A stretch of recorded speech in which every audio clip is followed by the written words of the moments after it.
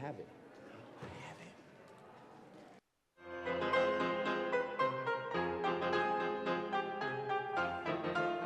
Senator, can Senator Wiseman call? Or do we need a majority leader? He ain't coming. See, I like how he was ready though. Majority leader, Rodriguez. Thank you, Mr. President. I move a call of the Senate. Oh, there are the hands. A call of the Senate has been moved and probably sustained. Will the sergeants please close the doors, allow no senators to leave, and return those who are absent from the chambers.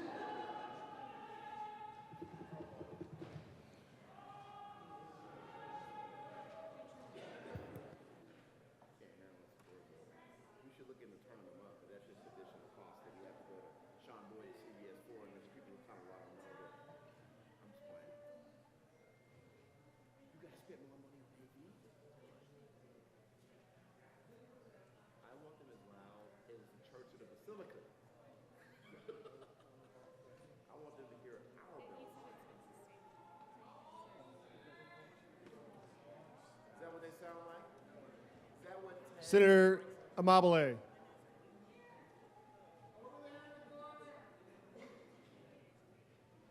Baisley. Ball. Bridges.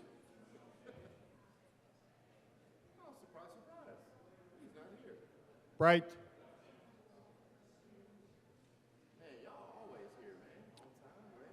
Carson.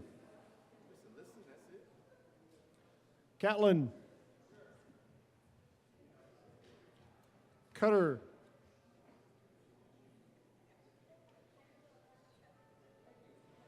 Danielson. Doherty. Exum.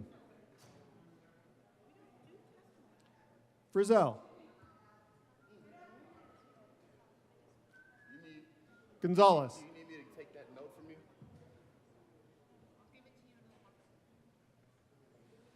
Hendrickson. Judah. Kip. Kirkmeyer.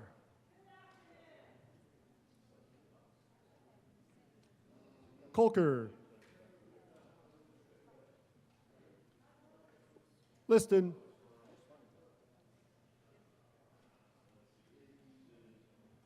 Lundeen. Marchman.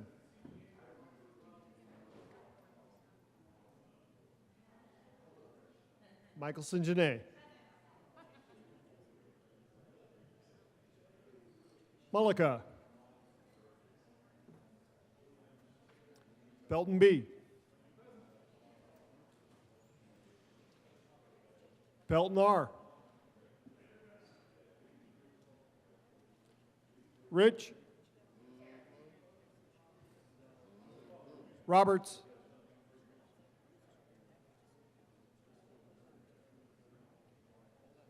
Rodriguez. Simpson. Snyder. Sullivan. Wallace. Weissman. Winter.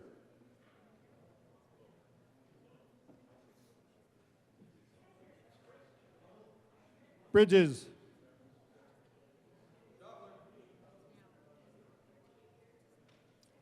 Cutter.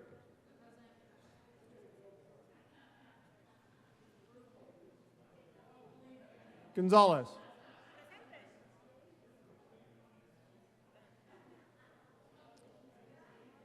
Liston.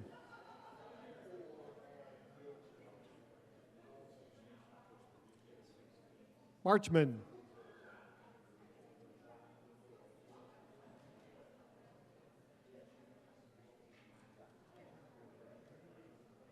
Roberts.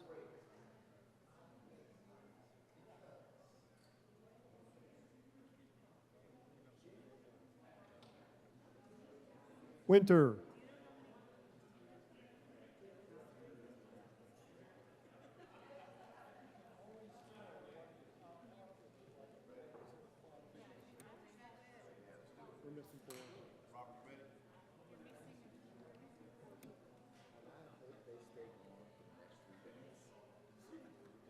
Who's sitting down there?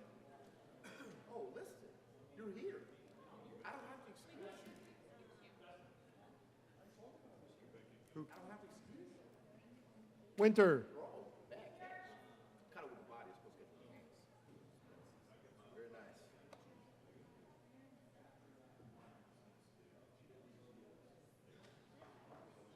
I will not excuse Senator Liston.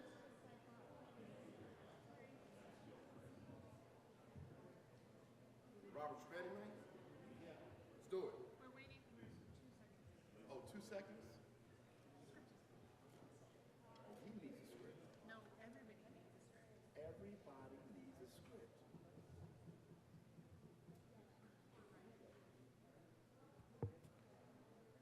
Roberts.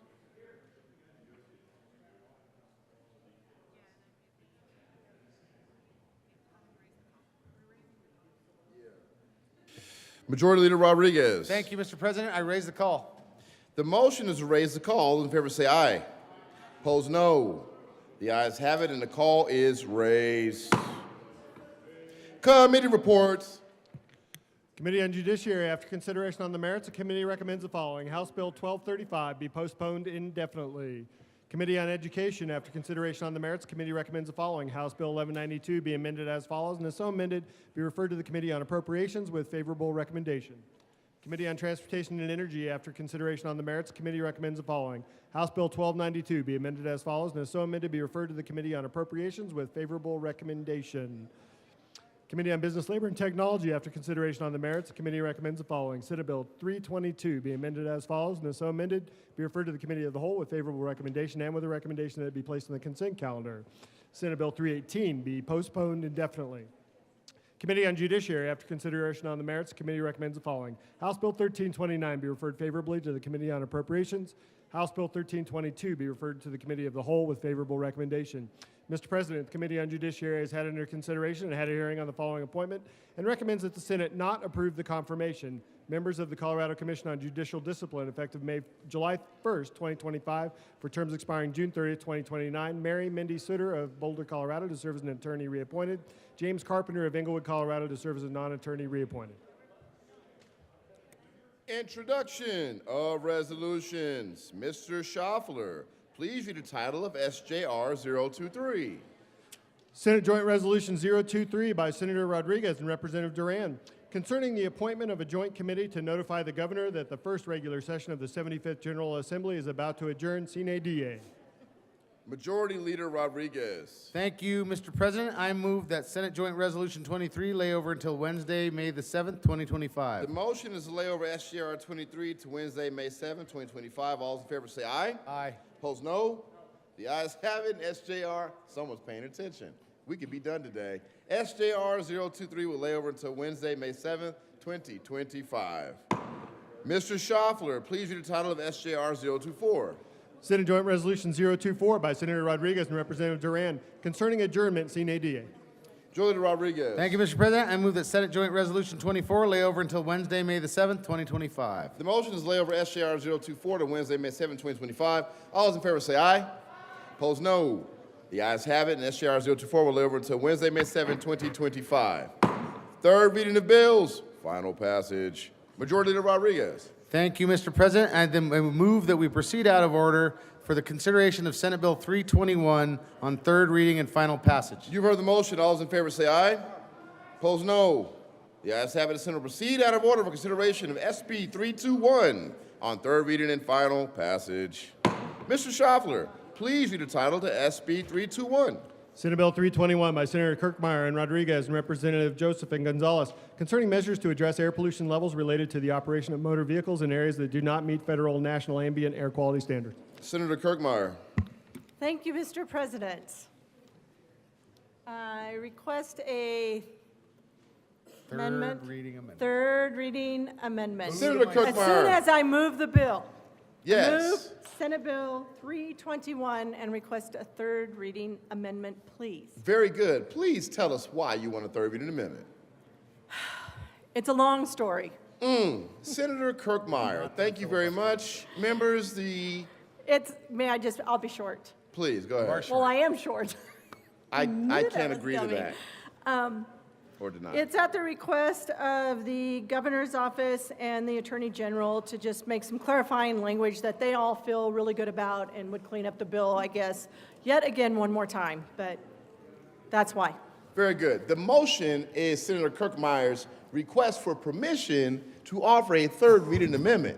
All those in favor say aye. Aye. Opposed, no. Wow, the ayes have it, and that motion is adopted. There's an amendment at the desk. Mr. Schaffler, please read L008 to Senate Bill 321. Amendment L008, amending gross bill, page 5. Senator Kirkmeyer, Thank you, Mr. President. I move L008. to the amendment. Thank you, Mr. President. As I said, this was at the request of both the governor's office, their Department of Health, and the Attorney General. They worked out these amendments, and they really are technical in nature. We're talking about who's qualified under the grant and made some small changes there, even though it looks like a lot, and cleaned up the definition, and then also the effective date. Ask for an aye vote. Very good. The motion is the adoption of L008 to Senate Bill 321. Are there any no votes? With a vote of Oh, no votes. 35 ayes, 0 noes, 0 absent or excused, L008. You want to be a note on the, a no, okay, L008 is adopted. Now we're on to Senate Bill 321. Further discussion. Mr. Majority Leader. Thank you, Mr. President. I move the passage of Senate Bill 321 on third reading and final passage and ask for an aye vote. Further discussion. Seeing none, the motion is the passage of Senate Bill 321. Are there any no votes? Senator Rich, Baisley, Peltonar, One of them doesn't have this. Carson. With a vote of 31 ayes, 4 noes, 0 absent, 0 excused, Senate Bill 321 is passed. Co-sponsors, Mr. Majority Leader, on your own bill. Amabile, Wallace, Kip, Winter,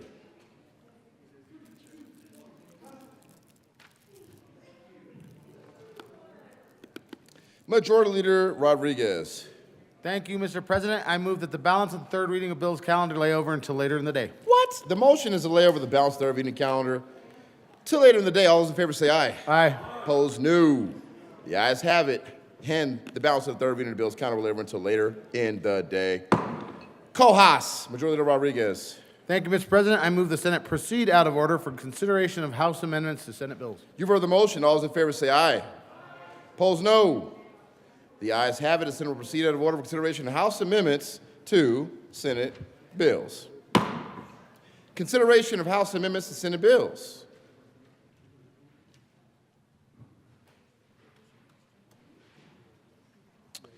Mr. Schaffler, please read the title of Senate Bill 37.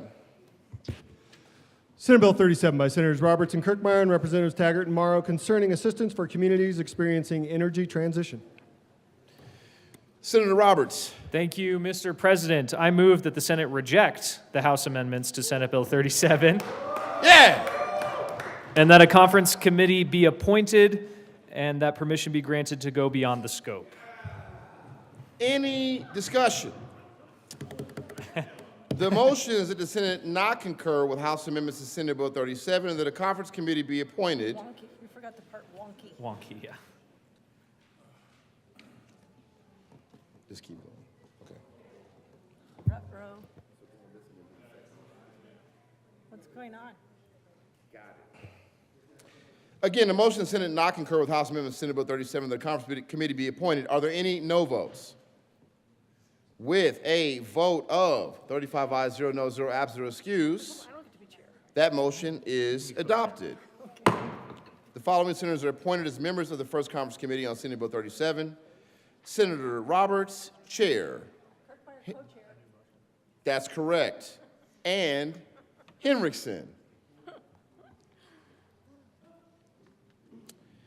Senator Roberts. Thank you, Mr. President. I made two motions in one last time, so this is the second one. I request that the Conference Committee on Senate Bill 37 be given permission to go beyond the scope of the differences between the two houses. The motion before the body is to grant permission to the conferees in the First Conference Committee on Senate Bill 37 to go beyond the scope of the differences between the two houses. All those in favor say aye. Aye. Opposed, no. The ayes have it, and permission is granted, although Senator Simpson was a no. Mr. Schaffler, please read the title of Senate Bill 160. Oh, Mr. Majority Leader. Thank you, Mr. President. I move we proceed out of order to take up consideration on Senate Bill 161. Very good. The motion is to proceed out of order to take up consideration of House Amendment Senate Bill 161. All those in favor say aye. Aye. Thank you. Opposed, no. The ayes have it, and that motion is adopted. Mr. Schaffler, please read the title of the Senate Bill 161. Senate Bill 161 by Senator Winter and Judah and Representative Lindstedt and Froelich, concerning transit reform and in connection therewith creating study, planning, and reporting requirements, increasing coordination among transit agencies, government and planning organizations, authorizing the Regional Transportation District to enter into service partnership agreements, creating a Regional Transportation District Accountability Committee, requiring the Regional Transportation District to emphasize ridership growth, worker retention, safety, and statewide climate goals, and making an appropriation. Senator Judah. Thank you, Mr. President. I move that the Senate reject the House amendments to SB 161 and that a conference committee be appointed. Yeah. Any discussion? Seeing none, the motion of the Senate not concur with the House Amendment to Senate Bill 161 and that a conference committee be appointed. Are there any no votes? With a vote of 35 ayes, 0 noes, 0 absent, 0 excused, that motion is adopted. The following senators are appointed as members of the First Conference Committee on Senate Bill 161. Senators Winter, Chair, Judah, Simpson. Senator Winter. You were there. Is there another? Senator Winter. Thank you, Mr. President. I move that the conference committee be granted to go beyond the scope to the differences between the two houses. The motion of the body is to grant permission to the conferees on the First Conference Committee on Senate Bill 161 to go beyond the scope of the differences between the two houses. All those in favor say aye. Aye. Opposed, no. The ayes have it, and permission is granted. Mr. Mr. Majority Leader Rodriguez. Thank you, Mr. President. I move that the Senate proceed out of order to take up consideration of House amendments on Senate Bill 286. The motion is to proceed out of order to take up House amendments on Senate Bill 286. All those in favor say aye. Opposed, no. The ayes have it. Proceed out of order to take up 286. Mr. Schaffler, please read the title of the Senate Bill 286. Senate Bill 286 by Senators Hendrickson and Snyder and Representative Byrd, concerning money collected by the state in relation to petroleum products. Senator Hendrickson. Thank you, Mr. President. I move that the Senate reject the House amendments to Senate Bill 286 and that a conference committee be appointed. Seeing no further discussion, the motion that the Senate not concur with the House amendments to Senate Bill 286 and the conference committee be appointed. Are there any no votes? With a vote of 35 ayes, 0 noes, 0 absent, and 0 excused, that motion is adopted. Following senators are appointed as members of the First Conference Committee on Senate Bill 286. Senators Hendrickson, Chair, Snyder, and Bright. Senator Hendrickson. Thank you, Mr. President. I move that the conference committee be allowed to go beyond the scope of the differences. The motion of the body is to grant permission to the conferees on the First Conference Committee on Senate Bill 286 to go beyond the scope of the differences between the two houses. All those in favor say aye. Aye. Opposed, no. The ayes have it, and permission is granted.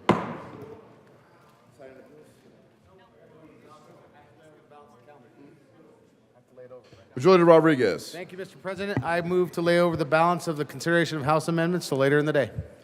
The motion is to lay over the rest of the consideration of House Amendment Senate bills to later in the day. All those in favor say aye. Opposed, no. The ayes have it, and that motion is adopted. Signing of bills. The President has signed Senate Resolution 12. I did? Oh, that's cool.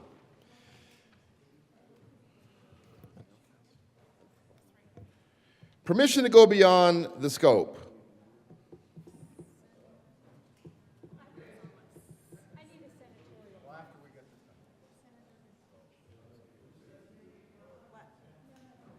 Where is she?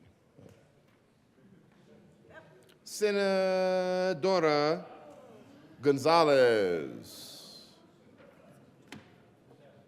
Senator Thank you, Gonzalez. Mr. President. I request, we have already requested permission to form a conference committee on 1209. I move and request that our conference committee on 1209 be given permission to go beyond the scope of the differences between our two houses. The motion before the body is to grant permission to the conferees and the First Conference Committee on House Bill 1209 to go beyond the scope of the differences between the two houses. All those in favor say aye. Opposed, no. The ayes have it and permission is granted. Is Bob Gardner back? Senator 05.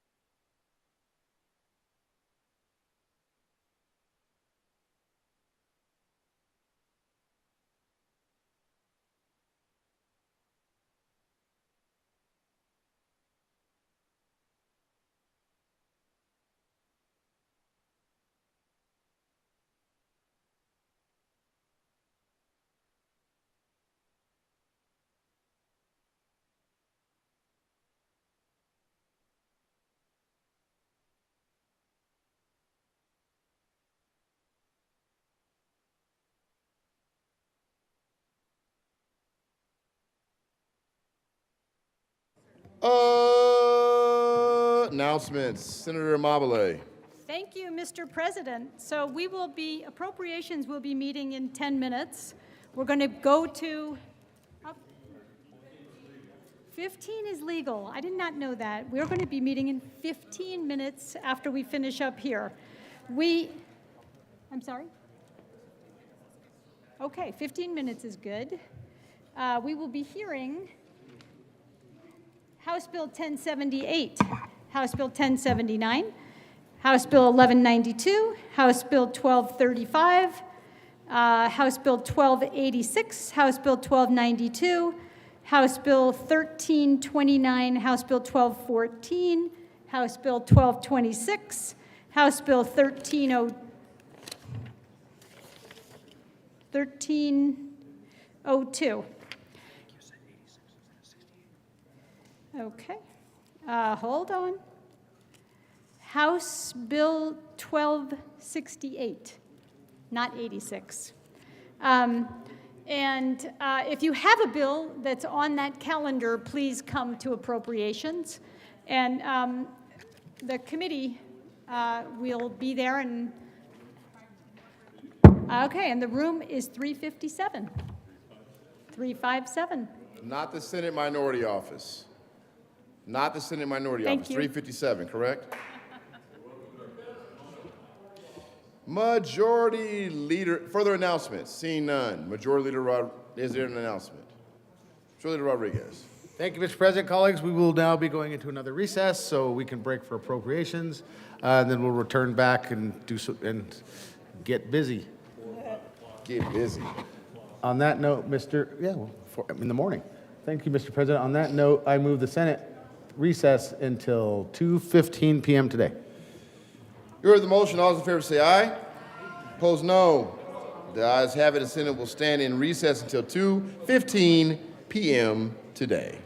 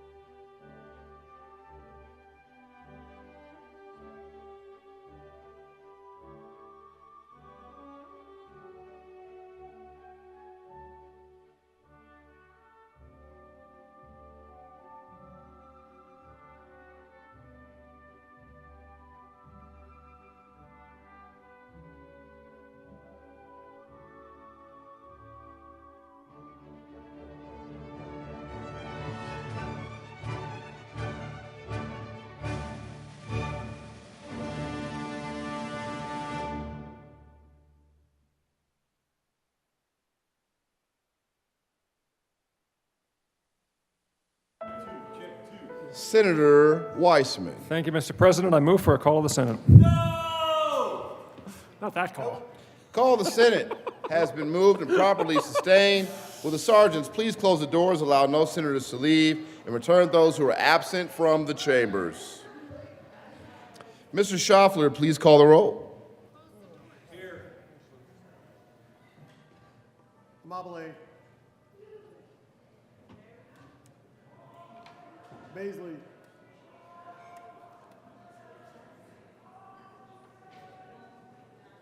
Ball.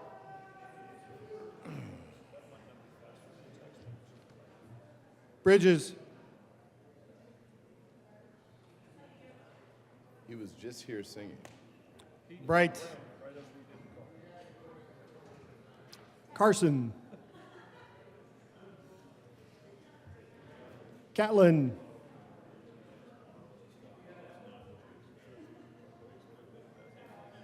Cutter.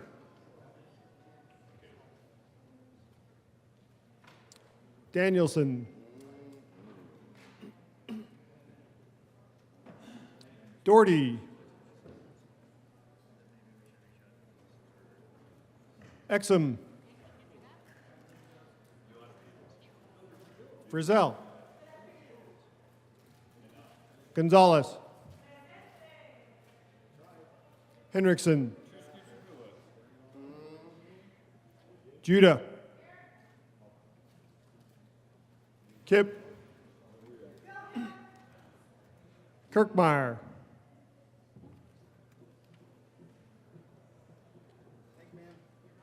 Colker. Liston. Lundeen. Marchman. Michelson Janae. Mullica.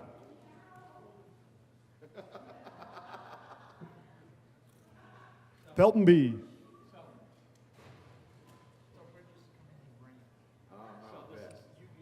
Pelton R.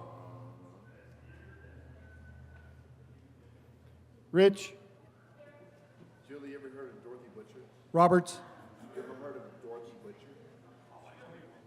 Dorothy Butcher was the whip in the house years Rodriguez. before us, and she would put chains on the doors. Simpson. Chains on the doors. That's insane. Dorothy Butcher, representative. Snyder. Put chains on the doors. Sullivan. It's kind of intense. Wallace. No problem. Weissman. Hey, Jeff. Winter.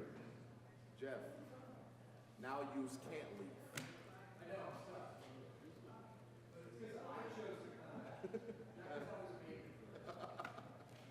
Amabile.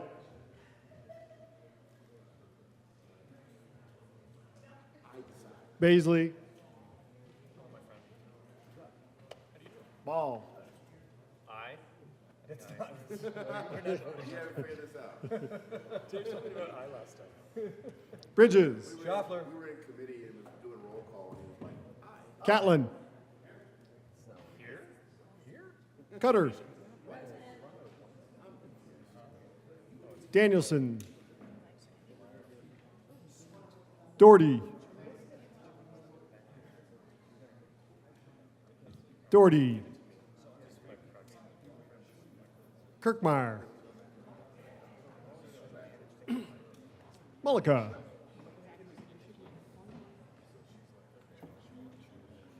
Pelton B.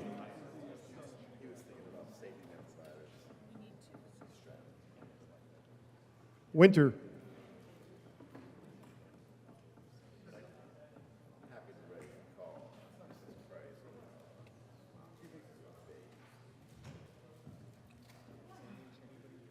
Amabile.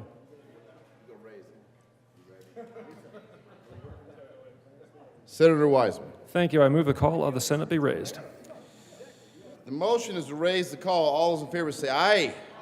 Opposed, no. No. But the ayes have it, and that call is raised. Mr. Schaffler, please excuse Pelton B. And, no, just joking, just joking. Committee reports. Committee on Appropriations, after consideration on the merits, the committee recommends the following. House Bill 1192 be referred to the Committee of the Whole with favorable recommendation. House Bill 1268 be postponed indefinitely. House Bill 1292 be referred to the Committee of the Whole with favorable recommendation. House Bill 1329 be referred to the Committee of the Whole with favorable recommendation and with the recommendation to be placed on the consent calendar.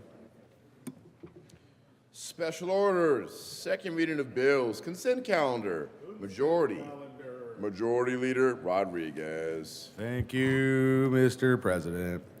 Colleagues, I move for special orders, second reading of bills, consent calendar, which is Senate Bill 322 and House Bill 1329 at the hour of 3:45 p.m. The motion in the Senate to take up those bills listed on special orders consent at the hour of 3:45 p.m. All those in favor say aye. Aye. Opposed, no. The ayes have it. The motion is adopted. The Senate will take up those bills on special orders consent at the hour of 3:45 p.m. Special orders, second reading of the bills, consent calendar. Senator Weissman. Thank you, Mr. President. I move the Senate resolve itself into the Committee of the Whole for consideration of special orders, second reading, consent calendar. You've heard the motion. All those in favor say aye.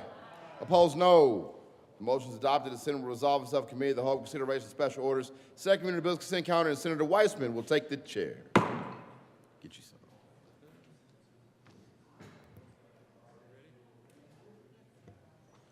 The committee will come to order. The court rule is relaxed for everybody in the chamber. Mr. Schaffler, please read the title of the bills on the consent calendar.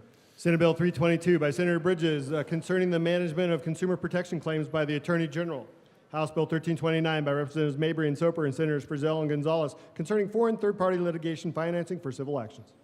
Mr. Majority Leader. Thank you, Mr. Chair. I move for the passage of all the bills in the second reading of bills consent calendar and the associated committee reports, which is Senate Bill 322 and the Business, Labor, and Technology Report, and House Bill 1329. Proper motion. Is there discussion on the committee report on the consent calendar? Seeing none, the question is the adoption of the committee report of the consent calendar. All those in favor, please say aye. Any opposed, say no. Ayes have it, and the committee reports on the consent calendar are adopted. Now to the bills. Is there discussion on any of the bills on the consent calendar? Seeing none, the question is the adoption of the bills on the consent calendar. All those in favor, please say aye. Aye. Any opposed, say no. The ayes have it, and the bills on the consent calendar are adopted. Majority Leader Rodriguez. Thank you, Mr. Chair. I move the committee rise and report. Members, the question is to rise and report. All those in favor, please say aye. Any opposed, say no. No. Ayes have it. Committee will rise and report.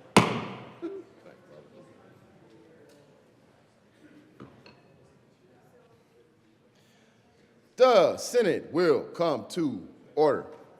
Senator Weissman. Mr. President, the committee has met and has had two bills under consideration. Will Mr. Schaffler please read the report? May 5th, 2025, Mr. President, your committee of the whole begs leave to report has had under consideration the following attached bills being the second reading thereof and makes the following recommendations thereon. Senate Bill 322 as amended passed on second reading in order to engrossed and placed in the calendar for third reading and final passage. House Bill 1329 passed on second reading in order to revised and placed in the calendar for third reading and final passage. Senator Weissman. Thank you, Mr. President. I move the adoption of the report. Motion is adoption of the Committee of the Whole report. Are there any no votes? With a vote of 34 ayes, 0 no, 0 absent, and 1 excused, Committee of the Whole report is adopted. I need a piece of paper. There it is. Thank you. Senate Bill 322 is amended, passed second reading, order of gross place count of third reading and final passage. House Bill 1329 passed second reading, order of revised place count of third reading and final passage. Special orders, second reading of bills. Majority Leader Rodriguez. 2 minutes remaining. Thank you, Mr. President. I move the Senate take up special orders, second reading of bills, which are House Bill 1312, House Bill 1169, House Bill 1291, House Bill 1267, House Bill 1192, House Bill 1322, House Bill 1292, at the hour of 3:49 p.m. The motion is the Senate take up those bills listed on special orders at the hour of 3:49 p.m. All those in favor say aye. Aye. Opposed, no. Oh, she's on. She's on. You were at it. Again, all those opposed say no. Great. The ayes have it, and the motion is adopted. Senate will take up those bills on special orders at the hour of 3:49 p.m. Special orders, second reading of the bills. Senator Weissman. Thank you, Mr. President. I move the Senate resolve itself into the Committee of the Whole for consideration of special orders, second reading of bills. You've heard the motion. All those in favor say aye. Aye. Opposed, no. The ayes have it. The motion is adopted. The Senate will resolve itself into the Committee of the Whole for the consideration of special orders. Second reading of bills, Senator Weissman will take the chair.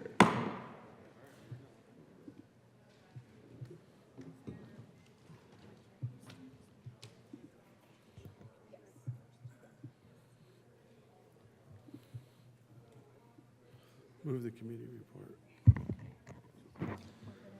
Committee will come to order. Code rule is relaxed for everyone in the chamber. Mr. Schaffler, please read the title to the first bill on our calendar, which is House Bill 1312. House Bill 1312 by Representatives Garcia and Stewart and Senator Winter and Colker concerning legal protections for transgender individuals. Thank you. All right, Senator Winter, I'll call on you in just one sec. Members, as we get into the discussion of 1312, I just want to remind us all of the importance of staying to the question, which may, over the course of our evening, be a particular amendment, or it may be the bill as it has already been amended earlier in the legislative process. Again, let's keep it narrowly to the question that is before us and not to broader themes. With that, Senator Winter. Thank you, Mr. Chair. I move House Bill 1312 and the associated Judiciary Committee report. Thank you. To the committee report. Thank you. This is an incredibly important committee report that I want to make sure everyone understands exactly what happened in committee. We removed Section 2, which is the family law section. This has generated the most controversy around this bill, and this section is completely struck, and we did that in Judiciary Committee. And before we start debate, I want everyone to understand that Section 2 is gone. And that's why we should approve the committee report. All right, thank you. Is there further discussion on the Judiciary Committee report? Seeing none, the question is the adoption of the committee report. All those in favor, please say aye. Aye. Any opposed, say no. The ayes have it. The Judiciary Committee report is adopted. To the bill, Senator Winter. Thank you, Mr. Chair. There is an amendment at the desk. Indeed, there is an amendment at the desk. Mr. Schaffler, please read for us the L16. Amendment L16, amend the Judiciary Committee report dated April 30th, 2025, page 1, line 19, strike through 5, and substitute through 21. Senator Colker. Thank you, Mr. Chair. I move L016. To L16. L016 is an amendment to take out the rest of Section 3 in the pre-amended version of this bill, so that it would take out any of the what we call the full faith and credit and other laws or protections from other states. Thank you. Further discussion on L16? Seeing none, the question is the adoption of L16 to House Bill 1312. All those in favor, please say aye. Aye. Any opposed, say no. The ayes have it. L16 is adopted. Back to the bill. Senator Winter. Thank you, Mr. Chair. And thank you to the community that we have been working with on this bill. There was a survey done last summer where we found out from our trans community, especially those in rural areas, what their lived experience was. And the fear they face, how they aren't recognized, the challenges they face in education and employment. And we know trans folks are less likely to be employed. They're less likely to be successful in school. They're more likely to commit suicide. And you know what one of the easiest ways to correct for that is actually be affirming and recognize them and use their chosen name. I know that adding something to say this shouldn't be discrimination can be scary. But that's been scary every time we added something that wasn't discrimination. It was scary when we ended slavery. It was scary when we passed the Civil Rights Act. It was scary when we gave women the right to vote. It was scary when we legalized birth control. And this is the simplest bill. It is saying that discrimination against transgender folks is protected under the Colorado Anti-Discrimination Act.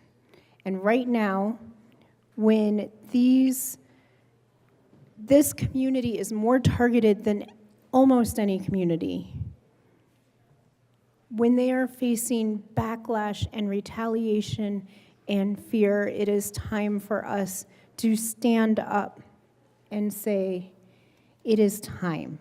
It is time to make sure that we are affirming that mistreating transgender folks is discrimination. And I hope that you join me in that today. Senator Corker. Thank you, Mr. Chair. I can't do more than reiterate the words here by my co-sponsor and just speak a little bit more towards what we've already taken out and what's left. The reason I'm on this bill is and the one constituent who's the most important to me is my daughter, who has told me that she has a trans friend in middle school, and that she's concerned about their well-being and their health, and making sure that they're seen and treated equally.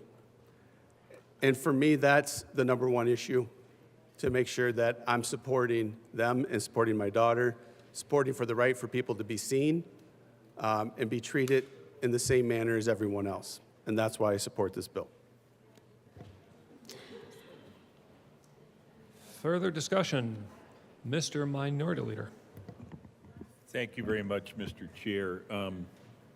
I take very seriously the chair's admonition that we speak to the bill as it is, and I think it's worth a little bit of time to hear from the sponsors the elements of the bill that were removed. They're popularly called the family law section.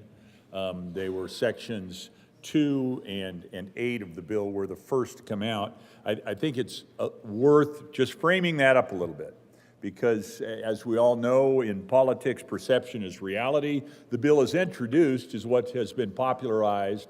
It's what is understood to be the bill, except by a very narrow set of individuals, and those would be legislators and folks who work inside this building. I think a little bit of time talking about that would be beneficial to understand what did come out before we get into. Now, to be clear, I will spend most of my personal debating time looking at the remaining Section 7 of the bill, have serious concerns, but they're of the nature of I have policy concerns, and I want to talk about it. The concerns that people experienced with regard to Section 2, the family law section, and 8 in the bill were they generated the most intense and most voluminous response I've received in 11 years as a legislator. More than 18,000 emails is what my personal count was like. Again, I just want to frame it up, give the bill sponsors an opportunity to, in their words, describe what came out, because then it saves me taking the time, because I will take the time, Mr. Chair, and I'm sensitive to your admonition. We should talk about what the bill is, but in this business we have of politics, we must acknowledge perception as reality and do a little bit of work to try and keep that perception up to date with the actual reality of the bill. Further discussion? Senator Winter. Thank you, Mr. Chair. Thank you to the minority leader.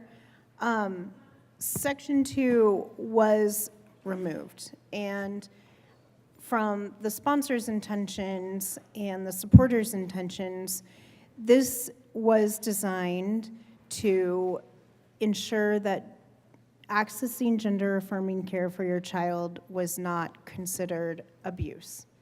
And we know that not all families are perfect, and there can be divided families, and you could be divided over immunizations or cancer treatment or mental health treatment, or how old your child is when they get their first iPhone. And sometimes that ends up in court.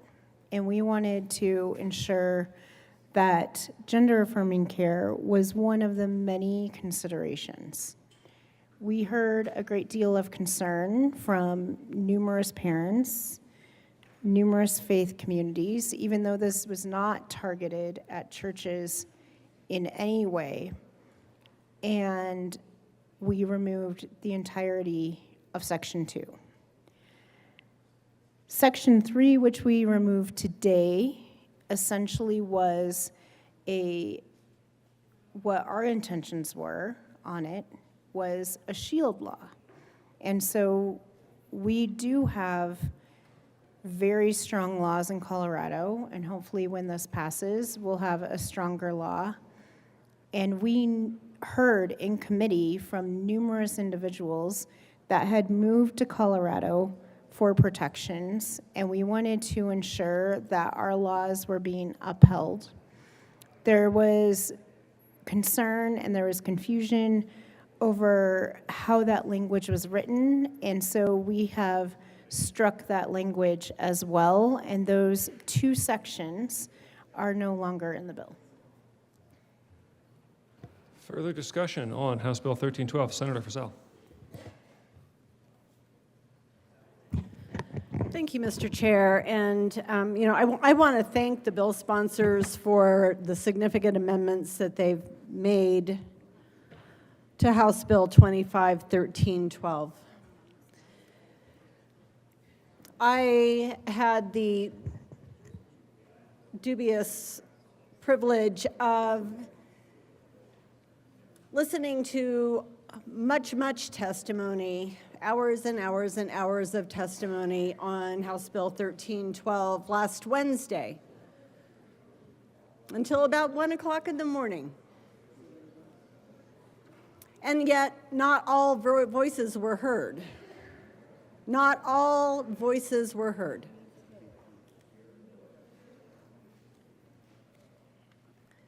It was a very emotional afternoon and evening because there was no middle ground to be had.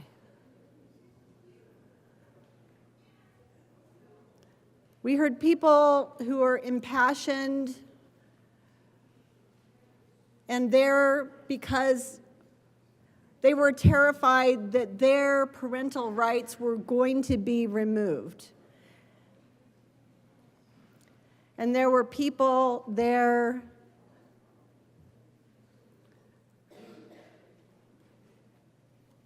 who live very challenging lives in many cases and want to improve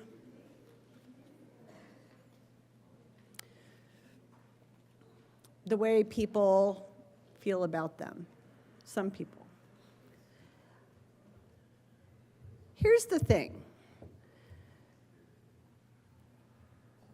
and I experienced this, I mentioned this in the committee in my closing comments. I was at Sam's Club, 3 weeks ago in Castle Rock, picking up some cereal for my husband because that's where I get it. And so I pull up in my car, and I get out. I'm right next to a minivan. And there's a gentleman standing at the back of the van, and he has 3 of his kids with him. He told me the 4th was inside with their mom. These are little kids. And he said, I saw your hang tag, because I had my parking pass. And he said, do you work at the Capitol? And I said, I do. I represent Castle Rock and Parker in the Senate. And he said, can you please do something because I'm terrified I'm going to lose my children.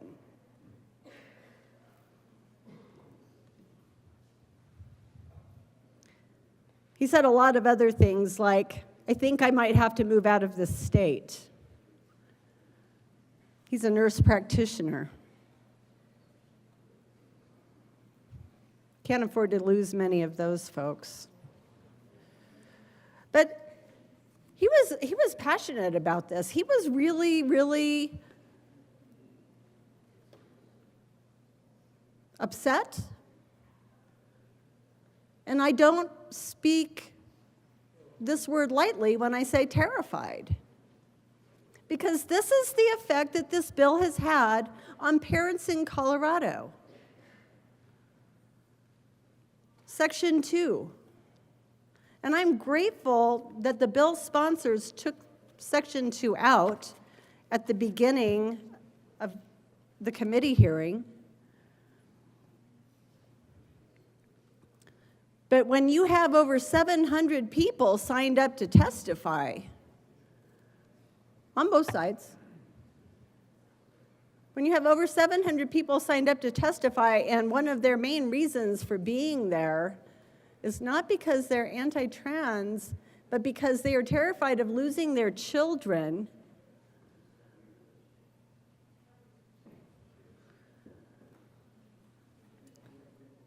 people get passionate. And yes, Section 2 was struck from the bill, but people are still afraid. And they're afraid because of the things that we pass in this building.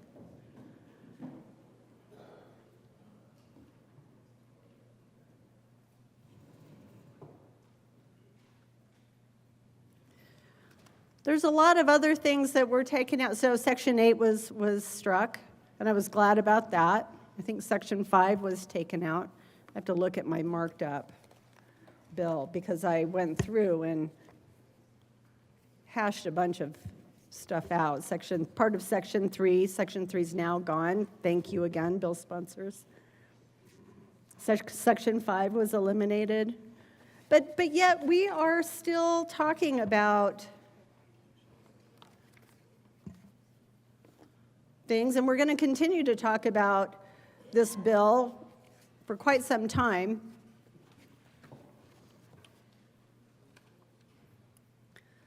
Because I think it's when I talked about the people who were there to testify last Wednesday night and there not being any common ground, that probably is a bit of an exaggeration, because I think that what we heard we saw a lot of common ground in that people love their kids. And they want their kids to be happy. And they want their kids to be whole.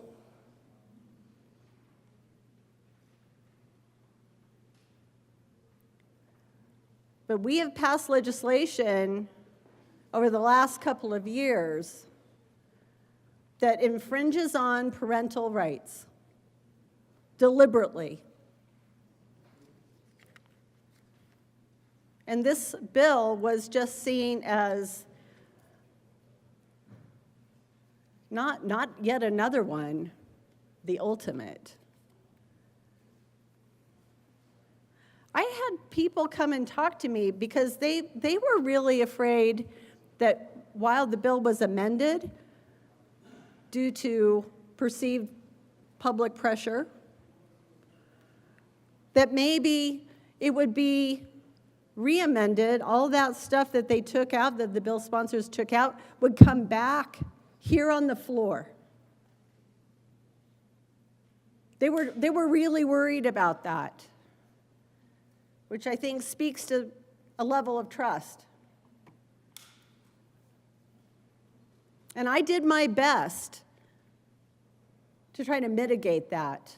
I did my best talking them through it, helping them understand why the amendments occurred, congratulating them on the, was it 17,000 emails? 18? I got at least that many. It was extraordinary. It's so amazing to me how the parents of the state of Colorado rallied around this bill. They stood up and said, no more. Not my kids. You can't take my kids.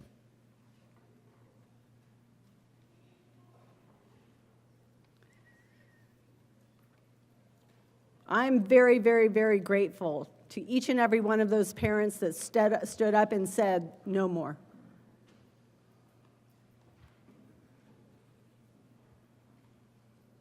They're the real heroes here. The people who stayed until 1 o'clock in the morning for the end of the hearing, hoping that their name would get called. Actually, that testimony was cut off around 11:30. But they were still there because they still wanted their voices to be heard.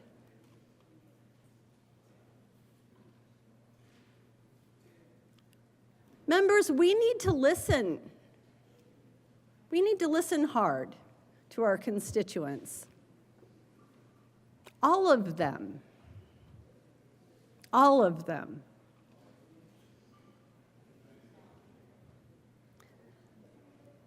You know, when I was a county assessor, what seems like a million years ago, I always took a lot of pride in the fact that, you know, county assessor, it's like an administrative position, right? But it's political because it's elected. But at the end of the day, I don't care if you're what letter is behind next to your name in the voter records. It doesn't matter to me. It doesn't matter because I was elected to serve. And I feel the same way today. Maybe even more so.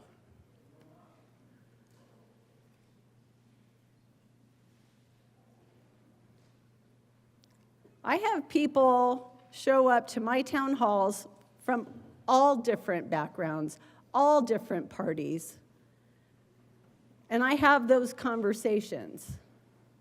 It's incumbent upon us to listen to everybody. And I'm grateful, and I'm going to say it again, I'm grateful to the bill sponsors for making the changes that you did. I think that there's still a long way to go. There's still other issues with this legislation. And we're going to have more conversation. I don't want to just be the only one up here talking to you, so I'm going to yield the floor to my good colleague from Grand Junction.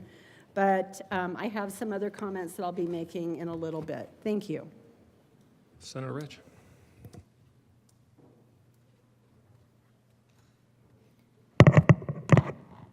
Thank you, Mr. Chair, and the good senator from Castle Rock is not kidding. I lost count how many emails we were getting concerning this bill, but I wanted to share some of my thoughts on this. And I personally believe that parents have the right to raise and guide their children in ways that are consistent with that family's traditions. This bill, I believe, is a direct assault on the role of parents in the family. The right of parents to make decisions about their children's upbringing is fundamental and must be protected. Amendments, of course, were passed in the Senate Judiciary Committee, and it removed, a lot in that bill, which I appreciate. However, the dead naming and the misgendering as a discriminatory act continues to put parents in jeopardy of losing custody of their children if they refuse to comply with a child's decision to change their gender. It also doubles down on the intent of the bill by allowing an individual to change their name. I think that got changed, though. It concerns me that the government continues to think it knows better than the parents as to what is best for their children. Should the issue of a child's gender arise in the home, I believe the parents of that child are in the best position to address the issue in concert with the child's pediatrician. Parents may not always immediately understand or accept their child's gender identity, and this should not be viewed as neglect. Resorting to punitive measures by taking away custody or imposing consequences is not only an overreach, but a violation of parental autonomy. Both sides of the aisle have accepted the science that a child's brain isn't fully developed until age 25. That is why they cannot vote until 18. They cannot purchase liquor until 21. They cannot join the military until age 18. And with the many firearm bills that have passed in this state legislature, there are many that believe a minor should not possess a gun until age 21. Senate Bill 1312 is now a different version from the original text. I recognize that. And while they say they took out the child custody section, which is true, leaving in the bill the concept of dead naming and misgendering as a form of discrimination means that parents who refuse to comply with this radical worldview will still be faced with the hard reality that the state could use the law to take away our children. And one thing I do know about the government is that they will never love your children the way you as parents do.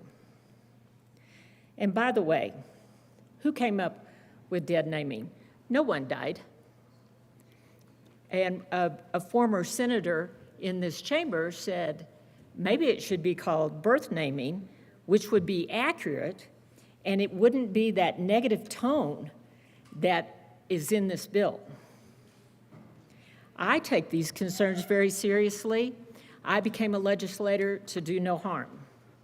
And I am committed to ensure that legislation I support is not only well-intentioned, but also responsibly crafted with my district and all Coloradans in mind. And a bill like this, I do not believe will do anything but continue to divide our state. Of course, as the good senator from Castle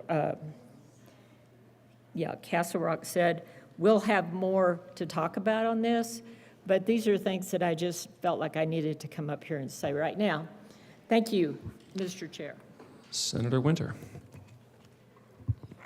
Thank you, Mr. Chair, and thank you to my colleagues. We have listened, and we've listened really hard to everyone, and that's why we did take out Section 2 and Section 3, and family court is not in this section. It is not in this bill. We are not moving forward with that policy. That is important. But I've also listened to the voices of transgender individuals from all over Colorado, especially rural areas, that talk about how scary it is to go to work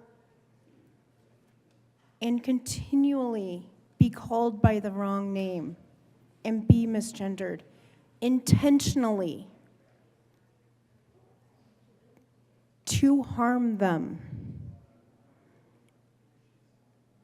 to harm their mental health.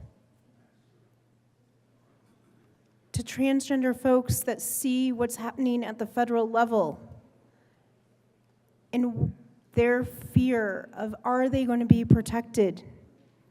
We also, as one of my colleagues said, there was folks worried about if they could live in Colorado. There are people that have moved to Colorado because this is the only place they feel safe.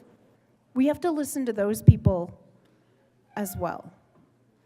And so I just really want people to make sure that they understand this is about discrimination, this is about protection, this is about saving lives, it's about reducing suicide rates, and we have taken out those most controversial sections. Further discussion to the bill, Senator Kirkmeyer. Thank you, Mr. Chair.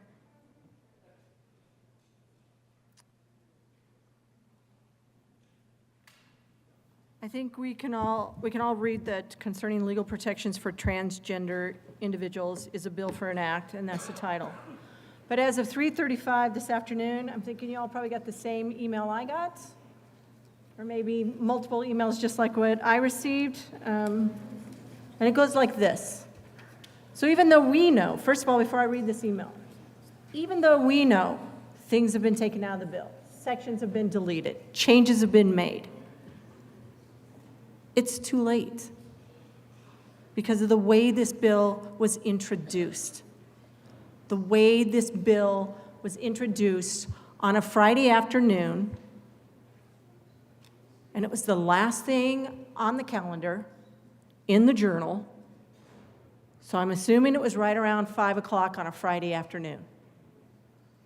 The legislature wasn't in, House or Senate, wasn't in on March 29th or March 30th. The bill was heard in committee on a Tuesday. The bill, in the bill summary, even in the pre-amended version. So this is what folks are reading. They figured out how to go online, look at introduced bills, look at re-engrossed bills, and now they get to go look at a pre-amended bill, and apparently there's a pre-amended bill, or a corrected pre-amended bill. Corrected. And it still says in the bill summary. Now, we're talking about people in this state. They're not legislators. There are only 100 of us. They're not legislators. They don't understand about first readings, second readings, third readings, amendments. They understand what an amendment is. They don't understand how it impacts the bill. All they know is that 251312, which language that says in the bill summary, section 2, provides that when making child custody decisions and determining the best interest of a child for purposes of parenting time, a court shall consider dead naming, misgendering, or threatening to publish material related to an individual's gender-affirming health care services are types of coercive control. A court shall consider reports of coercive control when determining the allocation of parental responsibilities in accordance with the best interests of the child. That's what it still says in the bill summary. Now, you and I both know, we all know the bill summary is going to change, or it should, because of amendments that were made. Apparently, this individual, who I'm pretty sure emailed all of us at 3:35, does not understand that, because he sent an email that says, "Dear Senator Kirkmeyer, thank you for serving and representing the people of Senate District 23 in our beautiful state. You have a very important job creating and managing legislation, managing the people's money, as well as a great deal of other responsibilities. I am writing regarding House Bill 1312, or the Kelly Loving Act.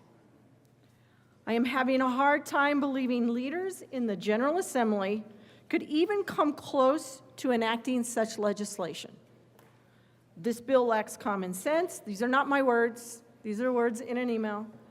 Disregards the constitutional rights of both parents and essentially gives the state the right to take matters of parental rights into its own hands. This is so wrong. It seems that the culture of the world is sliding into an abyss that it will never recover if common sense does not somehow overcome and prevail. The whole, in quotes, gender thing lacks scientific sense. There are two sexes, male and female, always has been and always will be. Science affirms this. I do acknowledge there is gender confusion, and most of us at one time or another have gone through this to some extent. I don't agree with the persecution of people that have confusion with gender identity. Again, in the case of adolescents, this usually passes. It will never pass, though, if the culture keeps affirming these terrible notions that it's common for boys to be trapped inside of a girl's body and vice versa. Please, Senator, do not vote for such an unfair bill. It strips the parental rights of parents that have the best interest in their child. It is every parent's responsibility to provide and protect their children. Most do this very well, some do not, and that is where intervention is sometimes needed at the public/private level. Thank you so much for taking time to read my letter. We just got this email at 3:35. Pretty sure they don't understand that amendments were made. Pretty sure they don't understand that Section 2 has now been changed, and instead of talking about types of coercive control, that a court shall consider reports of coercive control, I'm sure they were just like other people who sent me emails that went and looked up what that means.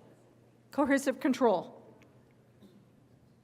An act or pattern of acts of assault, threats, humiliation, and intimidation, or other abuse that is used to harm, punish, or frighten their victim. In this case, when they're reading this, parents are thinking, what? If I parent my child, that could be coercive control? Still in the bill summary.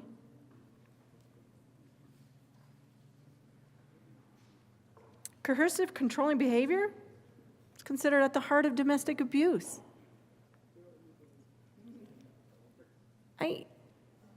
I'm thankful that this bill, that Section 2 was removed and replaced with different language. Thankful for that. That's great. That's a good thing. Apparently, Section 3 has changed as well. That's great. But when we got here today, Section 3 was still in the bill. That's what parents saw. They saw a new Section 2. So when we're sitting here talking about Section 2's been removed, they're like, no, it hasn't. Section 2 is still in the bill. Just got replaced. They don't know that.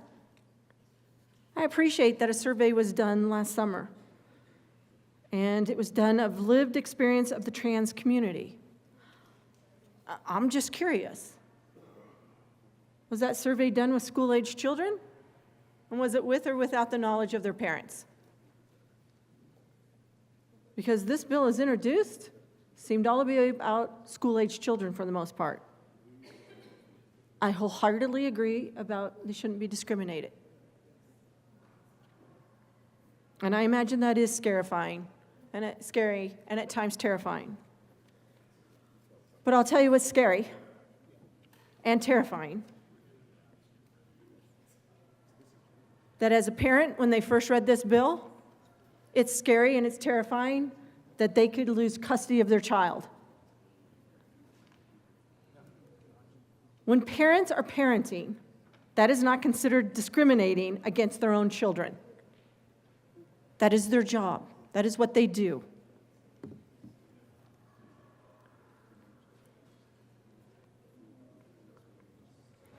Parents, not teachers, not state legislators, parents, not even grandparents, unless they're the guardian.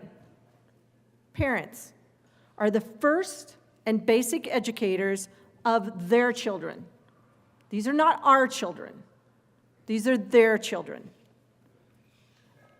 They are the first and basic educators of their children, and in particular, with the moral upbringing and their beliefs. Schools are supposed to add value to education, not infringe on parental rights. So parents are not discriminating when they are educating their own children, when they are parenting their child. They're also not targeting their own children. So I'm imagining the reason we all received thousands upon thousands of emails on this is because parents looked at this and thought, oh my God. If If my child wants to change their name and I don't agree with them, I'll be considered discriminating against my own child. I'll be considered against targeting my own child. And I could lose parental rights. This could get weaponized in a custody case.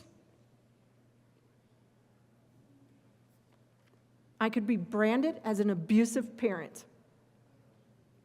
That's scary. Losing your child. And I want you to think about it. When you're talking about school-age children, that could be anywhere from 5 years of age to 18, up to 18 years of age. I have 2 daughters. I can't imagine one of them coming home after I told them no, they couldn't change their name, telling me that I was abusive, and us having that argument and that disagreement. I don't know how many of you have ever been involved in a child custody case. I have. I was a step-parent. It was a nasty divorce, and it was years of being in the courtroom. One time, we were pulled into court because my stepson had a bruise on his hip. I was a county commissioner at the time. We had to have a different county investigate child abuse because my stepson had a bruise on his hip. We had a dairy farm. He was a precocious kid. I don't even know where he got the bruise, but I'm pretty sure it's probably when he was out climbing on the haystack or feeding the cows or climbing on the concrete bunks, and he probably just bruised his hip. We didn't even know where. But that got weaponized in a child custody case. So I want you to think about all those parents that are out there, that are in those child custody cases, and how they felt when they saw this bill, how they felt that they could lose their child because their child wanted to be called by a different name. That's scary. That is scary for them. So now we have a new bill, pre-amended bill. And Section 2. If a transgender individual provides adequate documentation regarding their name change, a county clerk must provide an updated marriage license to this individual. This starts on page 2 of the pre-amended bill. It's all underlined and in caps. License to marry. If at any point, following the issuance of a valid license to marry issued pursuant to this section, a party to the marriage presents the issuing county clerk and recorder with appropriate documentation of that party's name change and requests the issuance of a new license to marry, the county clerk shall issue a new license to marry that reflects the party's name change. Now that part's not so bad. I mean, I had to change my name when I got married, and yeah, they had to put that new name on the marriage license. Not so bad. A new license to marry issued pursuant to subsection 3A, which this is, of this section must replace the original license to marry in the county and recorder's public records and must not be marked as amended or indicate in any manner that the name on that license to marry has been changed. Under this bill, individuals would be permitted to alter important government documents with regularity, like that. And the county clerk shall do it.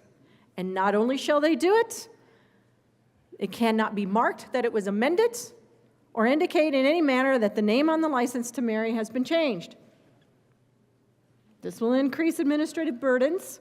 It's the least of our worries. How many times?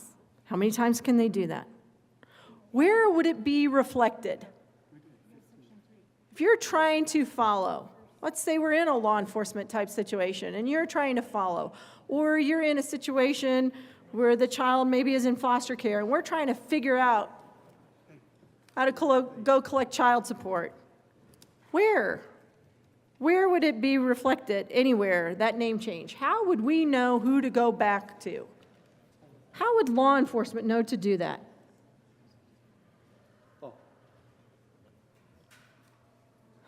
Section 3 has been removed. Thank you.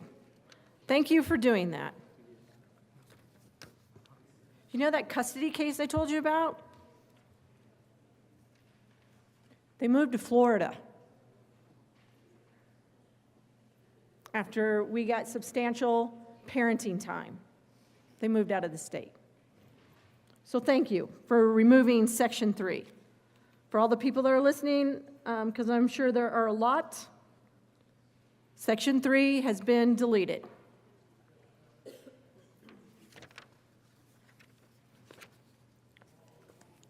Section 4, in the pre-amended bill, is still in. Policies related to chosen names, definition. Talks about the definition of a local educator. Means a school district, a charter school authorized by a school district, a charter school authorized by the state charter schools. Board of Cooperative Services that operates one or more public schools or a facility school approved pursuant to another section. If a local educator, provider, or its employees, so it's the school or their employees, an educator or a contractor, as defined in the section, chooses to enact or enforce a policy to names, that policy must be inclusive of all reasons that a student might adopt a name that differs from the student's legal name. First of all, I have no clue what it means by all reasons. What is that? Must be inclusive of all reasons. What if they miss one? I don't know what that means. That a student might adopt. See, so here's a problem. This is a problem in the bill. Relaxing policies concerning school name changes will undermine parental rights within the public education system. Not to mention, is the parent going to get to know? Are the parents going to be notified that a student, think about it, 10-year-old kid comes in, says they want to change their name to something? Does the parent get notified? Because it doesn't say that here. It just says that a local education provider, so the school or its employees, so the superintendent, the bus driver, the teacher, the lunchroom ladies or men.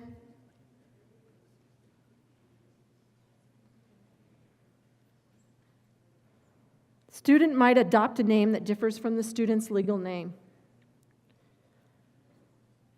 I have a great deal of problem with this.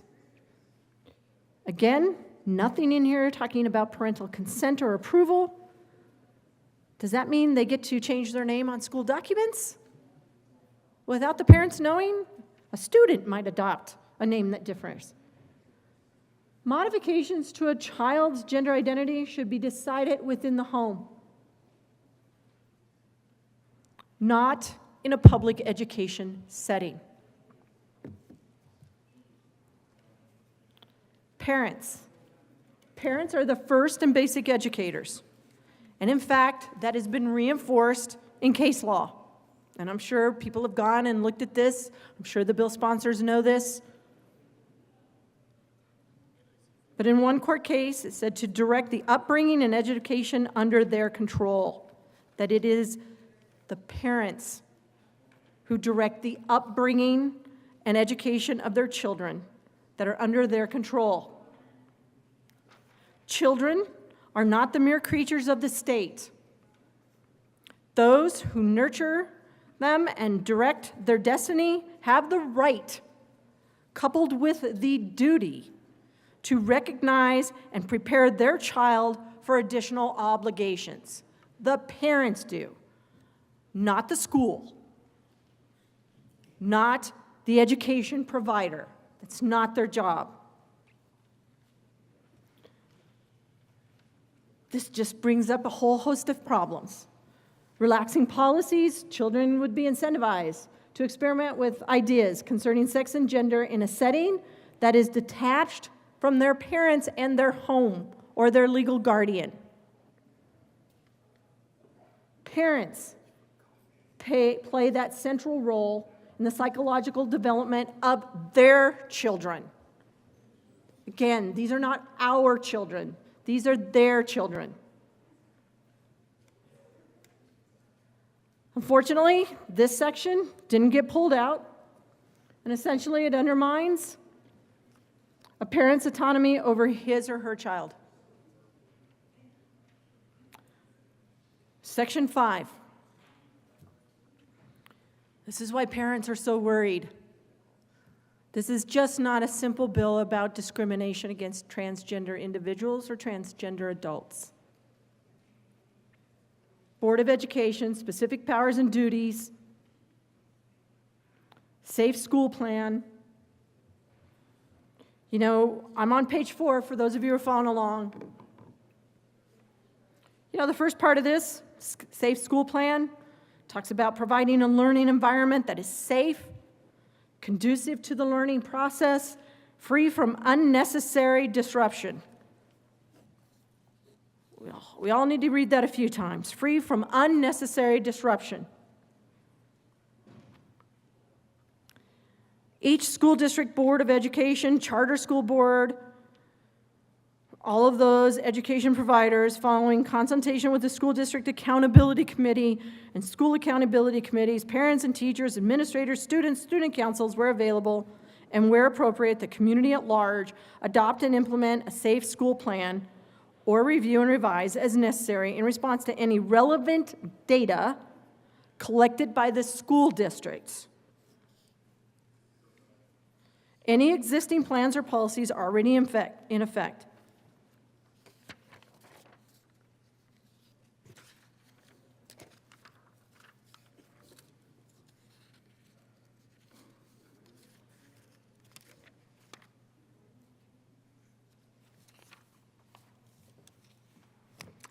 All right, I'm missing page 5 in my bill.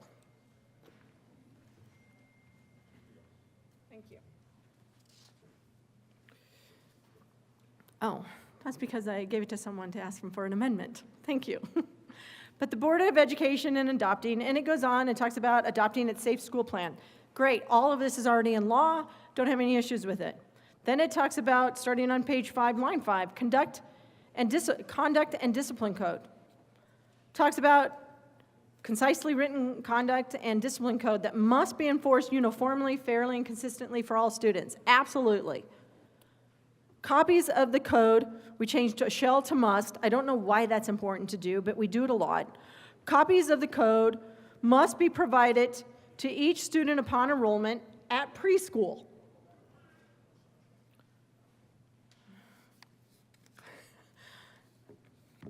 So preschool is 4-year-olds.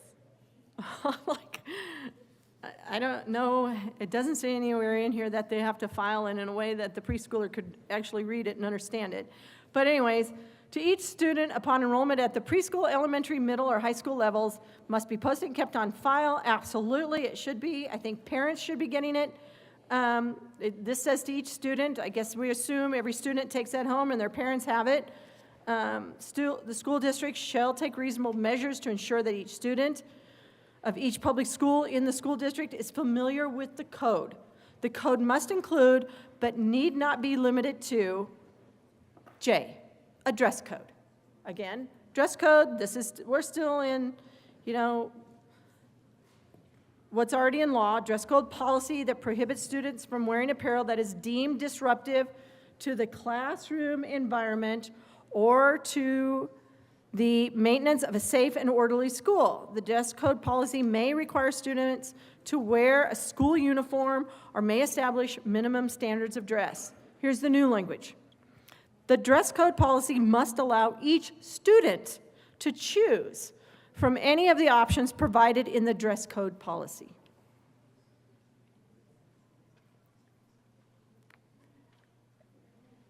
So back to the beginning of this, what's already in law says they're supposed to consult with all of these folks.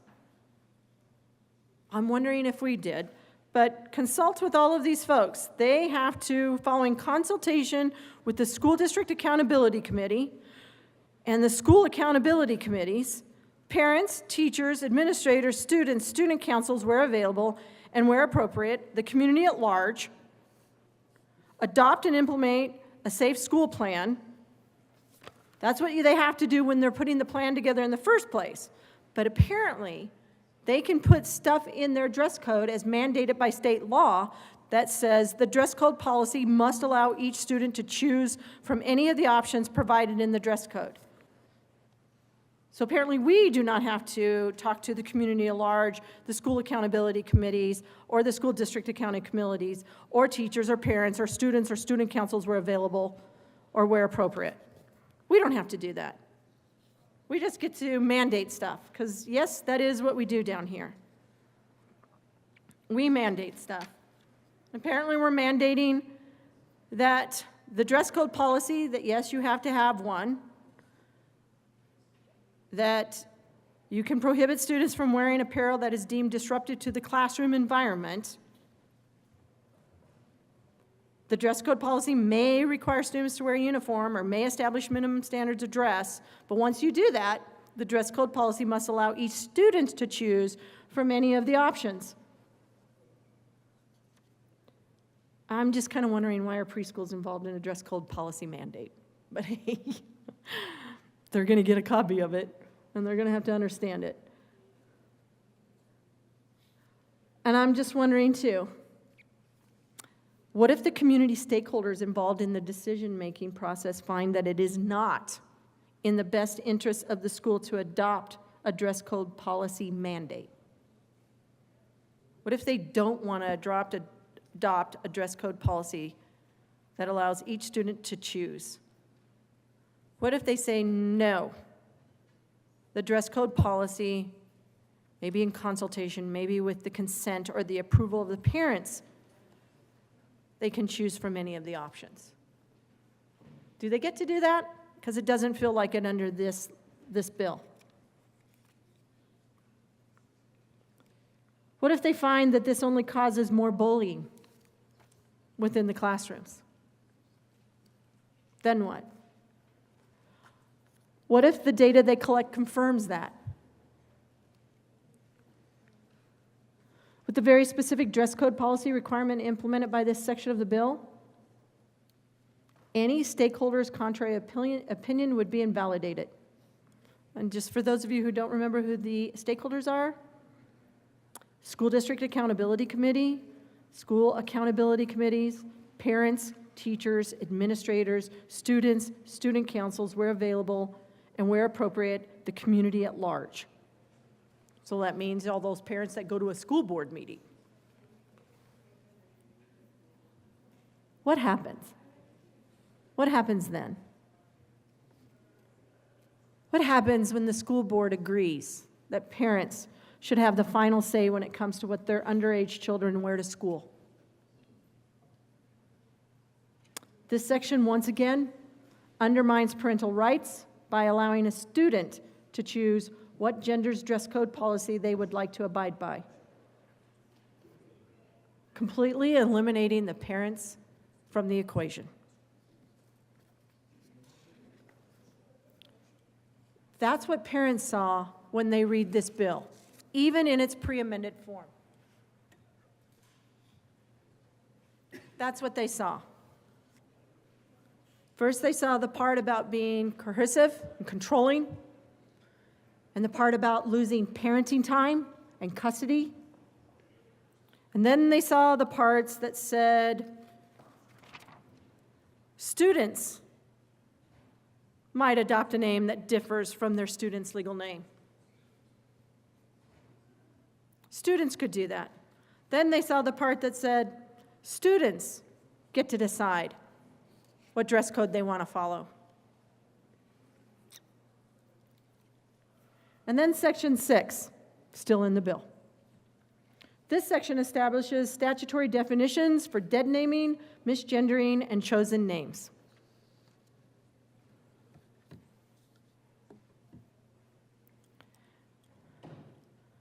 You know, my daughter, when she was 12 years old, wanted to change her name. I think I told this story.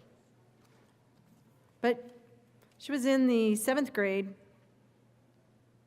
There were, like, I don't know, a gazillion Katies in her class, and she wanted to change her name. Got me out of a board meeting because she said it was an emergency. Little twerp. But she got me out of a board meeting, said it was an emergency because she wanted to change her name. She changed it from Katie, Katie, to KT, Katee. When she first told me that, I said, why would you want to change your name to KT, as in the initials KT? Because your middle name starts with a J. Like, why don't you just change it to KJ then? We could be good with that. No. That was a no. And she spelled it capital K-A, capital T-E-E. Now, thankfully, at that time, I know, at that time, my daughter was going to school in Fort Lupton. And they knew me.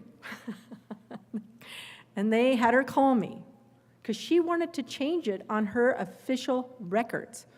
So it would say to the parents, not of Catherine Jean Kirkmeyer, to the parents of Katie, capital K-A, capital T-E-E, Kirkmeyer. You know, wasn't a big deal, but she wanted to do it. But the schools called the parents and said, is this okay? And then they made her bring home a piece of paper that we signed to make sure that both parents knew about it, and not just one. But Section 6 establishes statutory definitions for dead naming, misgendering, and chosen names. This section establishes legal consequences for routine mistakes that individuals might make when interacting with transgender individuals. It also might bring consequences for routine mistakes when they misspell their names. Because it took a while for all of her teachers to get to the point of spelling her name differently.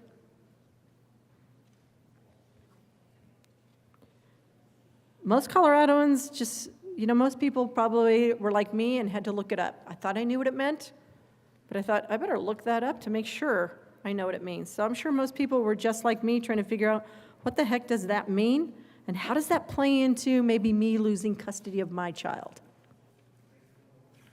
Because remember, when parents are parenting, that's not called discrimination. If a parent says, no, Katie, we're not changing your name. Let's give it a year. Let's give it some time.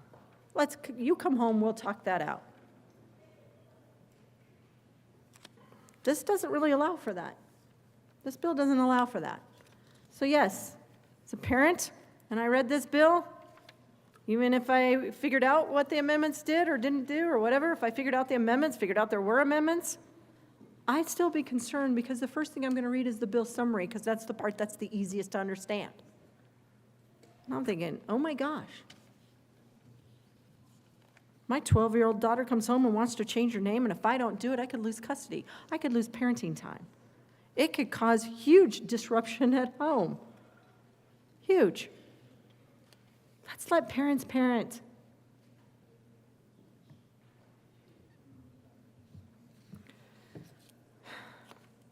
Section 7.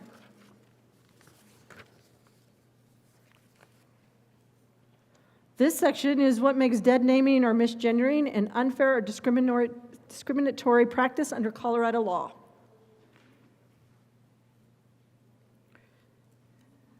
So as a parent, I'm reading Section 7 in coordination with all the rest of this. In fact, I just read the bill summary, and I'm thinking, my God, I'm going to lose custody of my child if I don't go along with whatever idea they might have that day.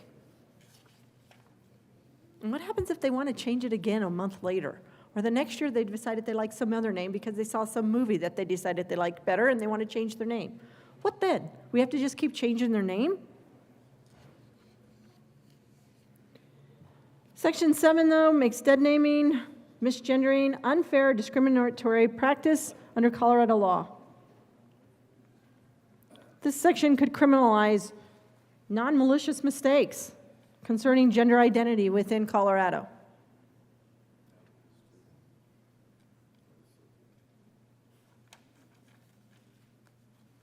Countless citizens could be vulnerable to legal repercussions for their unknowing offenses. This section is just far too restrictive. And I know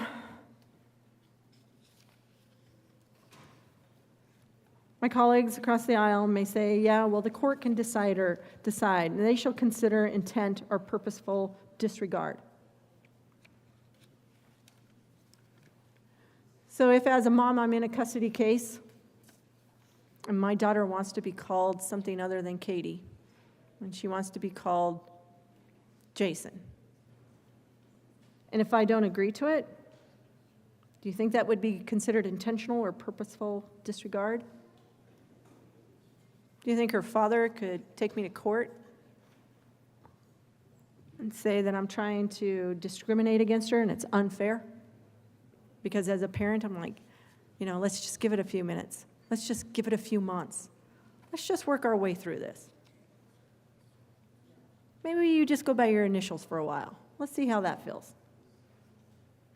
Maybe I should get to parent my child.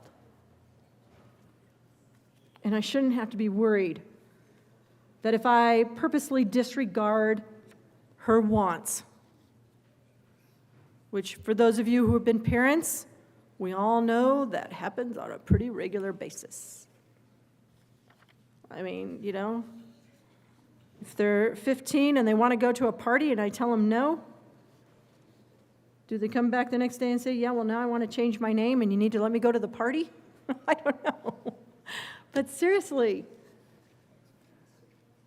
because, how many times have you told your children they can't go someplace? And they just disregard it because they think they know better. Geez, Mom, I was only going to a party that's 30 miles away and it's on a snowy night. What are you so worried about? Well, you're 13 and other people at that party are 16. That's what I'm worried about. But you know what I'm saying? A court shall consider intentional or purposeful disregard of an individual's chosen name or how that individual chooses to be addressed. Remember the context that parents are reading this bill. It's in context with what's in the bill summary. Provides that when making child custody decisions and determining the best interests of a child for purposes of parenting time, a court shall consider dead naming, misgendering, or threatening to publish material related to an individual's gender-affirming health care services as types of coercive control. That's what it says in the bill summary still. And it said that in the original bill. And it said that till the bill got all the way over here from the other chamber. That's why parents felt like there was a war on them. That's why parents were so concerned. That's why we all received numerous, in the thousands, and I want to say tens of thousands of emails that we all had to have received saying, vote no on 1312. Folks, it doesn't matter how much you amend this bill.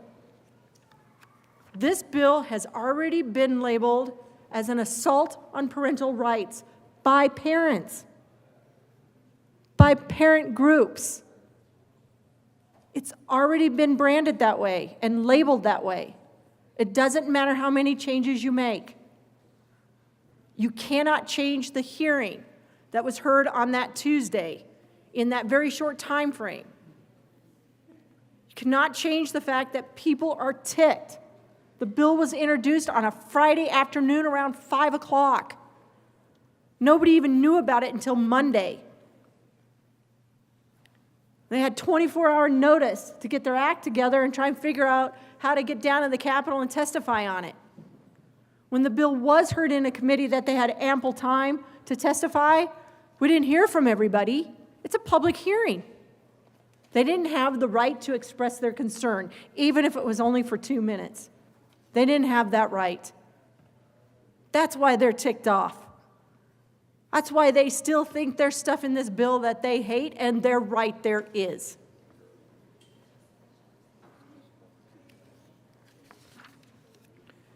Section 8 allows a person to change their gender marker on their birth certificate without a court order under Jude's Law. I don't know what Jude's Law is. I'm going to have to go look that up. That'll be my comments for later. Section 8, though, allows a person to change their gender marker on their birth certificate. Is that any person? Is that a child who's 12? Is that a 16-year-old, a 17-year-old? Do they get to just go change their name on their birth certificate? It's just not clear in here. Allows a person to change their gender marker. Because you deleted a whole bunch of stuff in 25-2-113.8. The law used to say, or still says, unless this bill is passed, the state register may only amend a gender designation for an individual's birth certificate one time upon the individual's request. Any further requests from the individual for additional gender designation changes require the submission of a court order indicating that the gender designation change is required. I'm probably going to have to go read the rest of that law. But again, to legally change your name in Colorado, you're supposed to be a resident of the county where you file, and you're supposed to be at least 18 years of age, and not seeking the name change for fraudulent purposes. You must undergo a fingerprint-based criminal history check, publish a notice of the name change in a local newspaper at least 3 times, unless waived by the court, and attend a court hearing if necessary. Then you get to change your legal name. There are reasons for that. I understand that you're trying to listen to transgender folks. But to change the law this substantially, and it's not clear,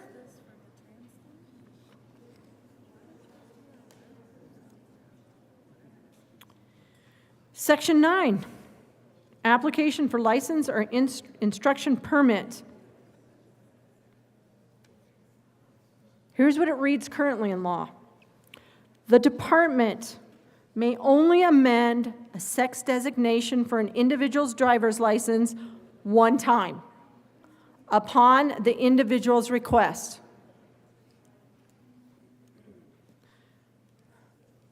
The language in 42-2-107 mirrors the language in 25-2-113.8 on birth certificates.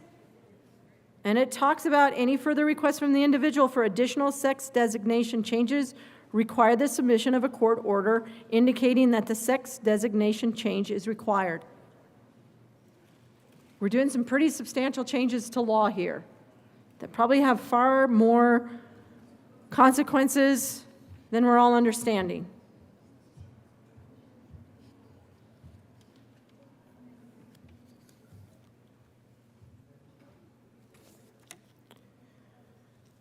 Section 10. Well, I guess in Section 9, it requires a court order after the 3rd change. I don't see that in Section 9. I just see Section 9 has been deleted in the pre-amended version.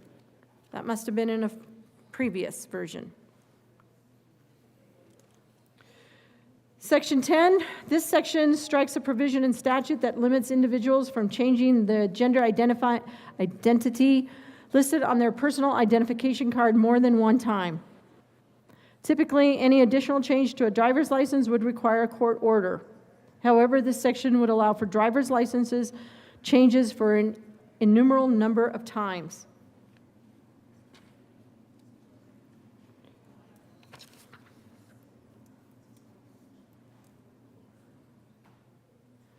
Section 11 does the same thing. We're just striking current law all over the place. Current law that talked about changing things one time. Anything after that, you have to get a court order. You can't just keep changing everything.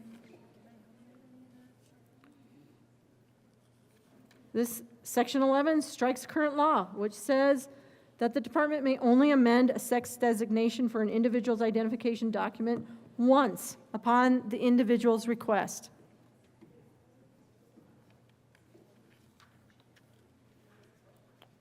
That's the bill.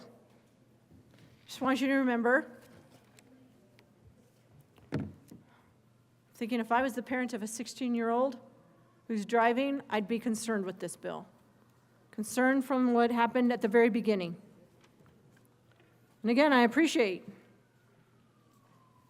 the sponsors trying to amend this bill.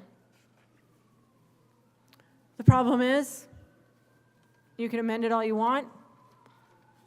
Those 20 to 30,000 emails that we all received, because I know over one weekend I received close to 15,000 emails. It was Easter weekend.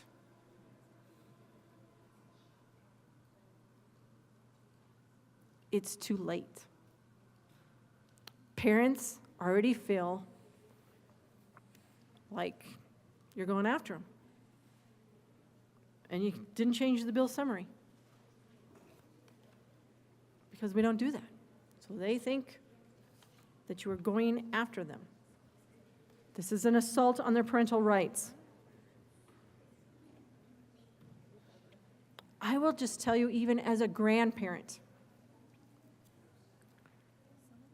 I would not agree to change my grandson's name without talking to their parents. Why would you do that?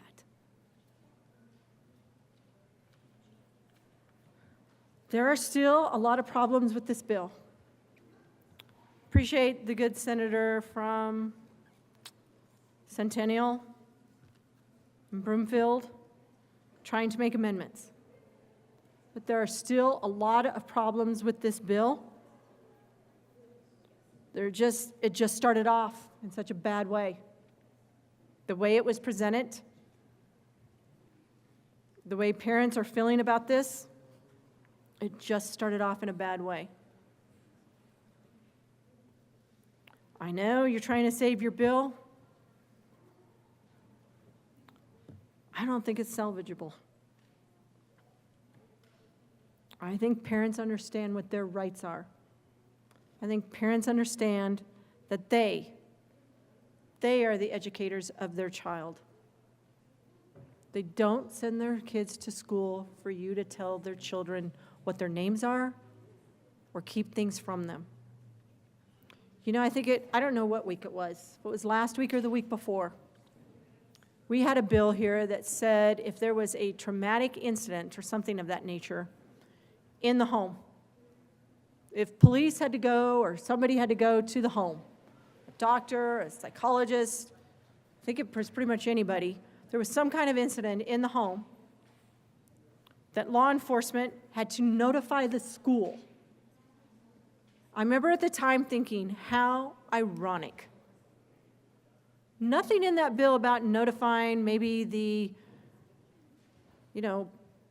ex-parent or the ex-husband or wife. Nothing in there about making sure both parents were aware of any traumatic incident that might have happened to that child. But we're going to notify the schools and let them know that the child had a traumatic incident. I remember listening to one of our good senators here on the floor who talked about how their upbringing was not considered maybe the same as everyone else, but to them it was normal. And yeah, apparently they had law enforcement or child welfare workers, caseworkers, maybe human services caseworkers at their door. And they didn't want that. They didn't want the school to know that. As a child, they wouldn't want the school to know that. But how ironic that we have bills that passed that said, if there's a traumatic incident, you've got to tell the schools. You've got to let them know. School nurse gets to know. The teacher gets to know. the psychologists, the school psychologists, the mental health behavior people that are in the schools, the community resource officer, they all get to know. The principal, the superintendent, everybody gets to know about a traumatic incident. But if a child wants to adopt a different name, nothing in this bill says you got to notify the parents. Nothing. How ironic. I'm just going to go back to where I started. This bill scared the bejesus out of parents. This bill, I'd be amazed if they made it past Section 2 before they started calling all of their friends, calling anybody they could think of, talking to their relatives. I know it was a topic at Easter dinner with my family.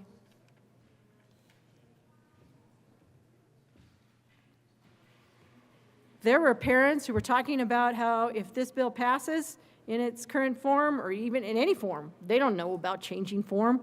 They said if this bill passes, they're going to homeschool their kids because they don't trust the education system. That's not good. That is not good. But they're going to homeschool their kids. So they don't have to worry about some teacher doing something or anybody or another kid bullying their child or anything of that nature. But they don't have to worry about losing custody or parenting time with their child. They maybe already don't have custody. I think we all saw the, I think it was a YouTube video of the father in Jefferson County. What a heartbreaking story. Heartbreaking story. I think we all also saw the other one in Jefferson County. I grew up in Jefferson County. That's why at our dinner table everybody was talking about it, because we all grew up in Jefferson County. And remember, I have 6 siblings. They all have kids, and they all have grandchildren, except for one at this point. And this was a topic at Easter dinner about losing custody of your child, about what's going on in our school system, where schools teach children not to tell their parents stuff. They teach children not to trust their parents. And then it gets reinforced. Because again, they can adopt a new name. It's discrimination if you don't call your child by their legal name. They can choose what dress code they want to follow. Parents don't even need to know. Nothing in here says parents have the right to know. They don't even have the right to ensure that their child stays safe. What about the excessive bullying that child may get when they decide to change their name to something different? Parents wouldn't even know until their child comes home crying, basically. That's not right. I commend you for trying to fix it. I just don't think it's fixable. And I would suggest to everyone that you vote no on 25-13-12, because I'm pretty sure every parent in this state has probably sent us an email or thought about it. Senator Colger. Thank you, Mr. Chair, and thank you to the good senator from Weld County. Going through the combination of the pre-amended and the re-engrossed bills, and telling us what confusion can be had from those things, because that's why we're here. That's why we're elected, is to take out the confusion for our constituents, because it is a lengthy process. I mean, that's why we're a bicameral legislature. For those that don't know, bicameral means 2 houses. 2 houses, we hear a bill in one, we go to the second one. We can take time where things go to cool, as Benjamin Franklin had said, when you pour the tea into a saucer. And that's the purpose of the Senate, is to give time and consideration. When I hear about people that are confused by reading the summary. Well, there's a lot of bills that we've passed over the years here. They don't change their bill summaries after they've been amended. And I heard that this was introduced on a Friday and heard on a Tuesday, and people are confused by it. And again, I want to go back to that's our job. By the end of this debate, our job is to make sure that the picture is clear, so that you understand exactly what we're doing, and that we're here to make sure this minority of trans people are given protection and consideration. I heard they said it might be common. The senator said it may be common. This isn't common. And so we want to make sure that this minority is protected. And that's our goal, again, is to remove that confusion. And I'll be back with 2 amendments to be able to do that. Thank you. All right, Senator Carson.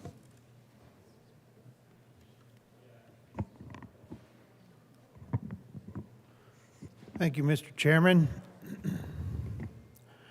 I'm going to principally speak about Section 5 of the bill, which deals with some education issues. But before I do that, I just want to speak a little about, as my colleague from Castle Rock spoke about being on the Judiciary Committee, where we heard this bill.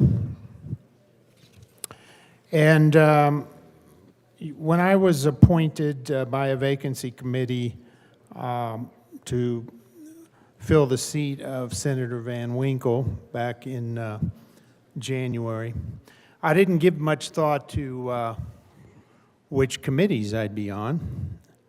But I was quite pleased when the minority leader appointed me to the Judiciary Committee. Being an attorney, that was of great interest to me. And I was very graciously welcomed to the committee by the chair, good senator from Denver.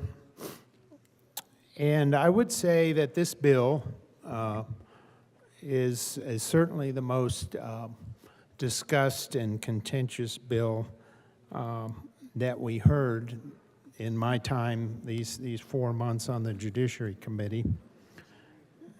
And as the good senator from Castle Rock said, we had 700 folks who had signed up to speak against the bill. Obviously, quite a number had signed up to speak in favor of the bill, too, but there were so many people opposed to the bill that wanted to testify and said, well, I didn't get to testify. They told me afterwards I didn't get to say what I wanted to say because we had to divide it up into 4 hours on each side. Even with that, we were there till after midnight, close to 1 o'clock in the morning, I think, before we got done with all of the amendments. So this is a very,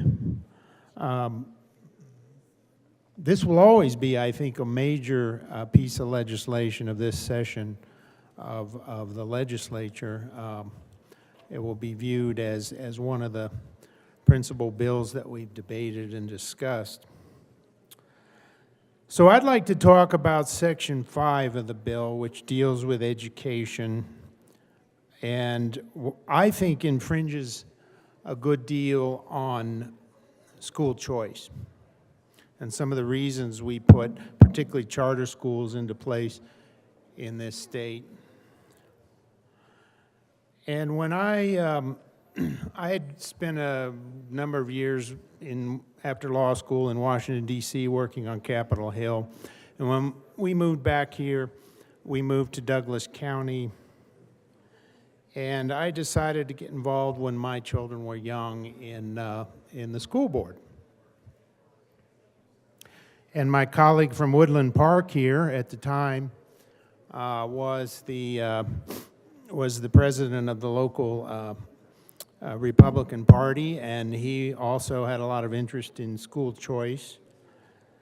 And I'd actually been on the school board, but a number of us ran in 2009 because we felt that charter schools were not being treated fairly enough by the school district at that time. And so when I see a provision in a bill like this, which not only would clearly impact some of the policies of what you might call the neighborhood schools in a school district, but also the charter schools in the school district, and really goes in to say these are the policies that you have to have regarding whatever dress code that you might have. And to me, that really infringes on one of the principal reasons we created charter schools, I think, is because we wanted to give parents who run the charter schools, essentially, we're saying there the parents can form a board, they can petition the school district, or they can go to the State Board of Education and say, we would like to start a charter school, and we're going to set the policies that are going to be in place for the education of our children. And education choice is probably the biggest issue to me in public policy today. You know, there are a lot of other issues out there, taxes, immigration, other issues, but to me, education policy, education choice is all about the future. It's about our children and the future of the country and what kind of an education they're going to get.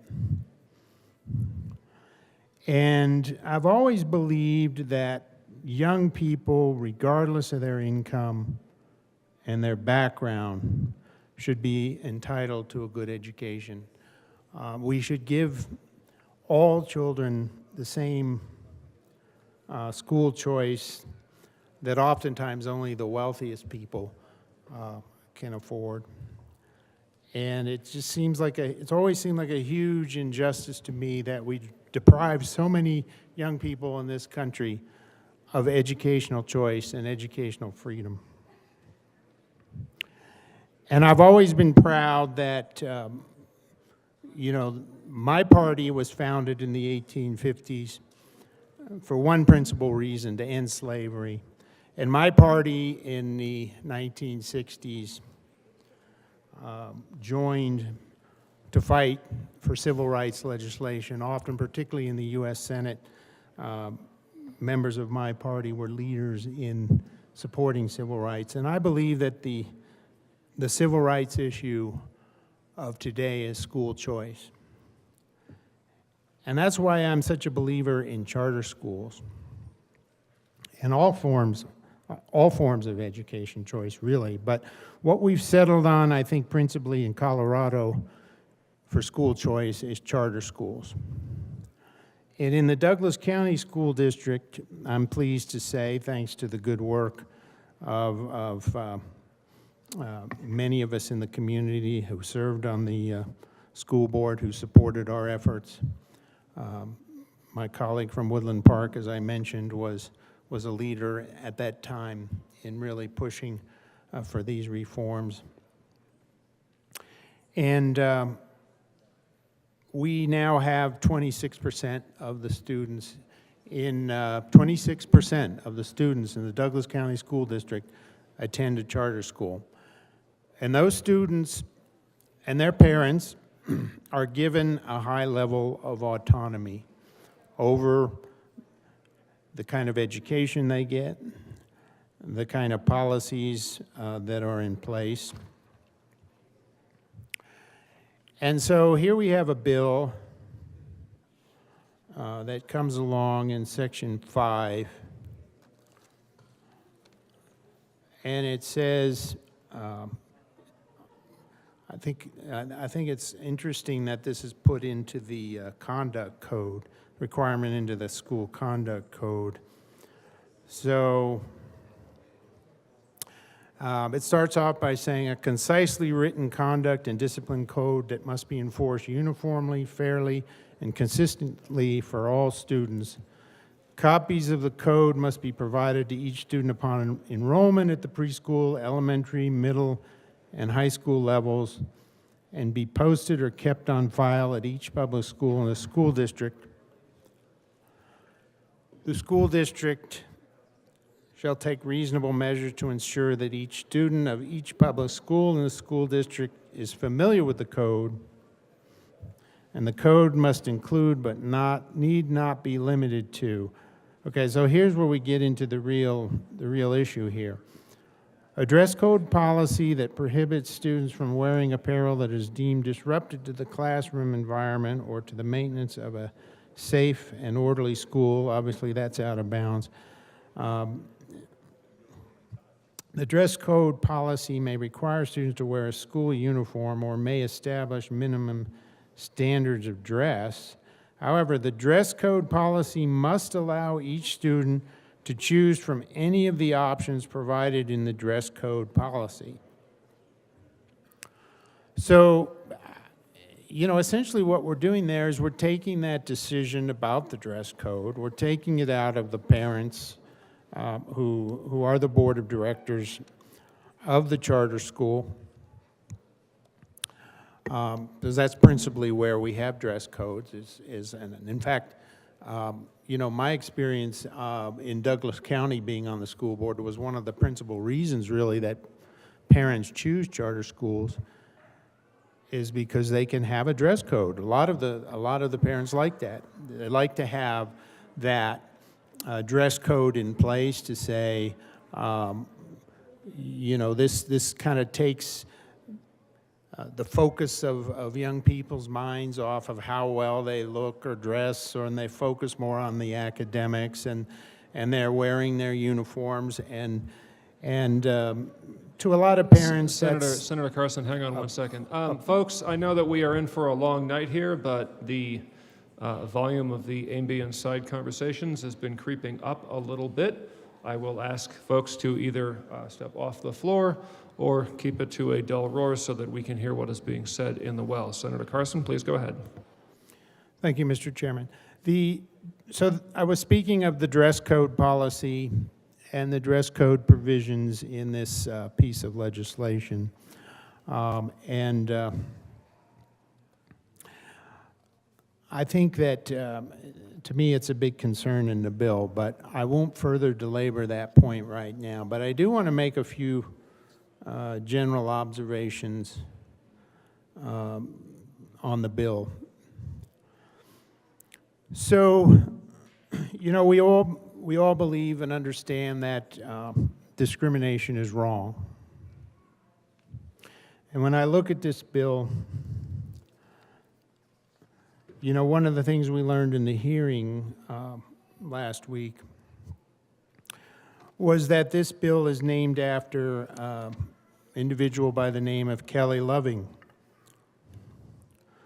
who very courageously shielded another patron at the Q Club shooting in Colorado Springs, saved another patron's life. We heard the testimony of that person whose life had been saved by Kelly Loving. We heard that person's testimony during the consideration of this bill. And so that act of bravery we memorialize appropriately. And I think this is an issue, and I said this on when we were talking about the immigration bill that we heard. We think we're so divided on some of these issues, and I don't think we're as divided on that immigration issue, for example, as a lot of people think we are. I think, from my perspective, people want legal immigration, but that's another topic. But on this topic, the issue of transgender public policies issues surrounding it, I wonder if we're as divided as we think we are, because, you know, a lot of people I talk to, they're pretty much of a mind that people should have the freedom to make certain decisions about their lives, obviously. But a lot of people will say then, you know, there's certain issues about this that concern us, and I think there's a big consensus about some of these issues, that they don't feel that everyone should have to pay for some of these medical procedures.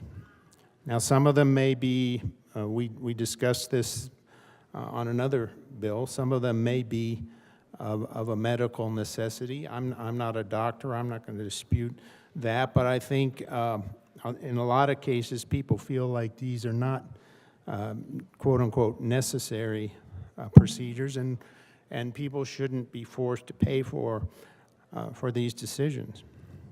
I also think there's a lot of consensus around issues such as girls' sports, women's sports, and who should be participating in them. There's safety concerns there. I think there's a lot of consensus on that issue, actually. And I think there's a lot of concern about children.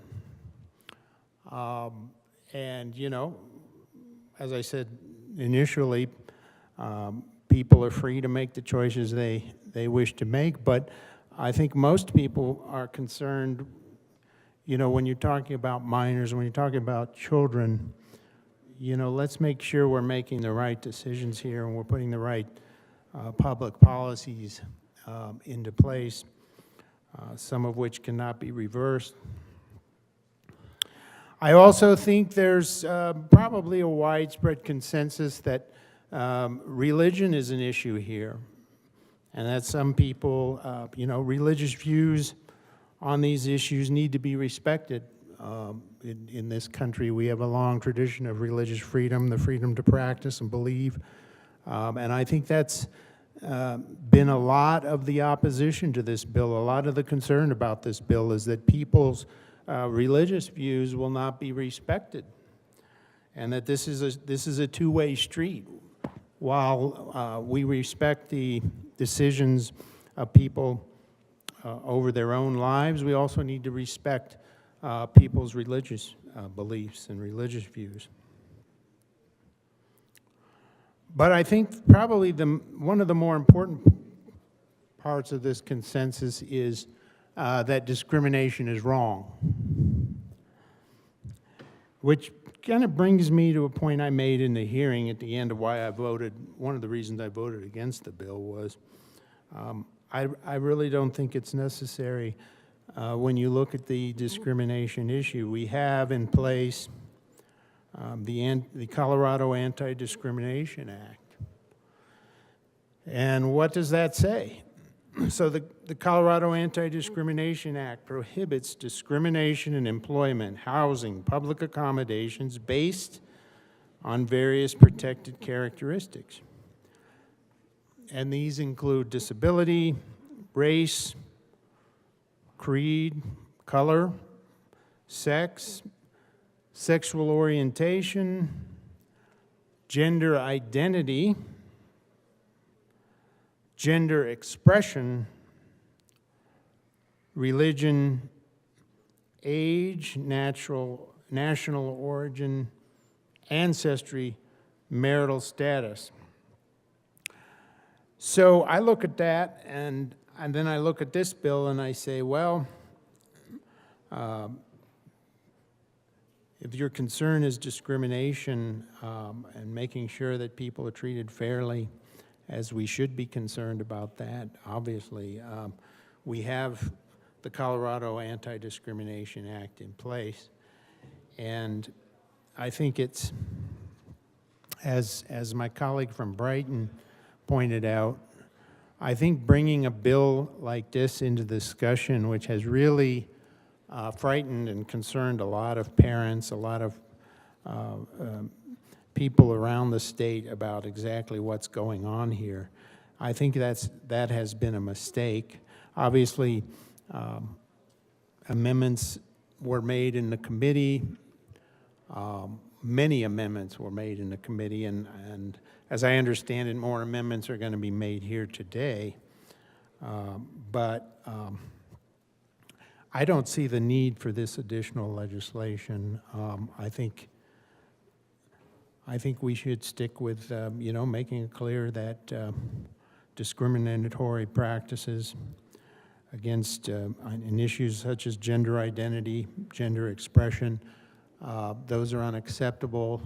Complaints can be brought to the Civil Rights Commission. The Attorney General, if necessary, can be involved, and we can deal with that issue that way. So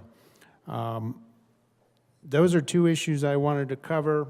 There may be more as we go on. I think we're going to have some amendments, but to me, the education choice, the charter school issue is very important.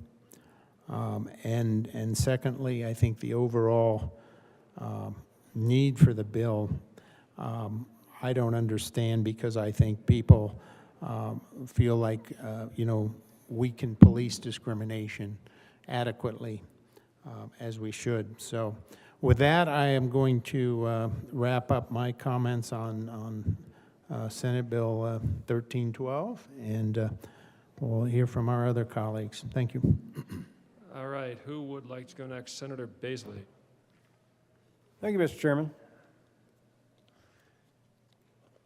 So folks, and folks listening in, watching, there's about a 44-volume set that I'm looking at across the room that constitutes the Colorado Revised Statute, those things that are law.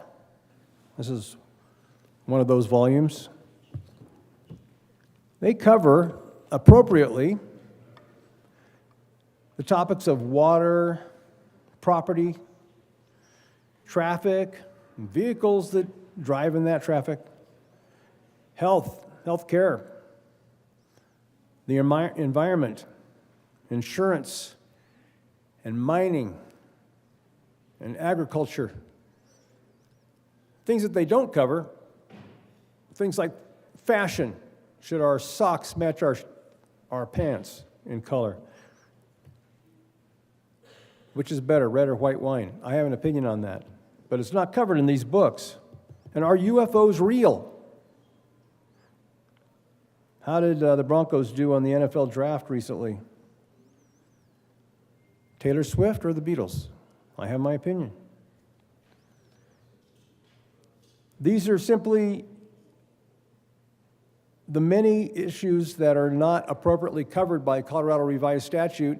And in fact, most issues in life are not appropriately covered by Colorado State Statute. This one is, and I believe it to be an inappropriate area, attempting to be an inappropriate area of law, because it pushes on the belief system. As my colleague from Highlands Ranch was just describing recently, this is deeply held personal beliefs. And what comes along with those personally held beliefs is the topic of consent. And why does consent matter? Because the guy whose statue is on my desk, an 8-inch statue, Thomas Jefferson, said that matters. That the power of government is not to cover whether UFOs are real or what style of music. The power of government comes from the consent of the governed. And once you start moving into the belief area, then we've left appropriateness for Colorado Revised Statute. And I have two books I came up here with. They look kind of similar. They're similar in color. One's the Bible. 4 translations all packed into one. And one is what some would like to have as the Bible. So I believe that this is venturing into creating the state as the church. You know, Denver Gazette investigative columnist Jimmy Sangenberger wrote a column recently about House Bill 2513-12. He says in his article, "Let's be real. This isn't about gender identity or discrimination. It's about whether government can force citizens, businesses, or journalists to say things they don't believe." So let's move into the bill itself and see where that might occur. Page 6 of the most recent version describes two terms, one that was new to me up until about 3 weeks ago, called the dead name. Dead name means to purposefully, and this is what would become statute law if this passes and is signed into law by the governor. Dead name means to purposefully and with the intent to disregard the individual's gender identity or gender expression, refer to an individual by their birth name rather than their chosen name. And misgender means to purposefully and with the intent to disregard the individual's gender identity or gender expression, refer to an individual using an honorific or pronoun that conflicts with the individual's gender identity or gender expression. And then the next section, 7, makes some application of that. Evidence of a discriminatory or an unfair practice based on gender identity or gender expression includes the persistent dead naming of an individual while on notice of the individual's chosen name, or the persistent misgendering of an individual while on notice of the individual's gender identity or gender expression. This would become part of the law,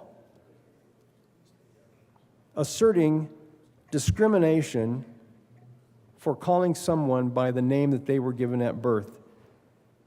Can you imagine what the family gatherings would be over the holidays if it's in Colorado and the great aunt can't remember to name someone, call them by the name that they haven't been used to. They've been calling them by the name they've been used to calling them for the past 40 years, and they'd be breaking the law.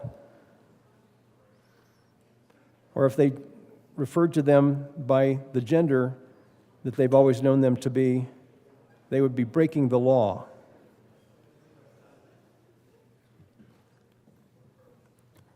The most astute part of Jimmy Sangenberger's article is that word believe. It's about whether government can force citizens, businesses, or journalists, which he is a journalist, to say things that they don't believe. So, the difference between a government and a church typically is that the church asserts its set of beliefs, asserts its set of beliefs to its members through the act of persuasion and hoping that they comply. But in the good church, there is no force.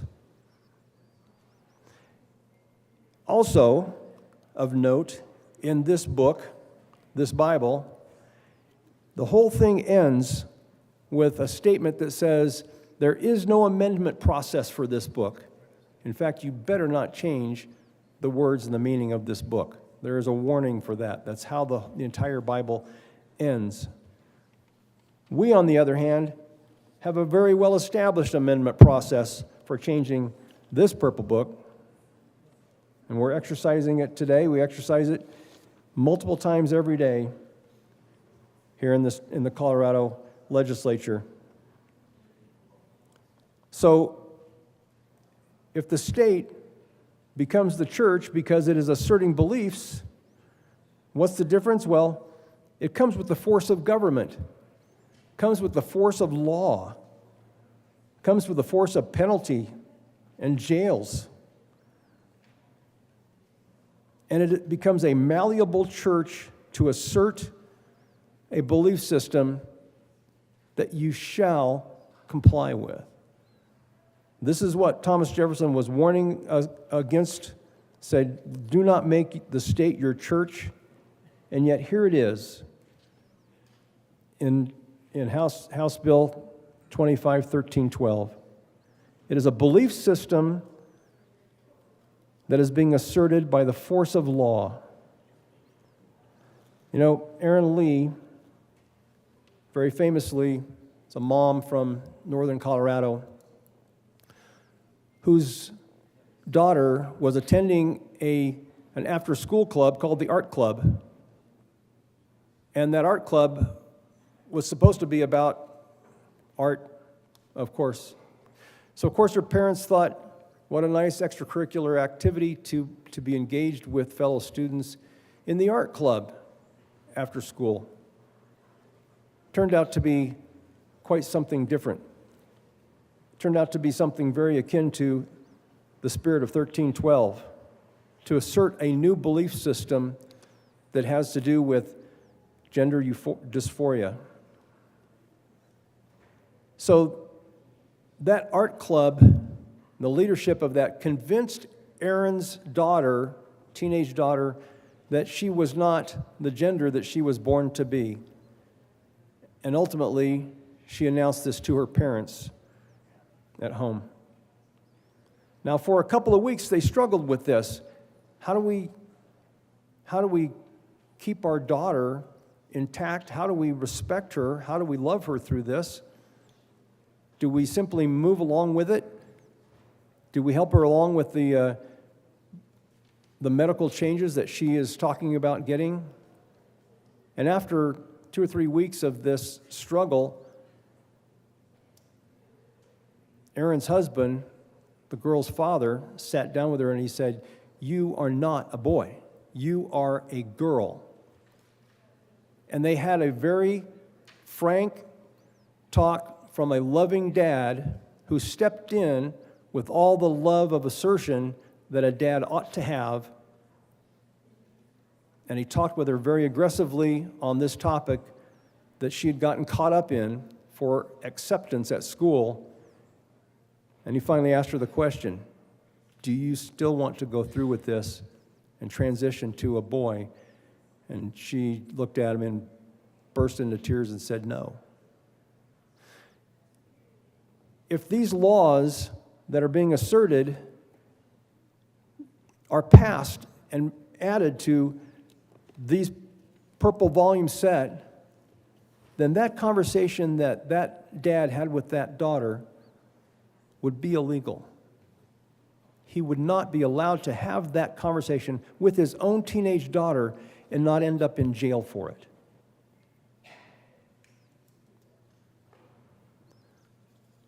Let us please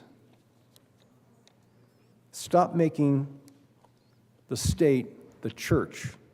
Let the church be the church for these matters of belief.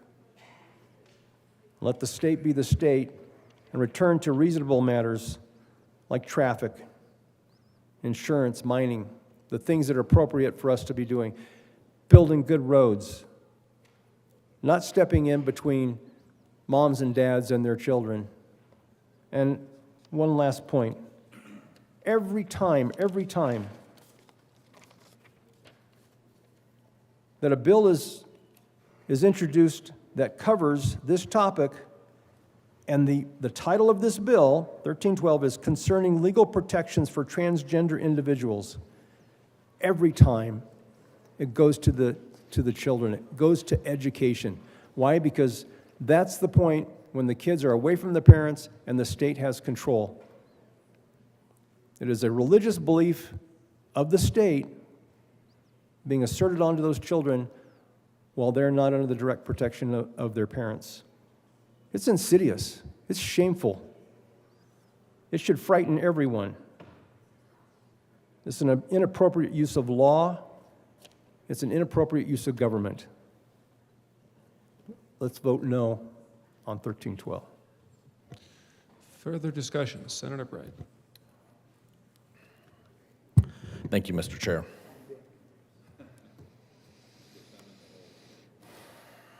You know, as I read the bills that we see before us in this chamber, I read them, and I develop my own name for the bill, for the proposed legislation. And after reading this through time and time again, I came up with something that really resonated, that really got to the point that the bill's trying to make, and I call this bill the War on Parents. House Bill 25-1312, the War on Parents.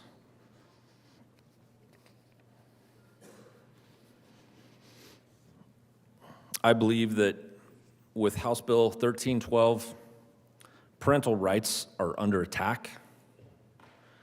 This new bill says parents must support their child's wish to change gender or be labeled as abusive. Where's the love? That's not protection. It's an assault on our right to raise our kids. As I read through the bill several times, what came clear through to me very clear is that the government and our schools can raise kids better, and they want to get right in the middle of that relationship, that parent-child relationship. Most of the folks in this room are parents. All the folks in this room have parents. Everybody in this room loves their kids. Everybody in this room has parents that love them. And yet, we're forcing an institution in the middle of a loving parent-child relationship. We're excluding the love that a parent can have towards a child. We're saying that's not appropriate. We want to mandate the relationship between the institution and the child and separate the parent's opinion. We want to push away that opportunity for love that a parent will have with a child. We want to push away that opportunity that parents might have to have a discussion, to be a best friend, to show some love to their kid. We want to put a wall between that, between the parent and the child. We want to put an institution in the middle of it.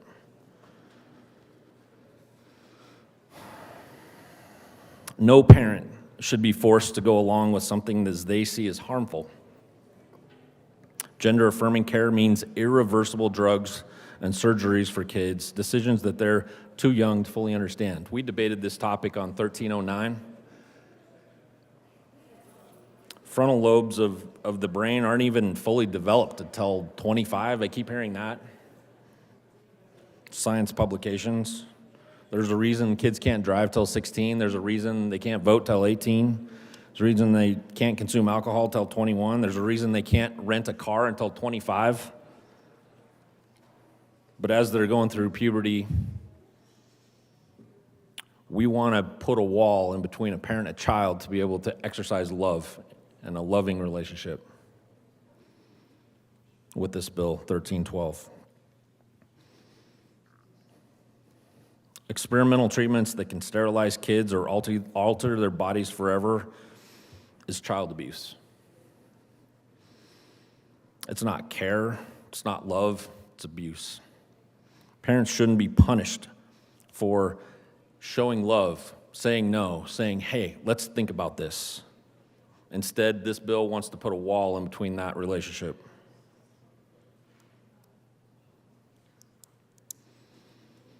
If parents who love their kids refuse to affirm that thought process that those kids have as they're going through puberty, and they don't affirm their child's gender transition, this bill would let the courts use that against the parents in a custody battle. This is a weapon to silence parents who want to protect their kids. Again, where's the love? We're building a wall between the parent and the child. Kids deserve time. They deserve an opportunity for love, not a rushed decision made by a school counselor. And why even are we naming schools in 1312? There are so many other institutions that We could have chose to put in the middle here, we could have chose literally any other institution, but we chose specifically schools. I haven't had one school administrator of the many that are in my district call me and say, hey, Scott, hey, Senator Bright, please put the school district in the middle of the relationship between the parent and the child. We think we can do it better. Not one school district called me up and asked for that responsibility, yet it's still in here.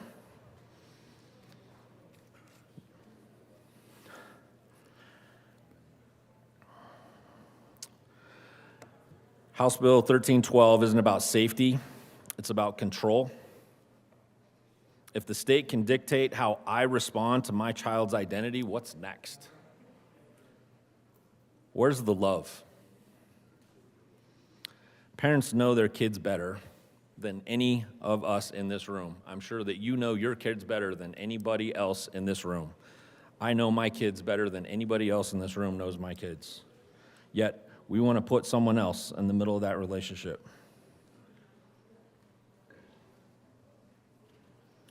House Bill 1312 pushes an ideology that says affirmation is the only answer, not reason, not thought,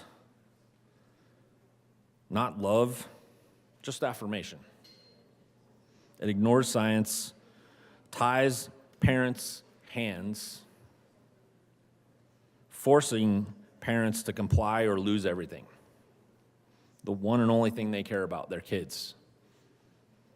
Affirm this, or we'll take your kids from you. House Bill 1312 is an attack on all Coloradoans' free speech rights, targeting any place of public accommodation. Anywhere we go is a target now. Churches, schools, cake bakers. House Bill 1312 targets charter schools. We've still got schools in this bill, and even deeper than that, we have charter schools in this bill. Getting pretty specific about who we're calling to stand in the middle of a parent-child relationship.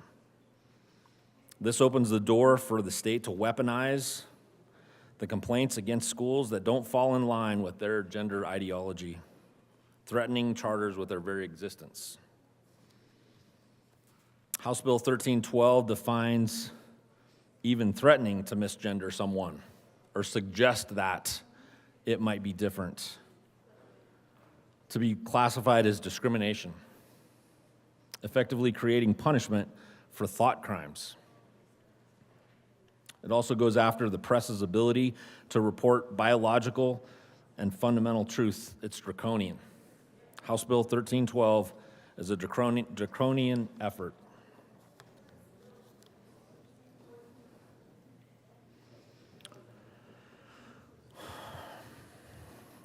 Dead naming, misgendering.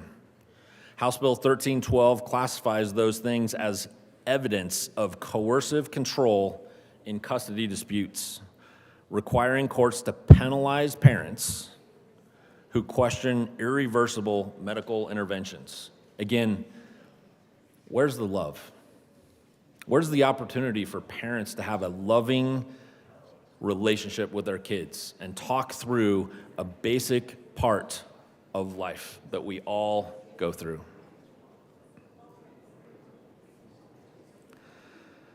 International guidelines in Sweden and Finland prioritize psychotherapy over medicalization. We went through this in 1309. You guys know this, it's old hat by now.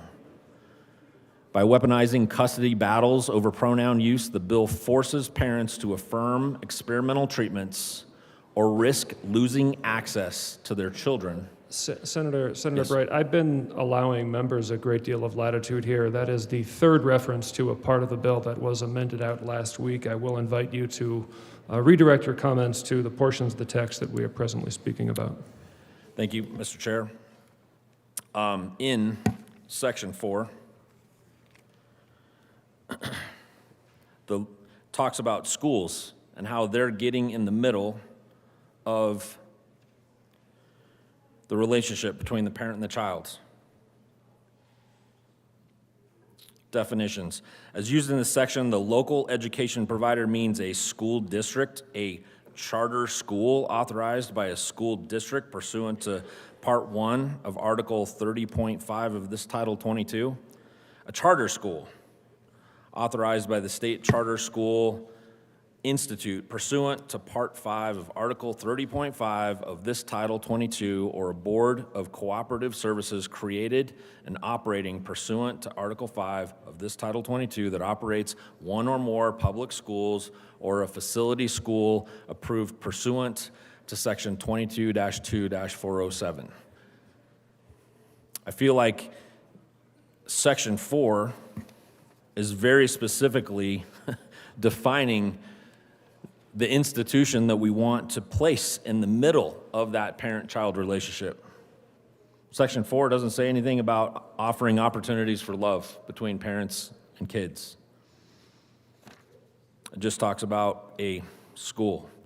Part 2, continuing on. If a local education provider or its employees, an educator, or a contractor, as defined in 22-1-143, chooses to enact or enforce a policy related to names, that policy must be inclusive of all reasons that a student might adopt a name that differs from the student's legal name. Again, schools must really, really, really want the school to be in the middle of that relationship.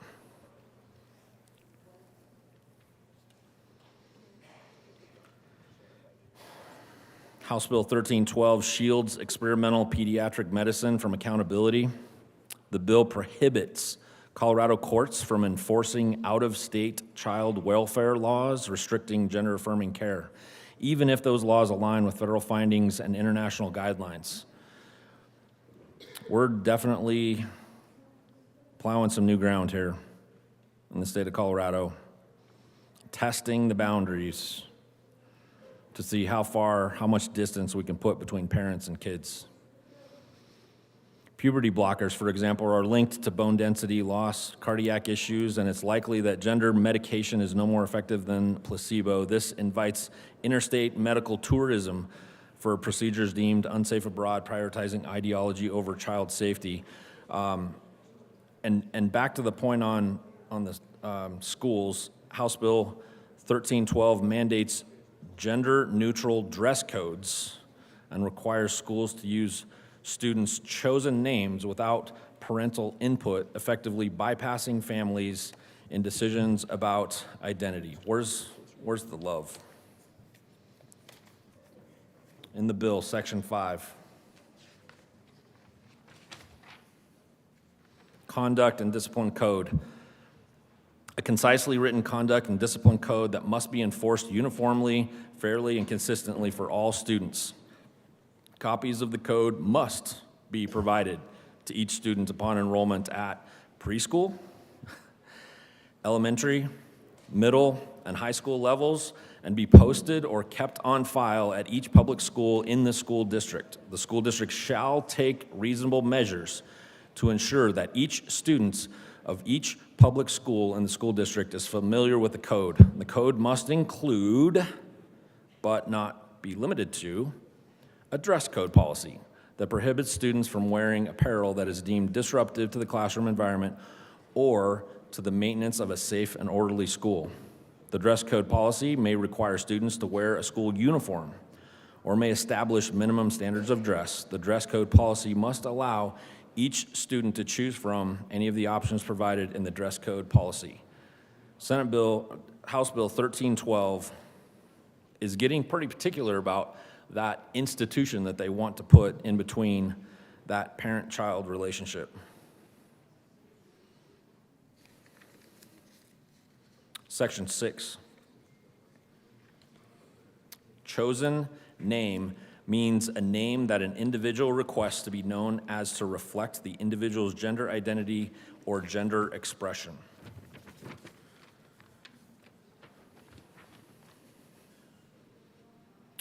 Dead naming regarding those names means to purposefully and with the intent to disregard the individual's gender identity or gender expression, refer to an individual by their birth name rather than their chosen name, or else. Misgendering means to purposefully and with the intent to disregard the individual's gender identity or gender expression, refer to an individual using an honorific or pronoun that conflicts with the individual's gender identity or gender expression. Getting pretty specific about that wall that we want to place in between parents and kids. I believe that a loving parent-child relationship needs to exist to work kids through this in a constructive manner. The love needs to exist, not an institution. Parental involvement is essential for supporting transgender children through their identity exploration. Kids want to go through puberty. They're going to go through it whether they want to or not. They need loving parents to help get them through this, not state mandates. That parental involvement creates a safe, affirming environment in which research shows can lower mental health risks like depression and suicide. What loving parent wouldn't want to make sure that their kids feel comfortable, feel safe, feel heard, feel understood, and yet we want to place that wall in between the parent-child relationship. Parents can advocate for their child at school, ensuring that they're treated respectfully and offer emotional support during transitions.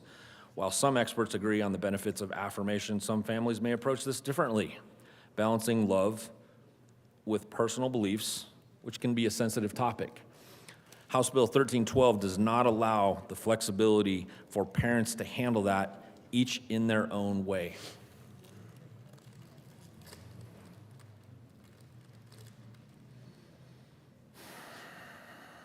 Research consistently highlights the critical role of parental support in the mental health outcomes of transgender children.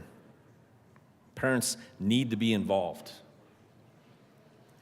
The Human Rights Campaign, HRC, emphasizes that family support is essential for improving mental health and well-being, with gender-affirming behavior from parents significantly reducing such risks such as anxiety, depression, substance abuse, and homelessness. Psychology Today further details that respecting a child's pronouns can dramatically reduce suicide risks among gender-diverse youth, with data supporting this available in a 2020 survey.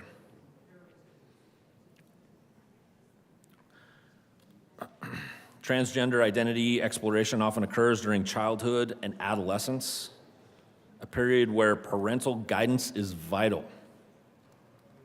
We don't want to build walls in between the parents and the kids they love.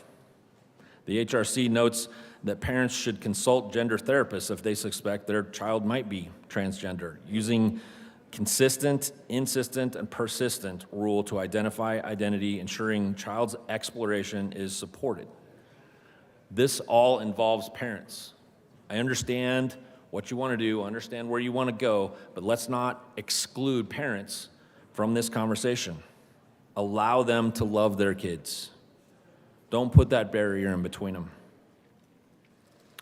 Psychology Today adds that parental involvement helps in exploring gender identity, with research showing 94% of transgender youth continue to identify as such after 5 years, highlighting the importance of giving time and space. This long-term stability underscores why parents are key in facilitating a supportive environment, ensuring the child feels validated and safe.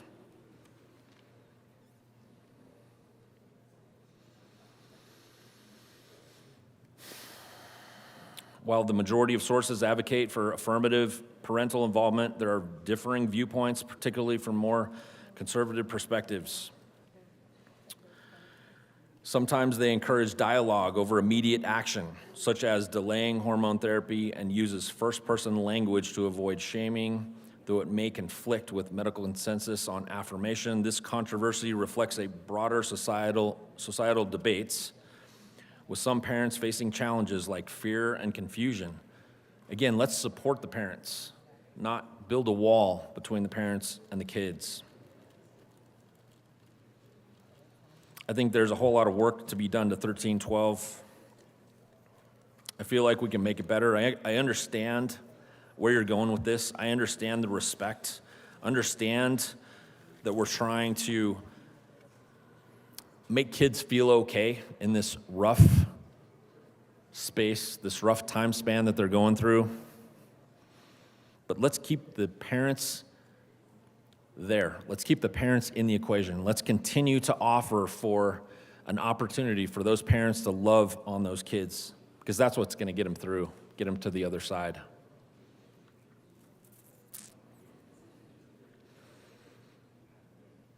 That's what I've got to say on 1312 at this point. I know we've got some amendments coming up. Thank you for listening. I encourage a no vote on 1312. Senator Michelson-Jeannet. Thank you, Madam Chair.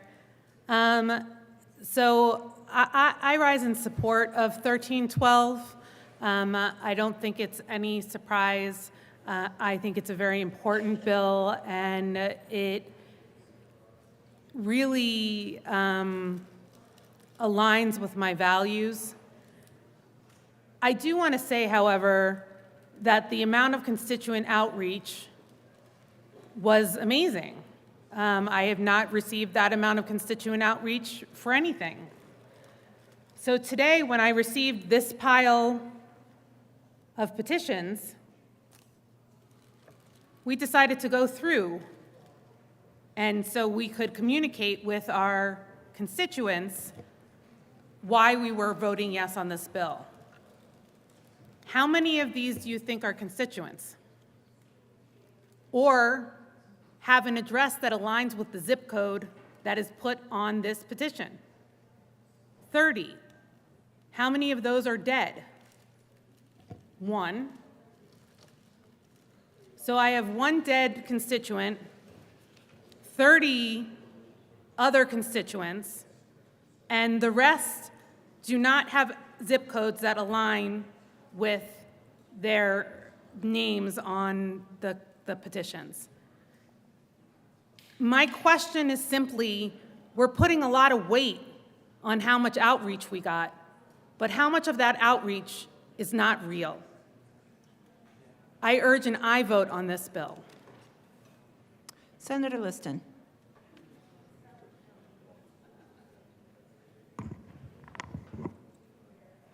Thank you.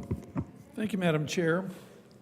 Well, members, I've been sitting here for quite a while, listening to the cogent arguments from my colleagues, and I thought I would weigh in as well.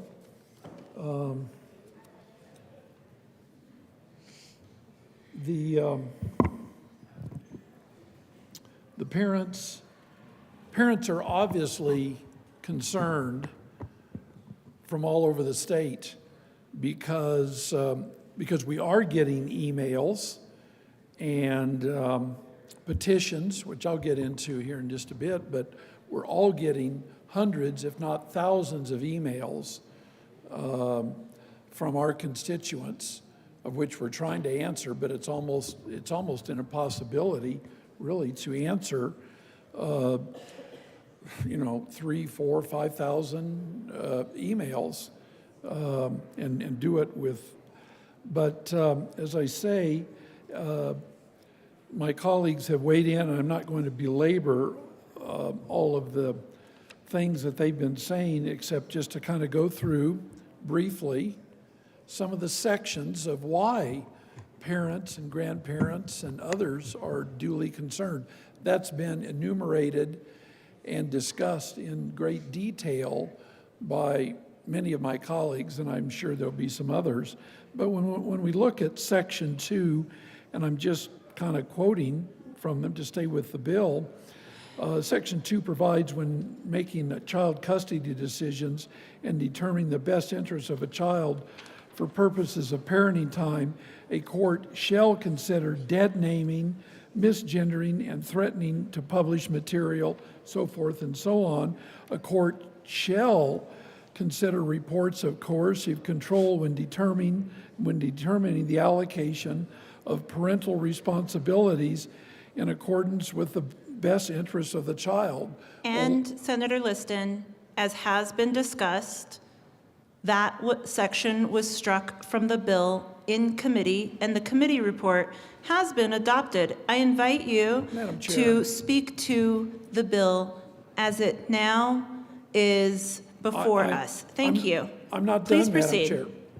I'm not done. You know, quite frankly, I understand Section 2's been deleted, but a lot of the public does not realize that, Madam Chair, and we are speaking to the public.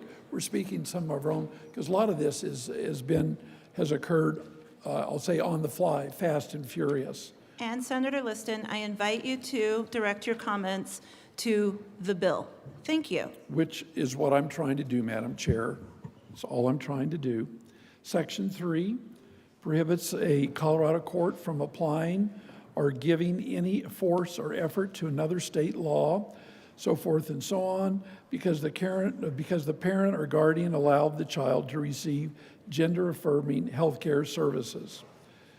Section 5 and 6. And also, Senator Liston, the Section 3 that you are just referring to was also struck via Okay. L16, adopted here That was momentarily. just a little while ago, Madam Chair. Correct. In all fairness, it was done just a little while ago. There again, most of the public does not realize it. To the bill. Thank you, Madam Chair. Sections 5 and 6 provide that it talks about the dress code, which has been talked about in great detail. There again, members, you know, I'm not trying to nitpick, unlike some. I realize that the bill is in a state of change, but truly, the point I'm trying to make is that a firestorm has been created by this bill. Is that in my district, and I can't speak for the other 34 districts, but in my district, and I think I know my district fairly well, as you all have heard me say, I've lived in my district for 58 years. I know the boundaries, and I know the people, and I talk to them all the time via town halls and regular discussions. And I must admit to you, members, in my talks, for instance, last fall, and even as recently as, you know, like I say, I'm home every weekend, is that not one person, and I'm not exaggerating, not one person in my district has come up to me and said, gosh, Senator Liston, we need to have this type of legislation in House Bill 1312. We need to have, and they're, quite frankly, they're probably much more familiar with it than I am. In a way, I'm fortunate is that I have a grown daughter who doesn't live in this state, but she's a bright, young, intelligent, vibrant, educated lady who has a daughter, and she's not having to go through this in her state, the state of Montana.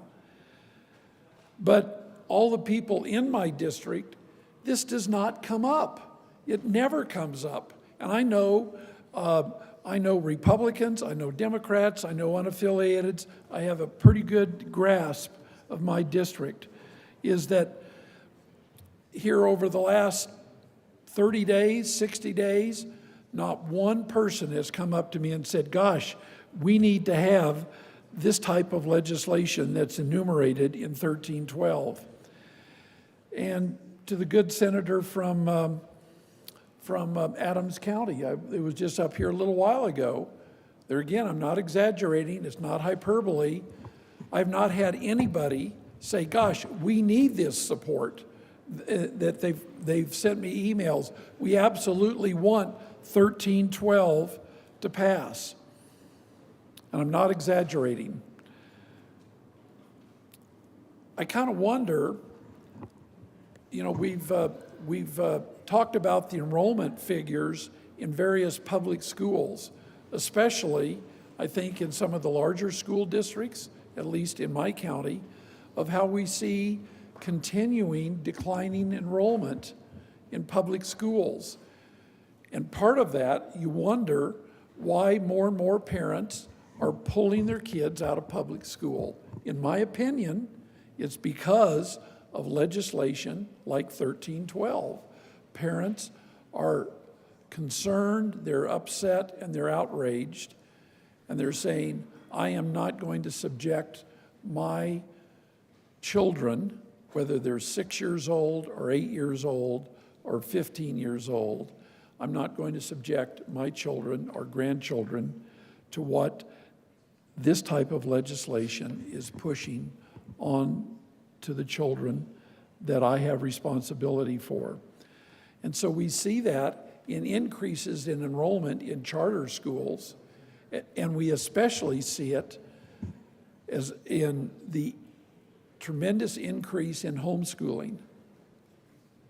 So while public school education enrollment numbers are going down, is that charter schools and especially homeschool enrollment is going up significantly. The unintended consequences of this bill are going to be is that if, and really I make no bones about it, it's not if this bill is going to pass, it's just when. You know, we will try, or at least I will try, and I think a lot of people on my side of the aisle will try and offer amendments to somewhat modify and change 1312. Quite frankly, I have no inhibitions that they're probably going to all fail, but at least we're going to try. But after we've tried again and again and again to offer reasonable, thoughtful, logical amendments, this bill will still pass. I couldn't help but noticing that when the bill came over from the House, there were already 26 prime and co-sponsors of the bill. And I know how that works. It just takes 33. So off the top of my head, I don't know how many votes it got in the House. I'm sure it got a significant majority. But what I did notice is save one of the sponsors from the House, virtually all of the sponsors and the co-sponsors are from the Denver metro area, Denver-Boulder metro area. There's no El Paso County legislators. There's no representatives from eastern Colorado. There's virtually, save one, there's no representatives from western Colorado. There's no sponsors or co-sponsors from southern Colorado.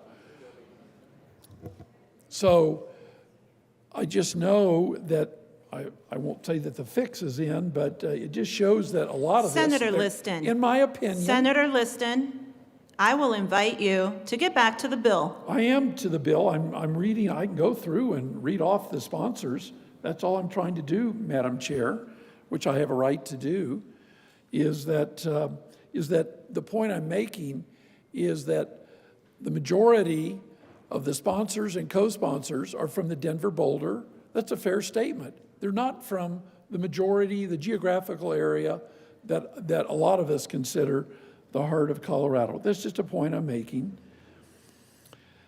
Back to my district, there again, people have said, we can have a debate. Is this a 50-50 issue?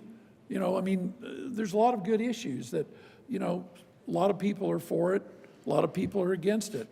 Or it's a 60-40 issue. In my opinion, I don't think it's a 50-50 issue. I don't think it's a 60-40 issue. I personally, there again, from what I see and believe and read, it's not an 80-20 issue. It's about a 99.5 to 0.5 issue. The vast majority of the people of Colorado do not favor a bill of this magnitude. Instead, we're spending hours upon hours upon hours debating a bill that the vast majority of the people don't want and certainly have spoken out against and will continue to speak out against when we should be spending the majority of our time on, it was mentioned by my colleague from Weld County. We've got important issues on energy, on transportation, on infrastructure. Senator Liston, to the bill. I am to the bill, Madam Chair. I'm just speaking about. So I think you all know where I'm coming from. We're spending an inordinate amount of time on a bill that the vast majority of the people don't want. And like the good senator, I think, from Adams County mentioned, she said, well, she got, probably just like many of you, I don't know if everybody got the petitions. I got a whole big box, and they are from the vast majority are from my district. And yeah, that might be off by 5%, but this is not all of them. Believe me, I wouldn't take the time of the body to read each and every name, but there were hundreds and hundreds of these, and I can go get the box if you don't believe me, people who have put their name and that they are a constituent, 80927, 80923, which are zip codes in my district, 80907, 80909, more and more. So members, all I would say is that we're, the people of my district are rightly concerned. They don't want this type of legislation, but it's going to be passed anyways because majority rules, but we're going to offer good, thoughtful, reasonable amendments, which will more than likely be voted down. But we are speaking up for the majority of the people in our districts around the state that House Bill 1312, it's not wanted, it's not needed, and the people, the vast majority of the people of Colorado do not want this type of divisive legislation. Thank you, Madam Chair. Senator Winter. Thank you, Madam Chair. I just, again, want to reiterate and clarify that anything about family court is not in this law, and anything about out-of-state court orders are not in this law. And so I look forward to the conversation around the rest, but to the comment that this legislation is not wanted and needed, I would say, I would bring it back to the name of the bill. This is the Kelly Lovins Act. There was a horrific shooting at Club Q, which was in El Paso County, and it came from hate, and it came from fear. And Kelly Lovins died because she was shielding a younger person that was there celebrating their birthday. And so the term was used that this has caused a firestorm in my district. Well, can you imagine that firestorm right now if you're a transgender person? And the hate and the fear and the discrimination you're feeling. And so I very much believe this is how we should be spending our time. I very much believe that this bill is wanted and needed. Leader Lundin. Thank you very much, Madam Chair, colleagues, and also for the chair, or current chair and future chairs as we kind of get through this. I want to call out the fact, the reality that it is very clear that Section 2, what was described as the family law section, has been removed. That's manifest.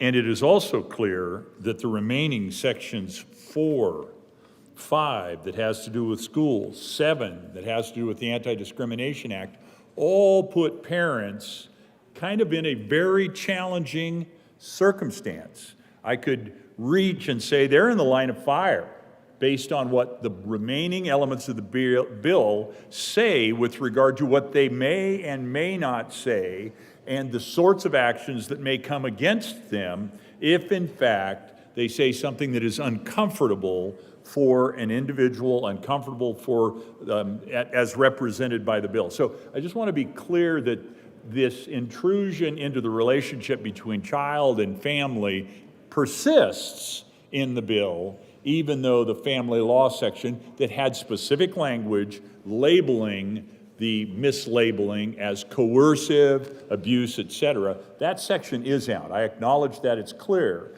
but there are still elements of the bill that create policy that do put parents potentially at risk should they not step in line with the prescribed behaviors that are anticipated and required by the bill. So I want to make sure that in the broader sense, that is still a very live conversation in the bill as it still remains after amendments, both committee amendments adopted with the committee report and amendment, I believe it was 16, that took out elements of Section 3. Thank you, Madam Chair. Senator Winter. Thank you, Madam Chair. Thank you for this discussion. And I just wanted to say thank you to the good senator from Highlands Ranch who earlier was talking about the mental health and the best way for transgender folks, parents to be involved in their lives and be affirming. And yes, that's ideal. And this bill does nothing to stop that at all. It reaffirms that. And so this, I believe, is one of the ways that we can strengthen. And I've talked to so many, it wasn't just transgender folks that brought this bill. It was a lot of parents of transgender children that saw the pain and discrimination they went through at school on a day-to-day basis. And so there are parents, and actually some of the strongest voices of people supporting this bill in my district are parents of transgender children saying, I have tried so hard to ensure that my child is treated with dignity in their own school. And you know what happens when they're not? They don't want to go to school. Their academics go down. And so there are numerous parents, and I think that's really important to highlight since we're talking about parents a lot, which that's fair. Let's talk about parents. Let's talk about parent-child relationships. But I also want to make it very clear, there is a community of parents that came very strongly, in tears often, saying my own child isn't protected where they are mandated to go every day. They have to go to school. They need education, and this is one of the most dangerous places I'm putting them. Please, please pass this bill. Senator Pelton R. Thank you very much, Madam Chair. And I'm kind of like the good senator from Colorado Springs. In my district, I've not heard an outcry for this kind of a bill. When I was home last weekend, the weekend before, several weekends, this bill has been a huge topic of conversation. Granted, this bill changed a lot from what the original conversations were about, but just this last weekend, after 2 amendments went on in committee, there was still huge opposition to this bill.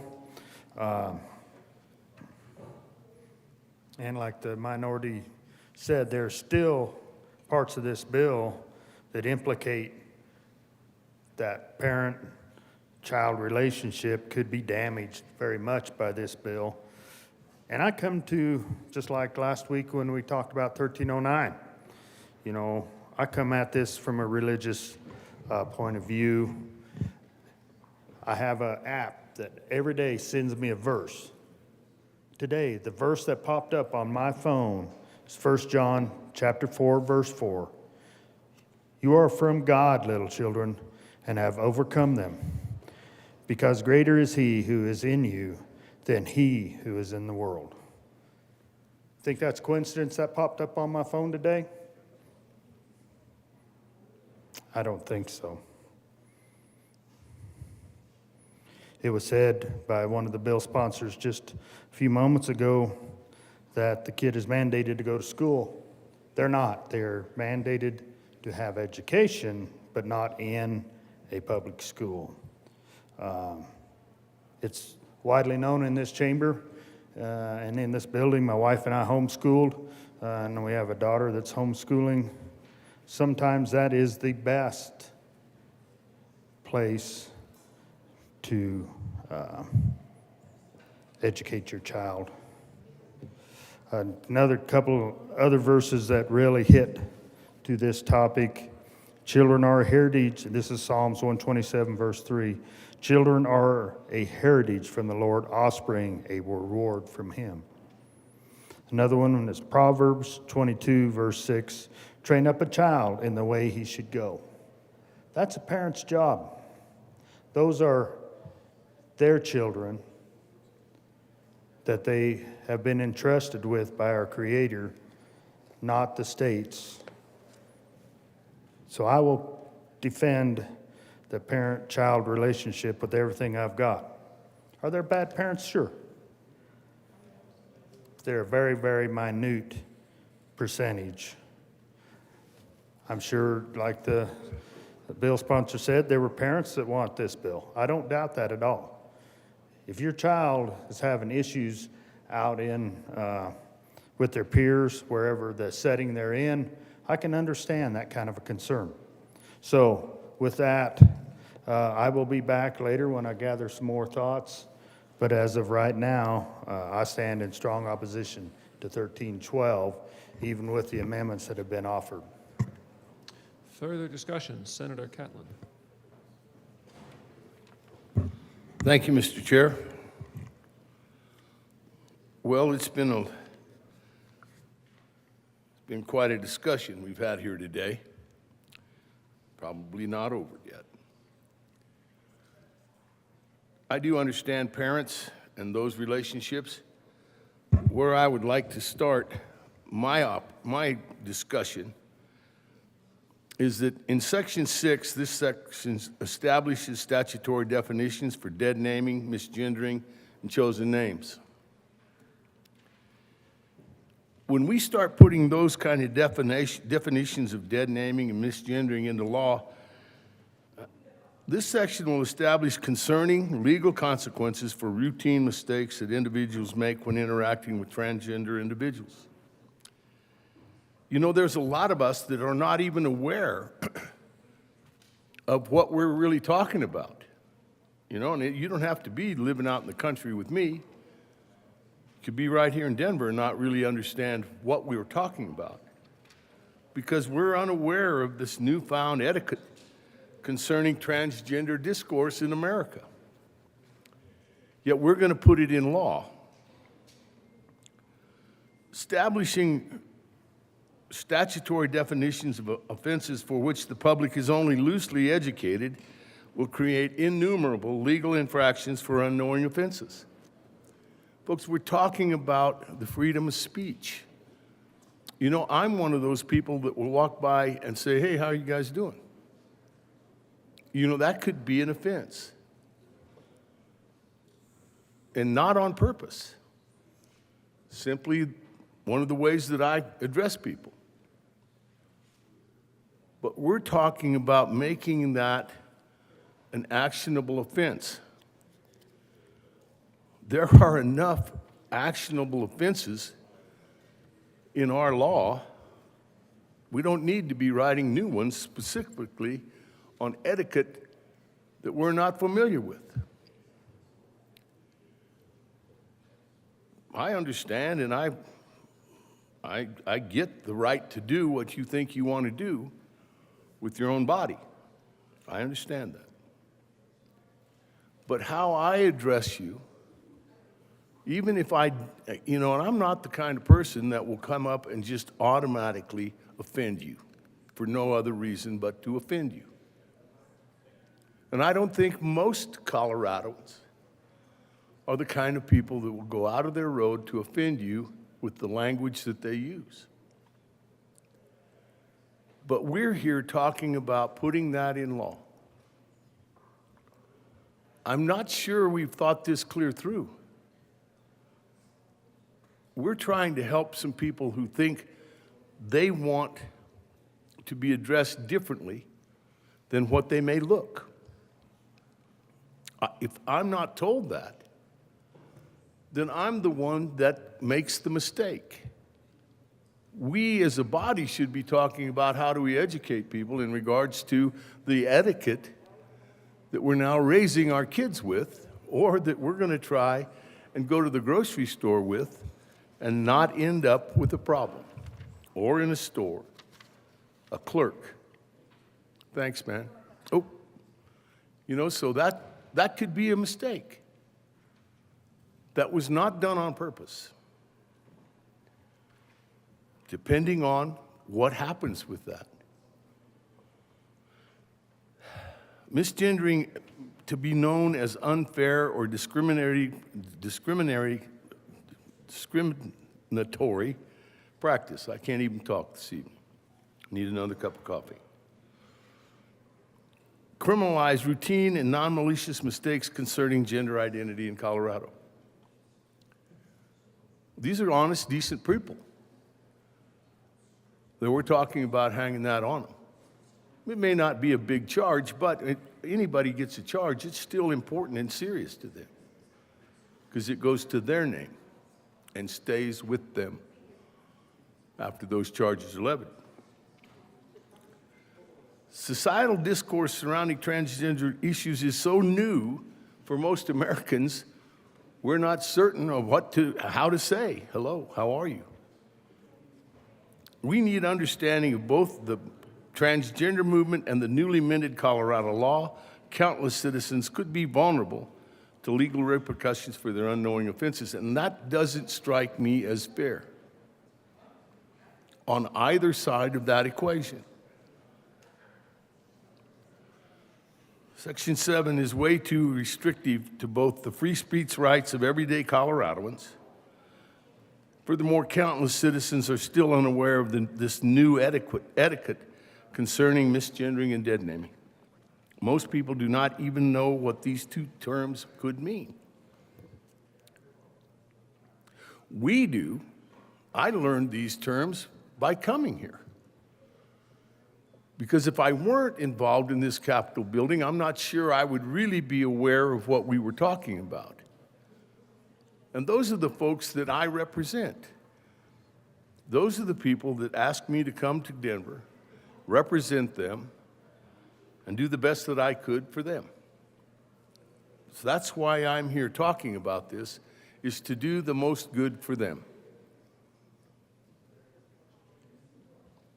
There are folks that are wanting to be addressed this way, and I understand that. But the people that don't know you want to be addressed like that seem to be at risk too. I think we ought to rethink some of these things and see if there's something else we can do besides just passing another law. We're good at that. We're very good at that. Especially when we get to bills that have 300s and 1,300 numbers because they're late. We haven't discussed them. We haven't taken that legislative journey other than to hurry it down the path and to this well. I understand folks' need. But I think we should understand the people's need to understand what is at hand in the new marketplace. Where are we? How do I act? What am I supposed to do? Education is part of this. I think we ought to slow down. Nothing else. Change some of the things in 6 and 7 to where unsuspecting Coloradans are not paying a price for possibly being friendly. Folks, these are serious matters. Maybe a small charge, but like I said, you don't want something on your name because of someone else's name. Please. Senator Winter. Thank you, Madam Chair, and thank you to the good senator from Montrose. And yes, culture is changing quickly. And terms like dead naming and pronouns, and if you have pronouns in your emails or you don't, is moving fast. And so sure, absolutely, unintentionally, you can misgender someone. I accidentally, Wednesday night, misgendered one of the activists I'm working on this bill with. And that was an accident. I used the term mom instead of parent. And this bill makes it incredibly clear. It is intentional, it is persistent, and it is to cause harm. This isn't about me during a committee hearing working with one of my friends and misgendering them.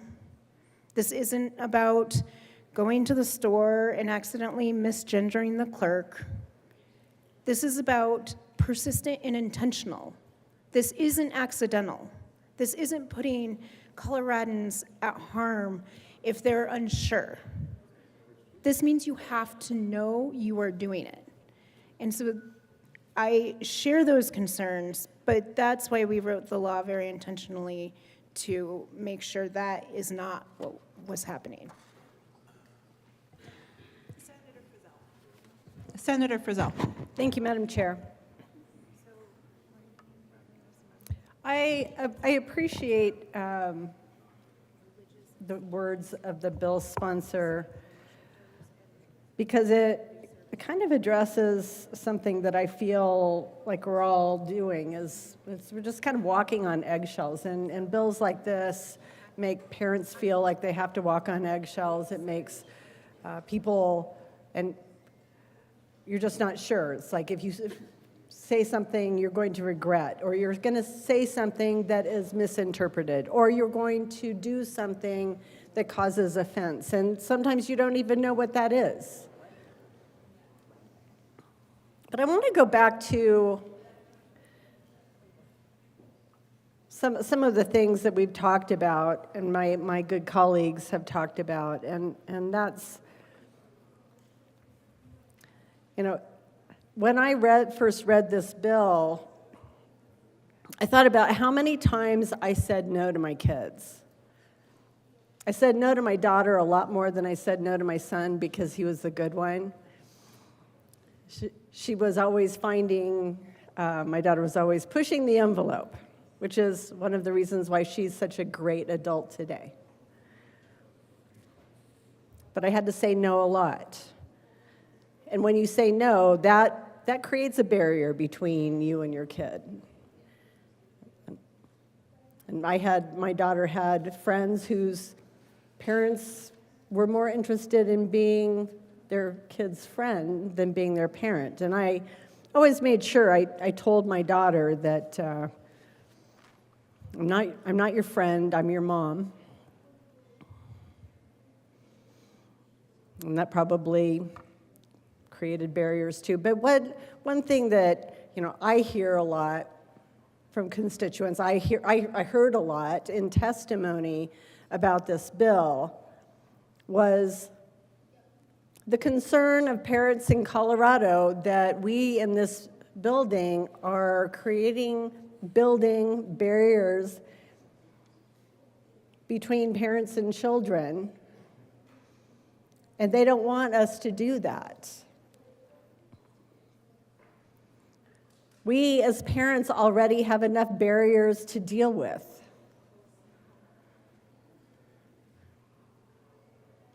We already have stressors in our relationship. We already have things that stand between us and our children and having a relationship, or not having a relationship, or being able to parent effectively or not being able to parent effectively. Those things already exist without the state of Colorado stepping in to the fray.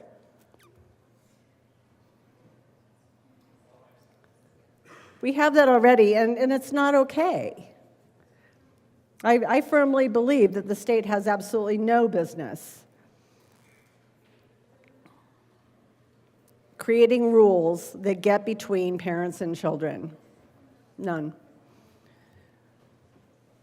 Parents are, as my good colleague from Brighton said, parents are the ones who are going to love their children. The state is not capable of that.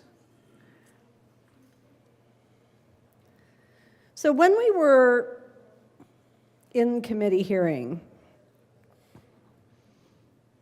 I heard loud and clear from supporters of this legislation who provided testimony about people deliberately misnaming and or misgendering them. And they talked very honestly about how hurtful that was and how disrespectful it was, and how they were discriminated against. And that was powerful testimony, it really was, because that's their reality. And it was deliberate. So we've talked tonight about the Colorado Anti-Discrimination Act and why that's what this bill is now for. This bill is about discrimination. It's no longer about infringing on parental rights. It's all about discrimination. And that gives me pause because I still wonder, looking at the original bill, knowing that the original bill has been deliberately altered, and I'm happy about that. But if this bill was originally concerned just about anti-discrimination, then why the heck were parental rights included to begin with? What was that? Oh. That's an honest question. I ask that because I don't understand. I really don't understand. And I didn't learn the answer to that in testimony. And I do want to go back to testimony that we heard because it mattered. And I just talked about some of the testimony, a lot of the testimony that we heard from proponents of this bill. But we also heard from people who were deeply, deeply disturbed and concerned about the state forcing citizens to conform to an ideology that they don't support. Because, and when we talk about coercion, I think that that's what that's part of it. Because we as the state are stripping people of their First Amendment rights, their right to disagree. Another thing that we heard in testimony, a lot actually, and I didn't know this, I learned so much in Judiciary Committee, sometimes, still not saying thank you. I've learned so much, but one of the things about this particular topic is that there is a tremendous correlation between transgender and gender diverse individuals and autism. And that transgender and gender diverse individuals are up to 6 times likely to be autistic. I did not know that, and that's real. And we had a lot of conversation around that. We had conversation from parents of autistic children. We had testimony from supporters talking about how they are also on the autism spectrum.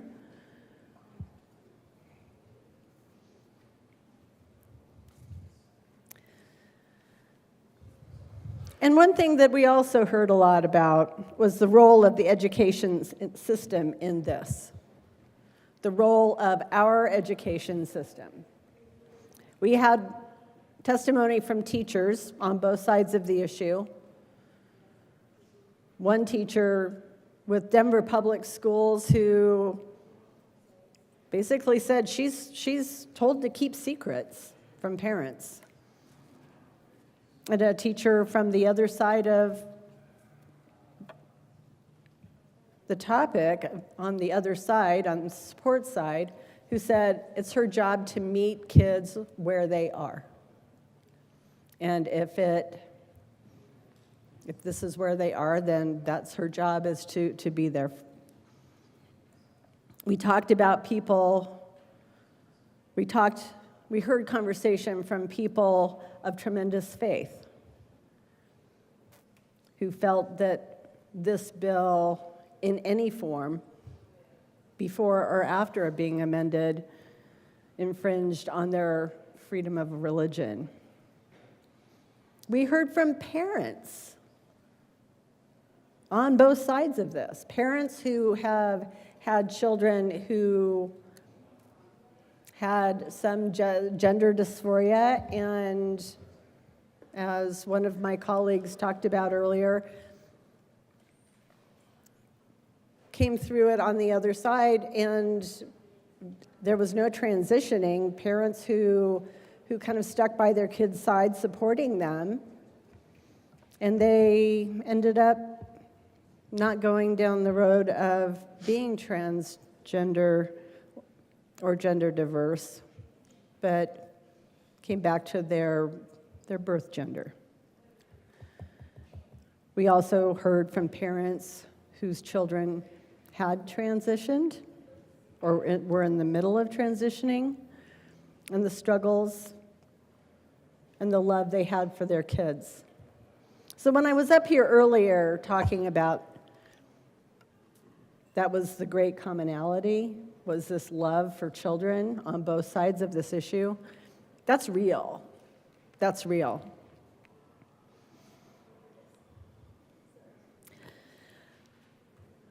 I am, at this point, most concerned about Section 7, although what's left of the bill in every way, shape, or form concerns me.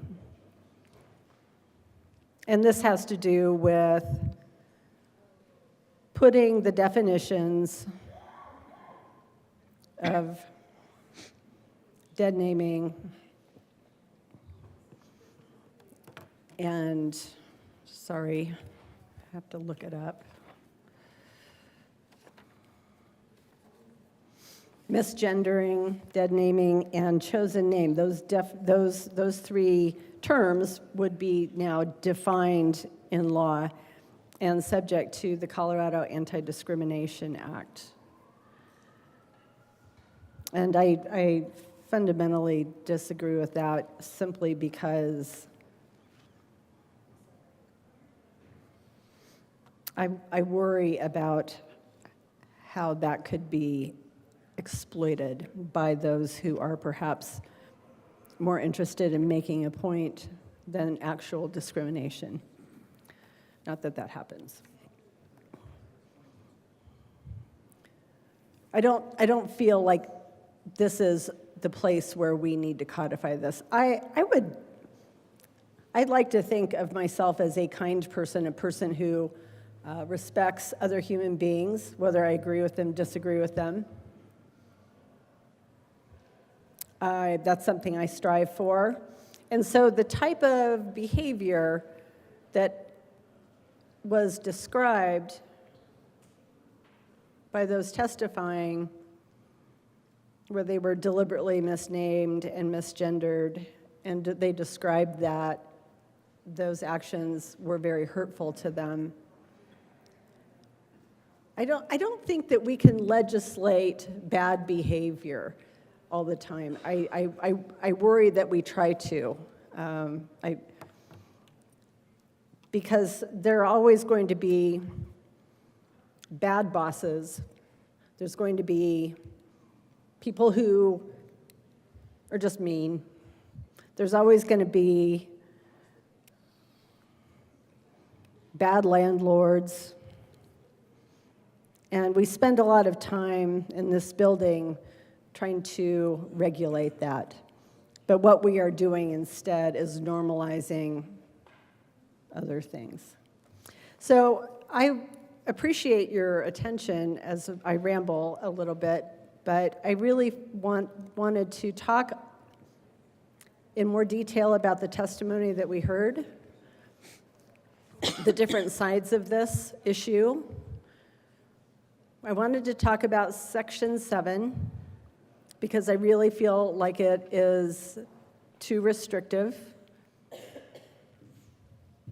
and exposing your everyday citizen, and we talked about the world moves fast, right? But I feel like we are reinforcing even a society where walking on eggs is the norm, and I don't think that that's good. I don't think that's good for the citizens of Colorado. And I want to close because I have here in front of me a letter from the Douglas County School District Board of Education. So I'm just going to read it with your indulgence.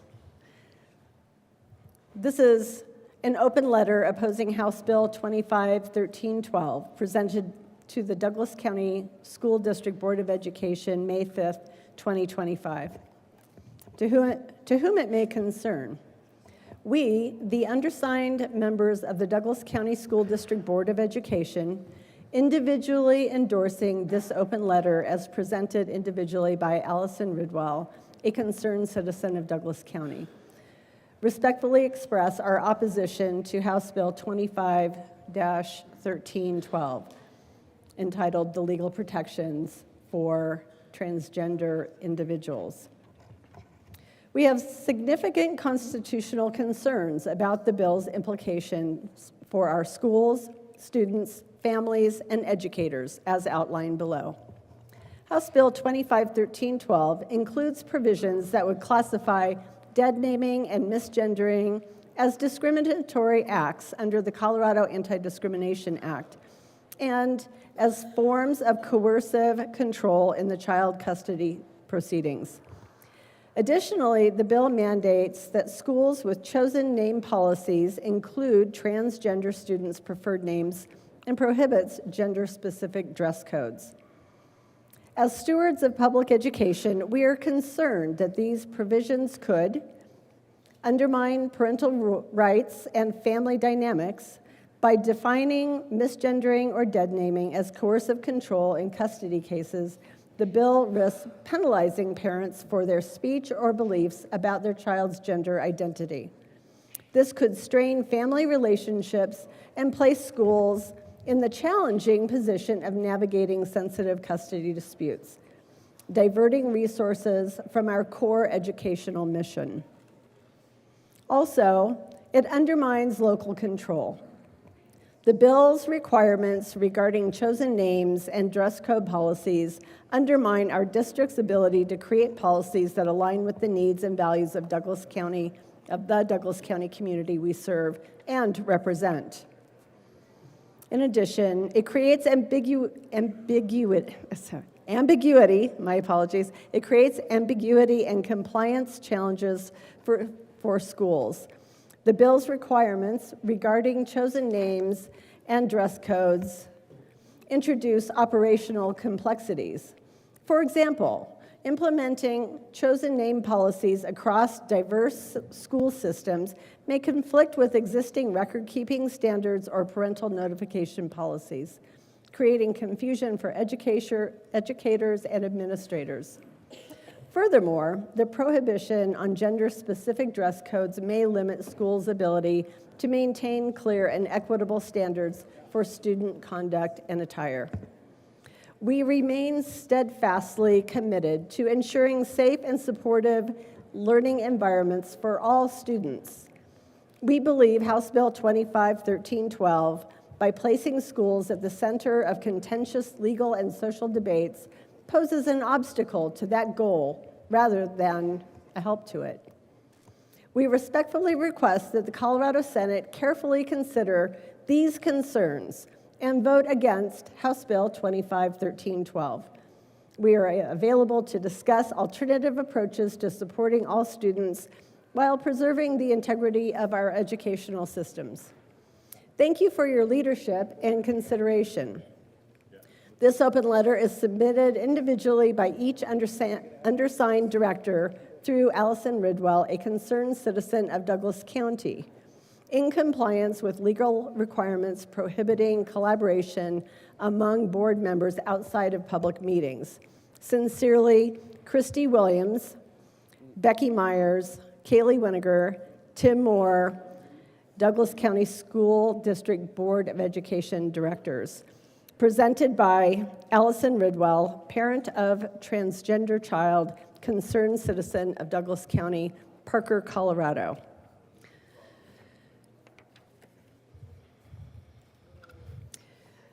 Members,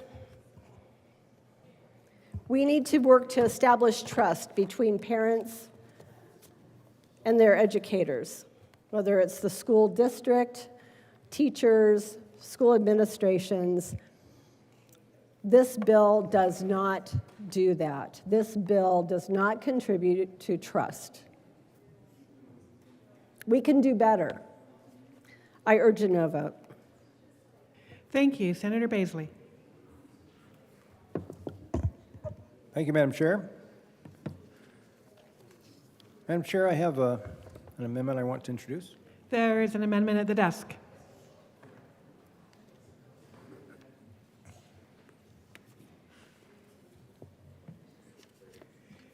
Mr. Schaffler, can you please read L024?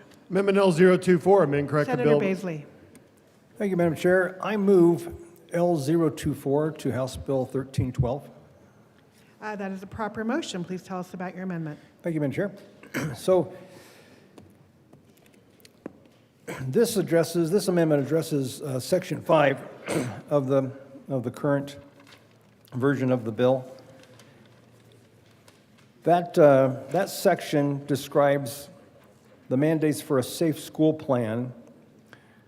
Interestingly, it says to provide a learning environment that is safe, conducive to the learning process, and free from unnecessary disruption.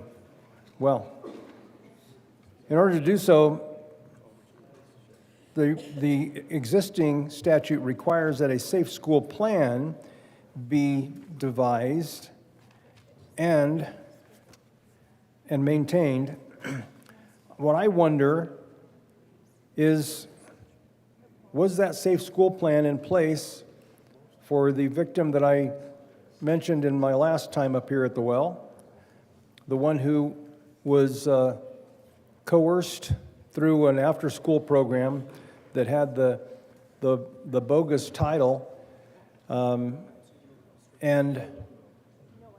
that student was certainly a victim. I wonder if she was able to consult with the victims advocacy organization that's mentioned in this safe school plan.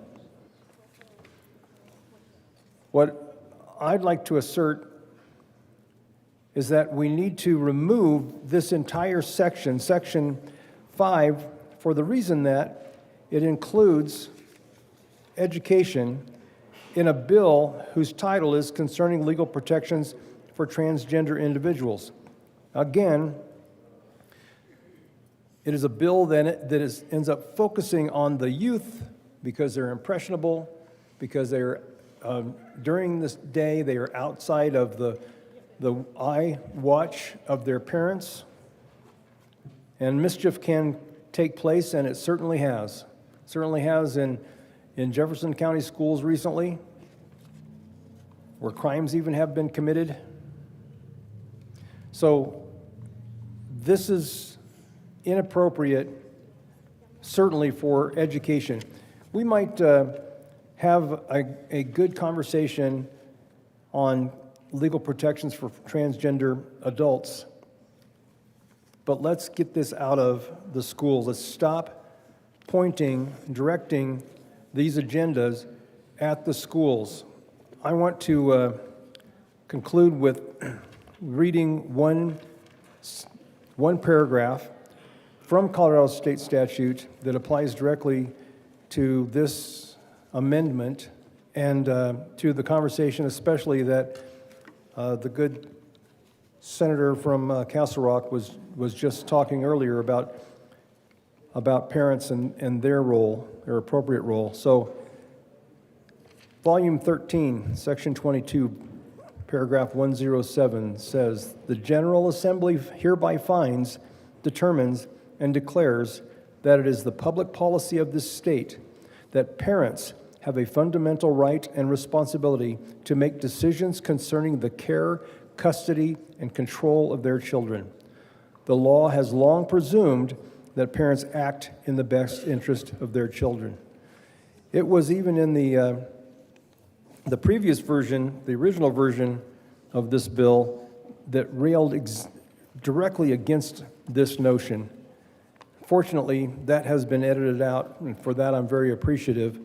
But regardless, Section 5 ought to be edited out as well, because, and I'll repeat, as it is in statute now, parents have a fundamental right and responsibility to make decisions concerning the care, custody, and control of their children. The law has long presumed that parents act in the best interest of their children. I urge an aye vote on amendment, was that 24? I apologize, yes, amendment 24. 024. Senator Kolker. Thank you, Madam Chair. I urge a no vote on this. This is taking out all of the, what's already in statute for the Board of Education, 2232-109.1. In this on page 7, it's striking the whole page for, one word that we changed, shall to must, and then we have some other things in the amended version in committee that are addressing the school dress code. So I urge a no vote. Thank you. Is there further discussion on L024? Seeing a division has been called.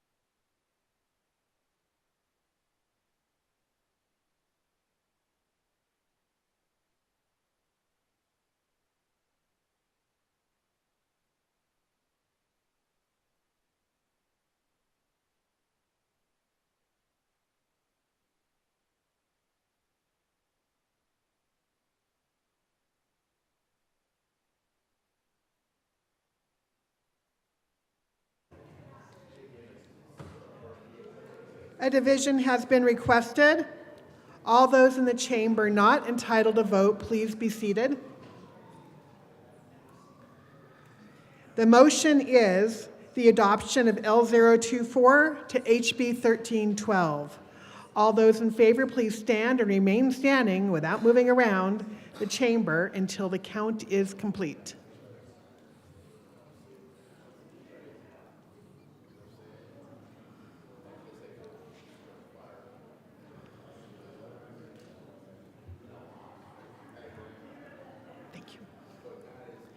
You may be seated. All those opposed, please stand and remain standing without moving around the chamber until the count is complete. The chair is not in doubt. L024 fails. to the bill. Senator Rich.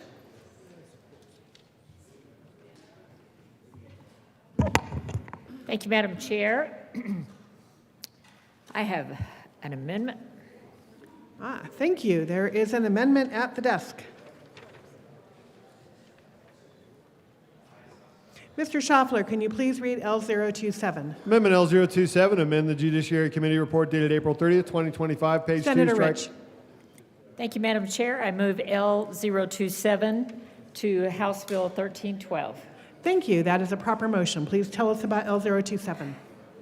Thank you, Madam Chair. This would restore that portion of Section 8 that has to do with the birth certificate. As a former county clerk, when documents were brought into the recording division, there were certain requirements to record those documents and make them official. To legally change your name in Colorado, you must be a resident of the county where you file, at least 18 years old, and not seeking the name change for fraudulent purposes. You must undergo a fingerprint-based criminal history check, publish a notice of the name change in a local newspaper at least 3 times, unless waived by the court, and attend a court hearing if necessary.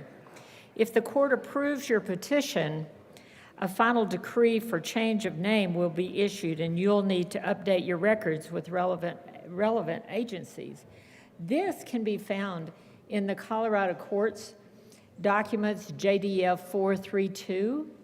Now, if this does not pass, this is absolutely discrimination against everyone else that is not trans that has to go through this process.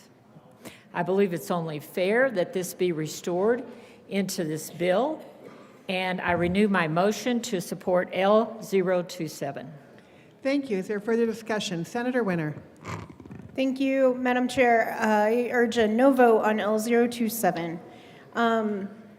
We in Colorado have the ability to put X on your documents.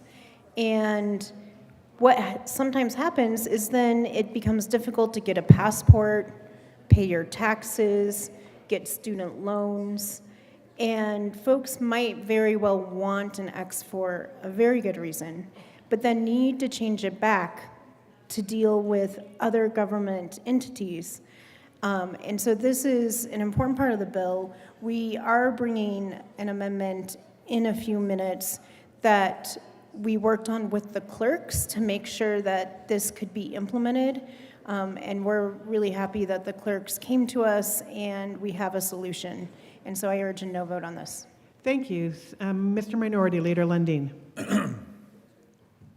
7:15 on second reading, 3 days left in the session, 2 days and a few hours left in the session, and we're hopeful for an amendment that might be able to make this practical. I rise in support of the amendment that's before us, Amendment 27.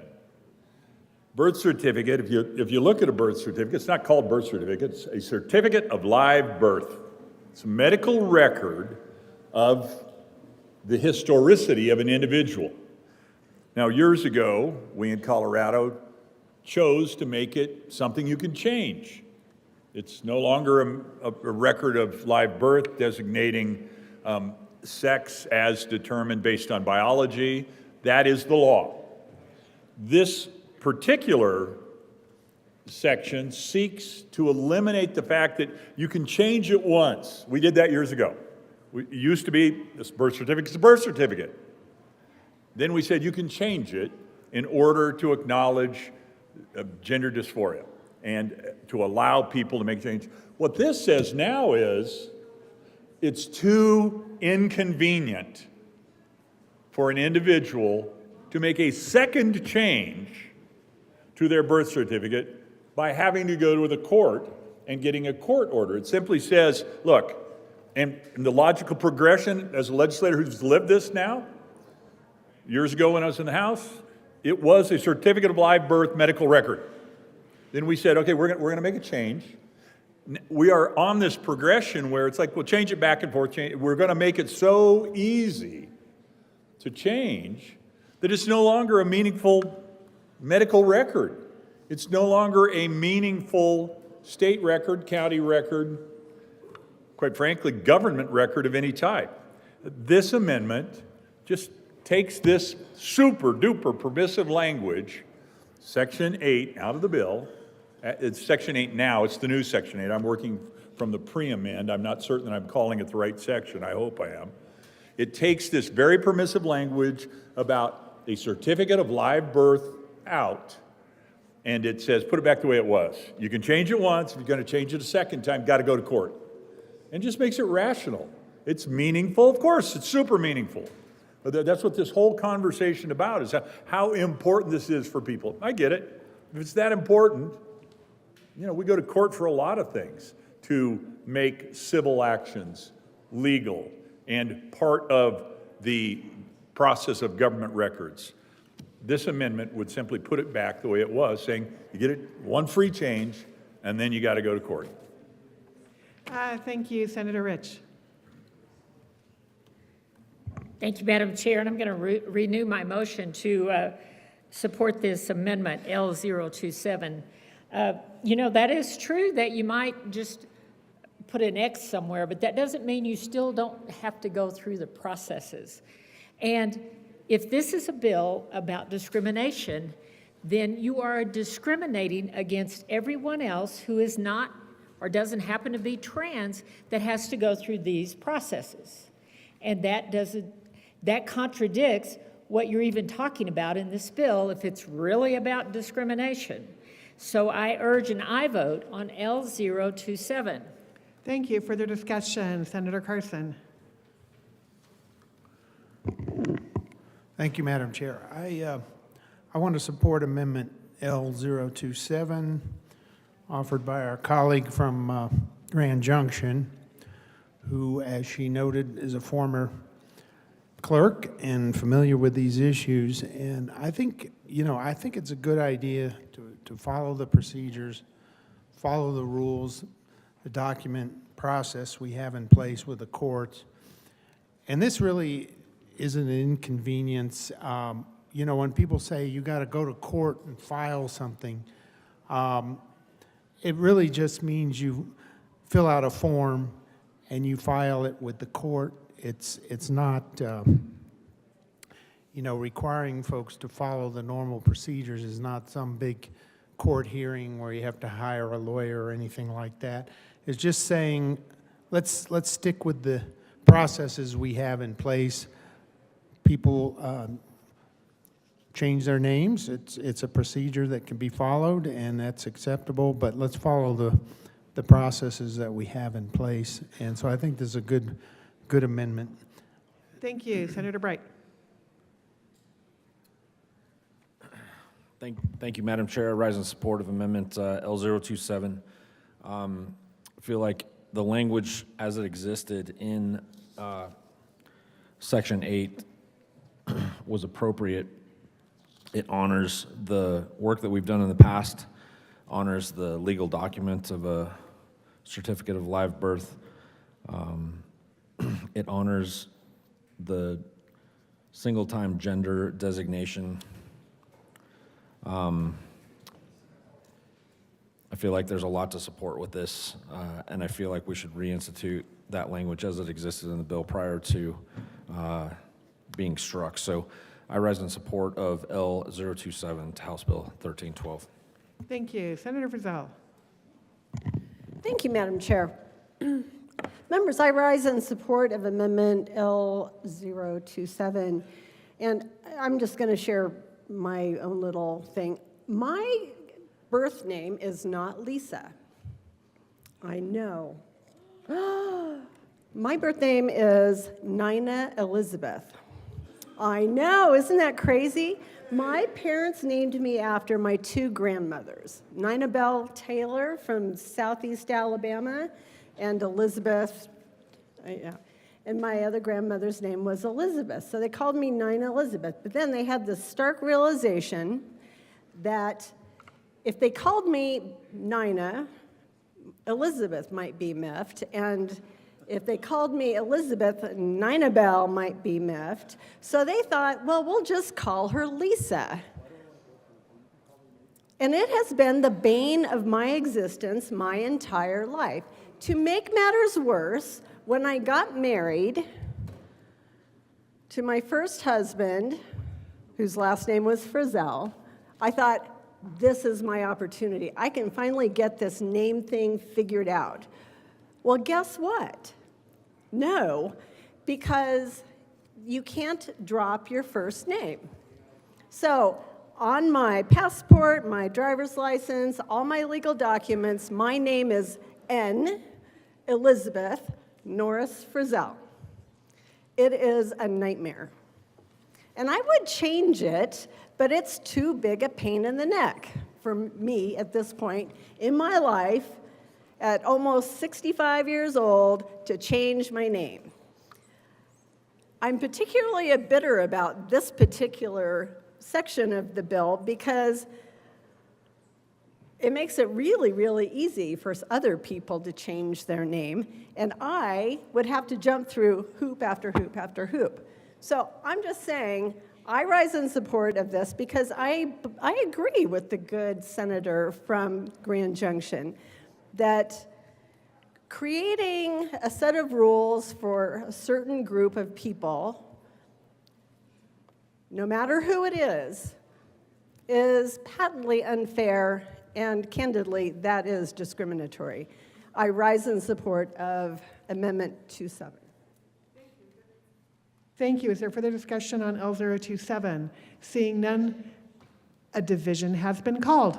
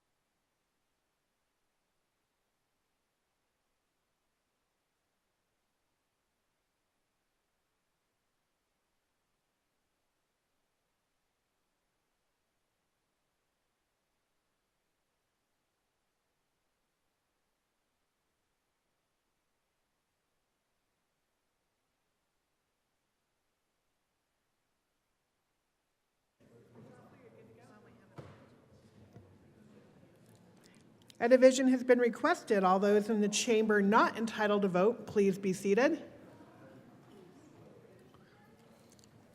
The motion is the adoption of L027 to HB 251312.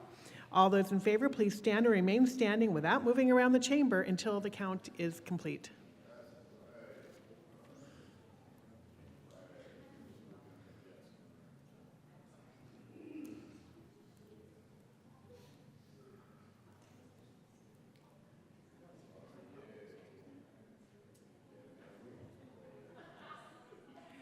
You may be seated. All those opposed, please stand and remain standing without moving around the chamber until the count is complete.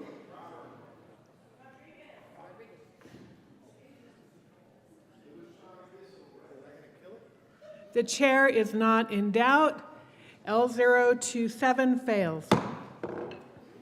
To the bill, Senator Kolker. Thank you, Madam Chair. I appreciate the amendments, and what we had said before is true. We do have amendments coming, and we have them here in front of us. So we're going to start with, we'll do a technical one first.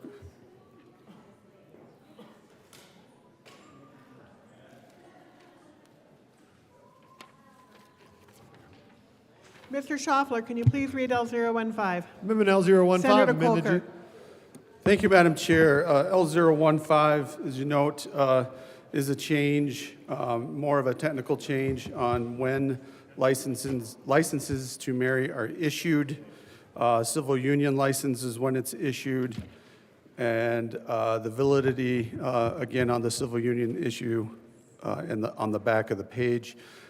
Basically allows for people to change their marriage license or civil union license to reflect a legal name change. A lot of words for very simple explanation. Thank And you. I move L015. Thank you. That's a proper motion. Is there further discussion on L015? Senator Kirkmeyer. Let me get out of here. Hold on.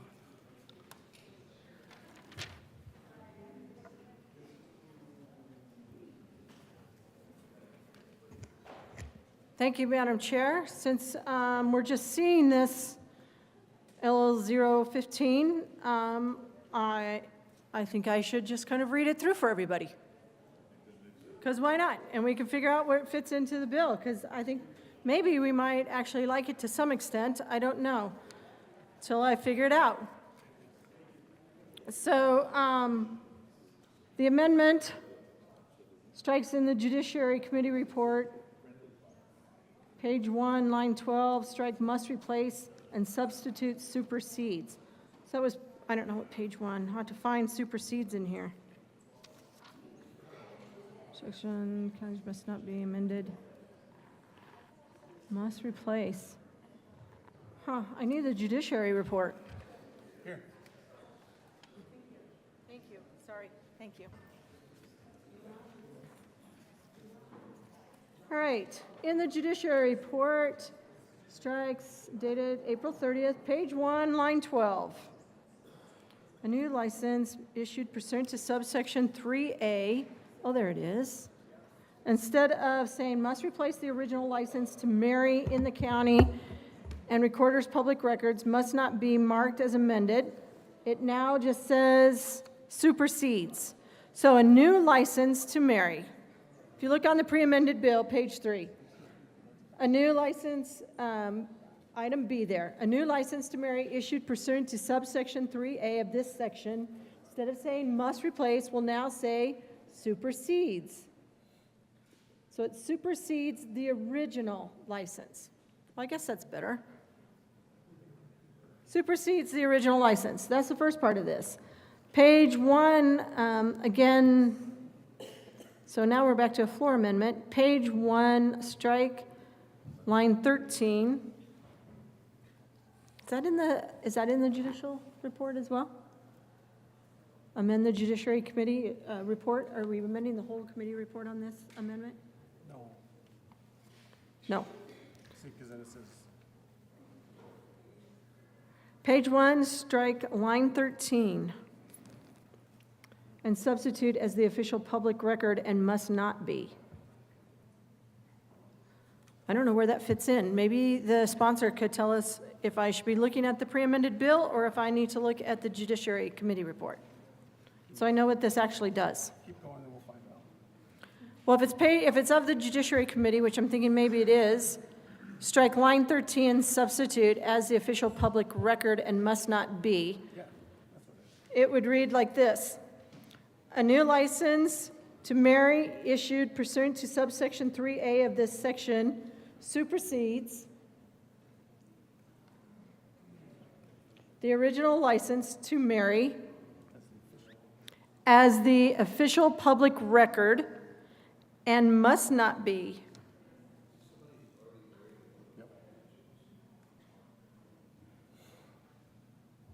Okay, is the official public record and must not be marked as amended or indicate in any manner that the name on the license has been changed. That's what the next two sentences say. Then we go on to page 1, line 15, striked change and substitute changed, period. I don't know what that means or why you would have to do that. Oh, because there's an extra period on the judiciary report. Good catch.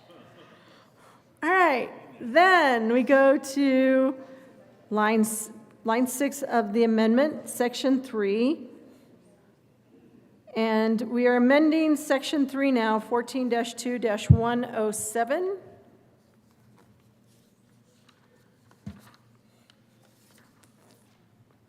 We're amending in a new section.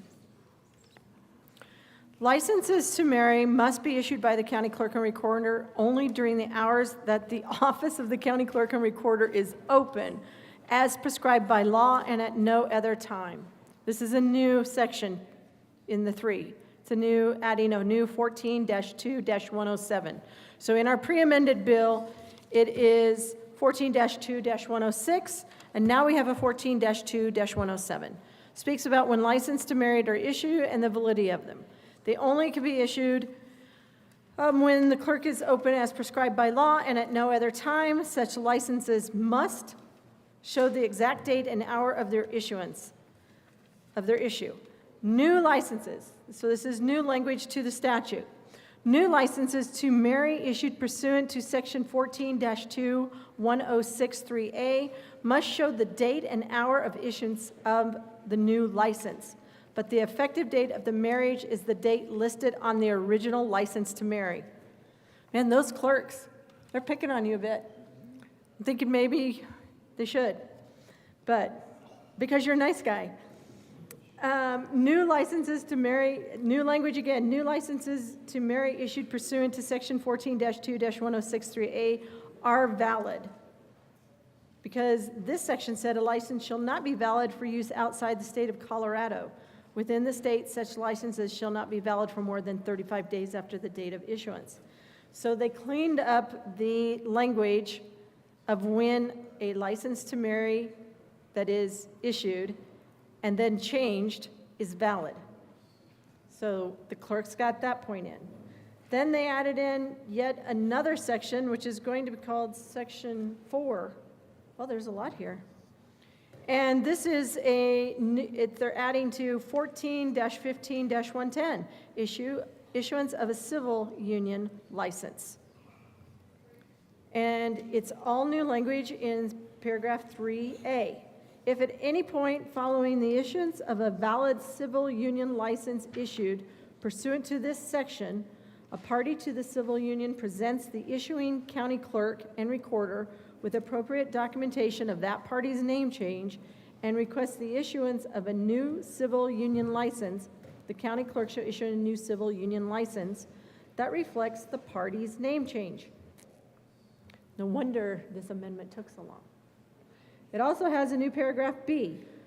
A new civil union license issued pursuant to subsection 3A of this section supersedes the original civil union license as the official public record and must not be marked as amended or indicate in any manner that the name on the civil union license has been changed. So that's how we're getting around, or how, not getting around, how they're addressing the issue that you just can't keep coming in and getting new licenses and not having them marked as amended or indicate any change in the manner of the name on the license. So you can't mark it as amended or indicate in any manner that the name on the license to marry has been changed. That has been moved out of the bill now. That would no longer be in the bill. And now, this new license that gets issued is superseding the previous license for civil union licensure, and it would also supersede the marriage certificate. So it would supersede it, so you wouldn't need to mark it as amended or indicate it, because you have to put the date on there and the time, the date and hour of issuance not only of the new marriage license, but of the new civil union license. And that would all supersede everything else. And then there's a new Section 5. Man, this is really going to mess up the public. Because now we got a Section 3, a Section 4, and a new Section 5. That's going to mess things up, because it'll just push all those amendments out. And then, so then in 14-15-111, which is current law, when a civil union license is issued, the county clerk and recorder shall issue a civil union license only during their hours. And then the new language in the current law would read, new civil union licenses issued pursuant to 14-2-110. So that was new language. That was all new. 14-15-110 ended up being all new, at least in that area. So new license must show the date and hour of issuance of the new license, but the effective date of the civil union is still the date listed on the original civil union license. So we're not messing with the date that was listed, the effective date of the civil union, same as we're not messing with the effective date of the marriage license, that it will still be the same date. It's just everyone will know that a new license was issued, because the date and hour of issuance now will be different than the effective date of the civil union or of the marriage. And then it also goes on to say that a new civil union license is issued pursuant to Section 14-2-110-3A are valid. And that's what the clerk sent us, and no wonder that took a long time to get that fixed, because there's a lot there. But now we have a new Section 3, a new Section 4, well, we redid Section 3, a new Section 4, and a new Section 5, which means we added a couple more sections into the bill. So instead of having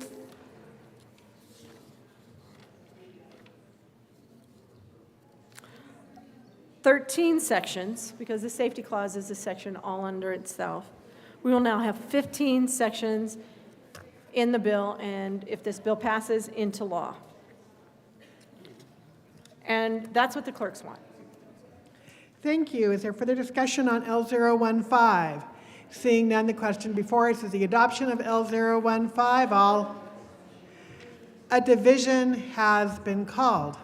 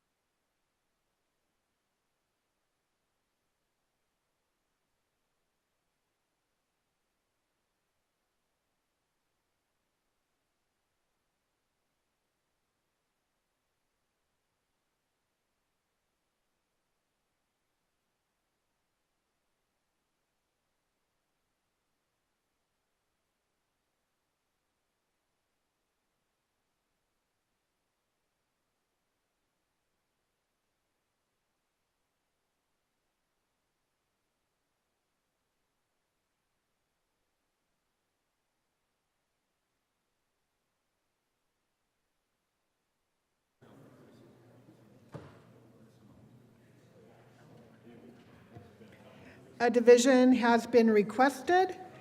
All those in the chamber not entitled to vote, please be seated. The motion is for the adoption of L015 to HB 1312. All those in favor, please stand and remain standing without moving around the chamber until the count is complete.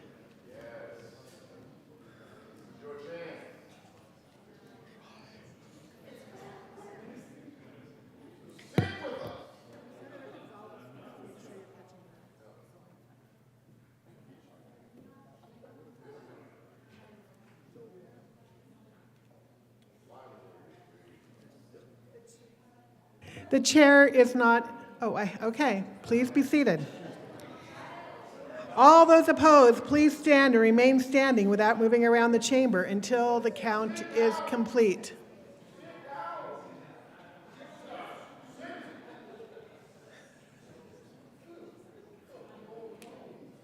Thank you. The chair is not in doubt.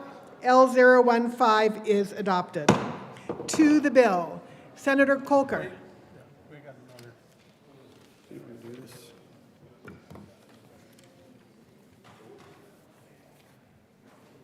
There is an amendment at the desk.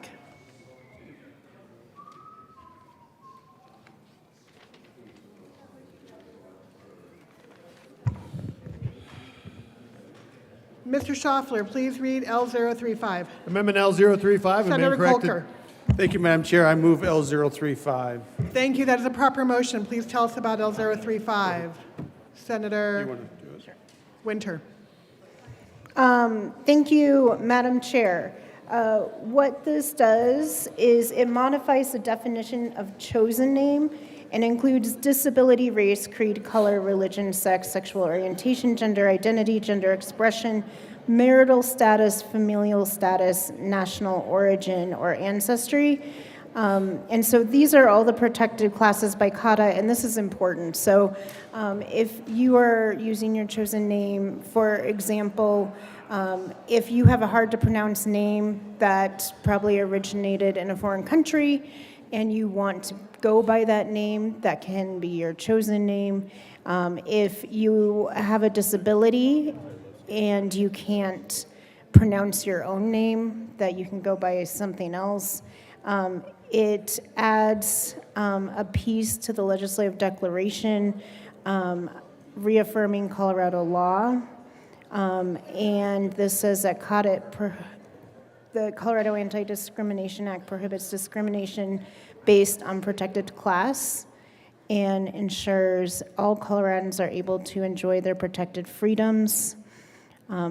Individuals should be able to safely seek health care services that are legally protected health care, actively without government interference, and an individual may change their gender designation on the following documents: their driver's license and their birth certificate. And I encourage a yes vote. Thank you. Mr. Minority Leader Lundin. Thank you, Madam Chair. So I've got a couple questions for the bill sponsors. I think it was Shakespeare that said, "A rose is a rose is a rose," and it goes on about smelling just as sweet, et cetera, et cetera. I'm specifically curious about lines 4 through 10 of this, on page 1 of this 3-page amendment that says, on page 8 of the re-engrossed bill, strike lines 6 and 7 and substitute, quote, here's what this is active, what we're putting in, brand new block letters law at now 8 or 7:45, 2 days before the end of session. And we're cutting this from whole cloth right now, and it's about what you can and cannot use as your name.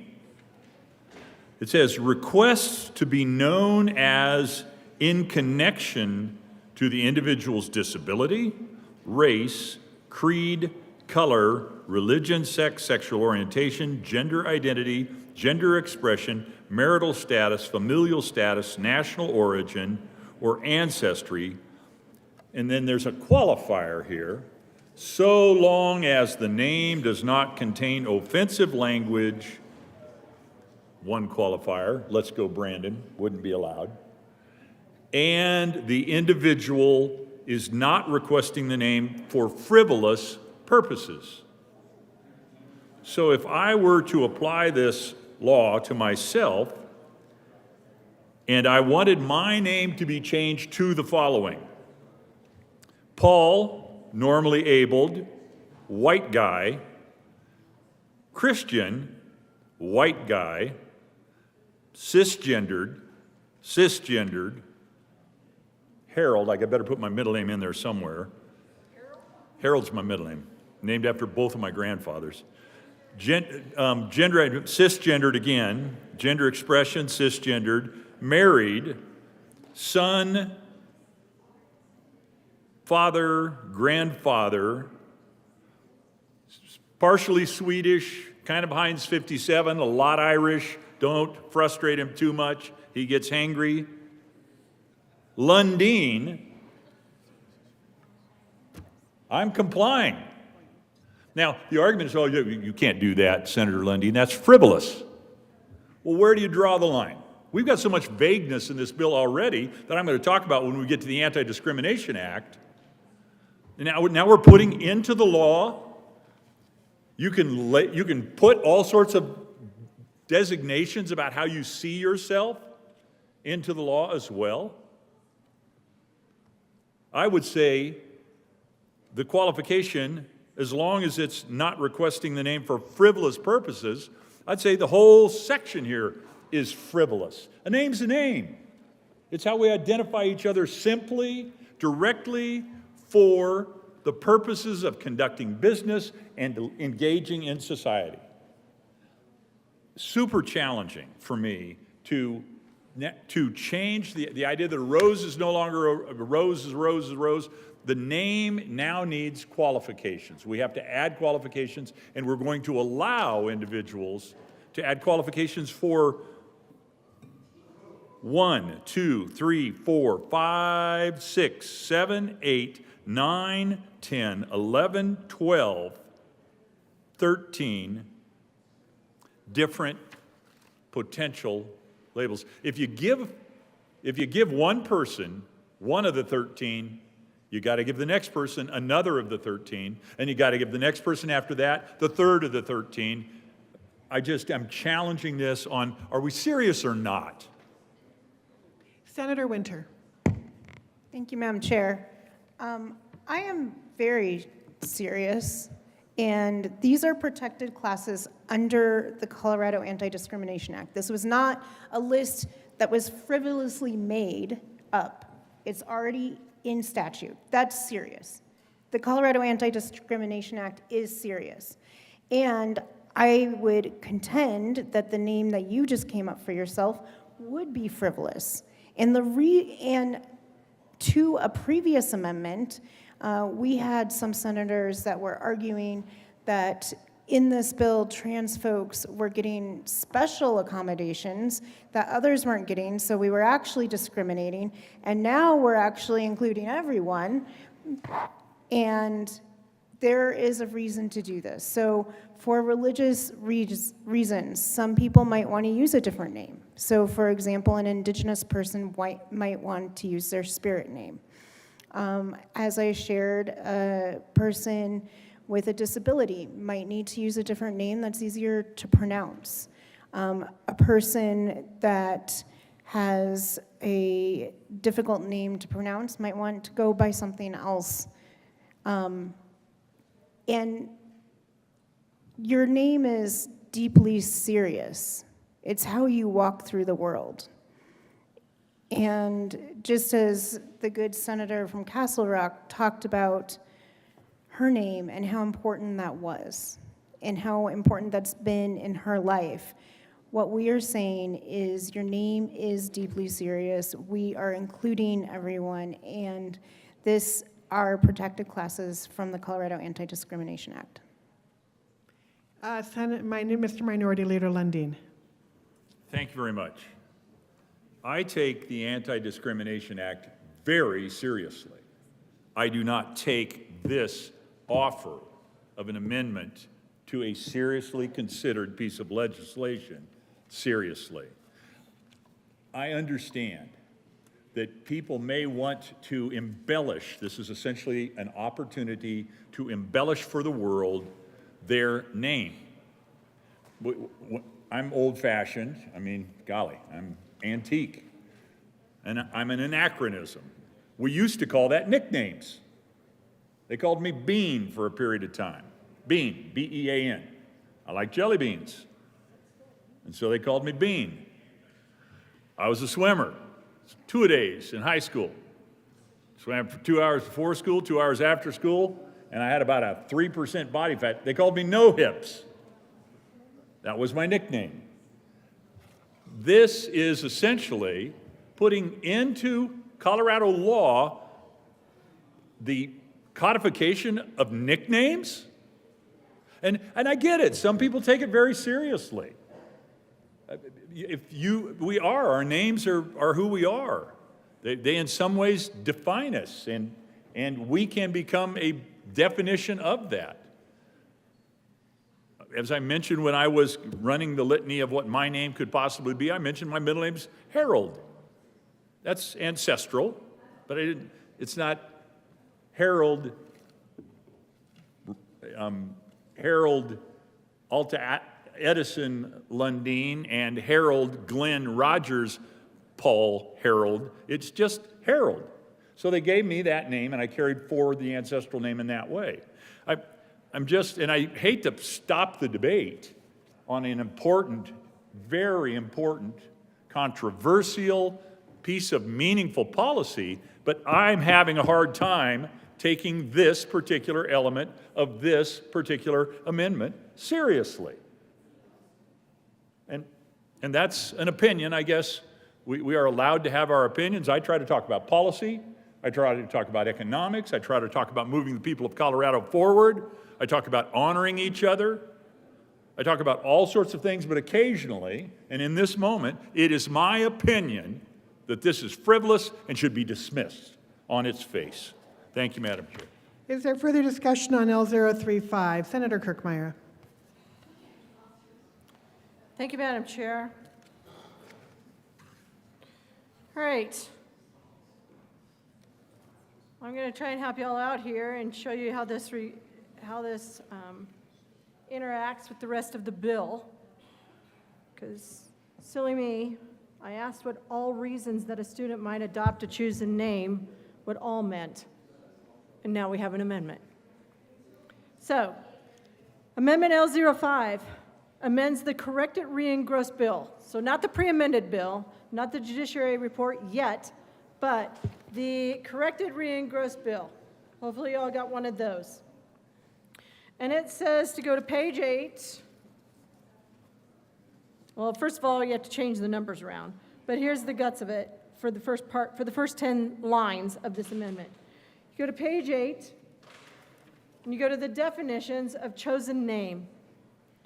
And originally, a chosen name means a name that an individual requests to be known as to reflect the individual's gender identity or gender expression.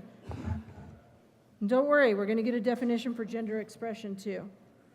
So, chosen name means a name that an individual, we're deleting lines 6 and 7 and putting in, that an individual requests to be known as in connection to the individual's disability, race, creed, color, religion, sex, sexual orientation, gender identity, gender expression, marital status, familial status, national origin, or ancestry, so long as the name does not contain offensive language and the individual is not requesting the name for frivolous purposes. Now, I want you to keep in mind that on page 6 of the re-engrossed bill, corrected re-engrossed bill, and I think it was on page 6 of the pre-amended bill, corrected pre-amended bill, there's this section 2 that was in what used to be section 4, but that got changed because we added 2 more sections when we did that marriage issuance and civil union issuance stuff. So now what was in section 4 of the corrected re-engrossed bill, sorry. On page 6, if a local education provider or its employees, an educator or a contractor, as defined in section 22-1-143, chooses to enact or enforce a policy. First of all, I'd like to know how an employee is going to enact a policy in schools, but apparently they think they can. Maybe they're just going to do that in their classroom. I don't know. But if they choose, or a contractor, if they choose to enact or enforce a policy. So let's say the school board enacts a policy employee goes to enforce it, related to chosen names. The policy must be inclusive of all reasons that a student might adopt a chosen name that differs from the student's legal name. And that's where they get to be, the request to be known as in connection with, or to, the individual's disability, race, creed, color, religion, sex, sexual orientation, gender identity, gender expression, marital status, familiar status, national origin, or ancestry, so long as the name does not contain offensive language and the individual is not requesting the name for frivolous purposes. So I want you to think that the person choosing this name now will have all of these reasons, and that person will be a student who might adopt a chosen name that differs from the student's legal name. That's how it applies into this bill. Earlier, we had discussion, well, I better not go into that, it may not be part of this amendment, but I think it does affect the bill as a whole. When you do get to the discriminatory portions of the bill,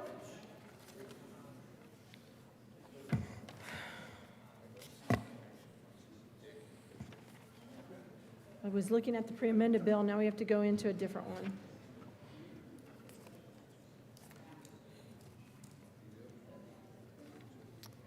In the discrimination portion of the bill in 24-34-601 on page 9, it's a discriminatory practice and unlawful to, with specific intent to discriminate, publish materials that dead name or misgender an individual. And I think it goes into this section as well. Anyways, again, that's the first 10 lines. It changes definitions in chosen name and puts in place now what a student, a 10-year-old, 12-year-old, 16-year-old might adopt a chosen names for any of these reasons is listed now in this Amendment 35. Then we go into the next part of the amendment amends the Judiciary Committee report again. And this strikes lines 9 through 12 on the Judiciary report on page 2. Oh, I thought that didn't make sense. So page 2, lines 9 through 12 are now deleted. And it substitutes page 8 of the bill, strikes line 8 through 7 and substitute. Okay, just a second. It strikes lines 9 through 12. And substitute. So lines 9 through 12 said this. Page 8, line 8, strike paragraph 8. Lines 10 was page 8, strike lines 12 through 15.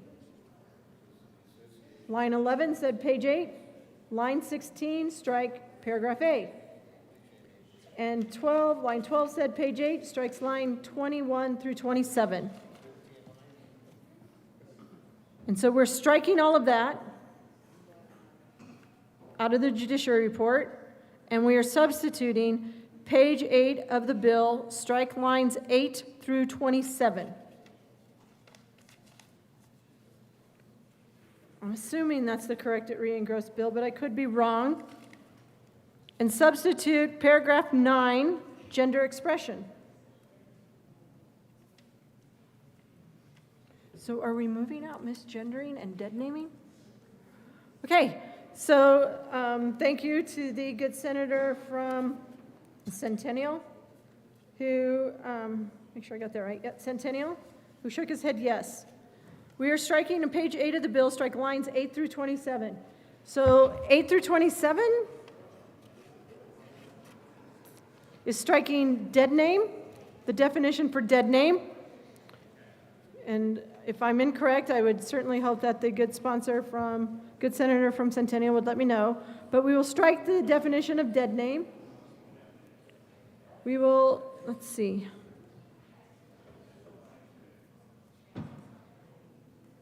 And we would strike, for purposes of this subsection, repeatedly referring to an individual using their dead name while on notice of their chosen name is evidence of the intent required by this subsection. That all gets deleted. And we are deleting line 16 on page 8, which is misgender, the definition for misgender.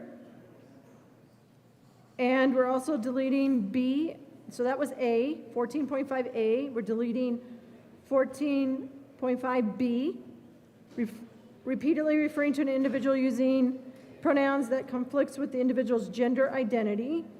We're deleting all of that. So if you go to the corrected re-engrossed bill, everything on page 8, from line 8 to line 27, is now deleted. And we are putting in a paragraph 9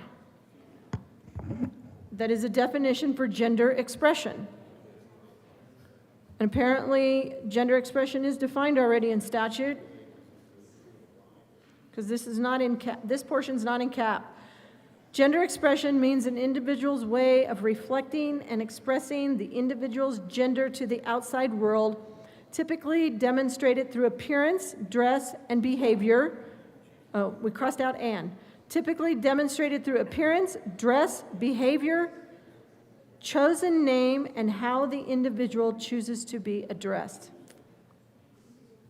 So we will now, gender expression means an individual's way of reflecting or expressing the individual's gender to the outside world, demonstrated through a chosen name and how the individual chooses to be addressed. And remember, the chosen name now definition has all that stuff about requests to be known as in connection to the individual's disability, race, creed, color, religion, sex, sexual orientation, gender identity, gender expression. Isn't that repetitive? But anyways, gender expression, marital status, familiar status, national origin, or ancestry, so long as the name does not contain offensive language and the individual is not requesting the name for frivolous purposes. How in the heck is a member of the public supposed to follow this? We are at Monday night, 3 days out. It's not even 3 days anymore. It's 2 days and 3 hours and 55 minutes out. How is a member of the public supposed to even be following this? And I'm only a third of the way through this amendment. We're changing definitions, we're removing definitions. I suppose we should be happy that the definition for dead naming and misgendering is out. I am probably happy about that. But this is confusing.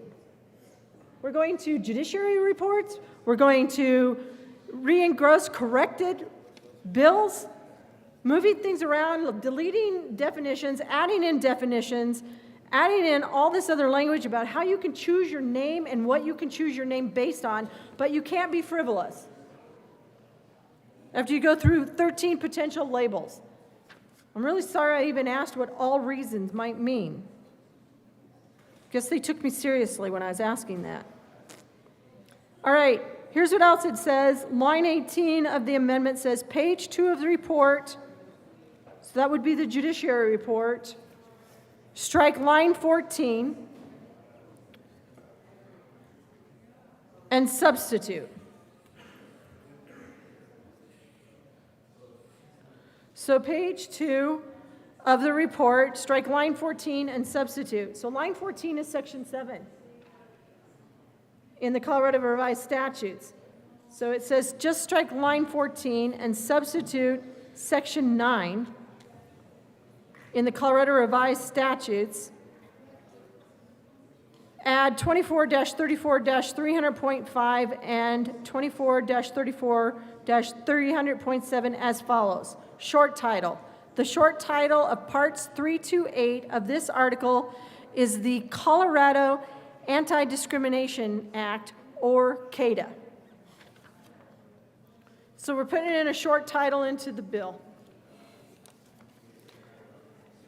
Because right now, the title is concerning legal protections for transgender individuals, so they feel they need a short title And they're calling it the Colorado Anti-Discrimination Act, or CADA, C-A-D-A.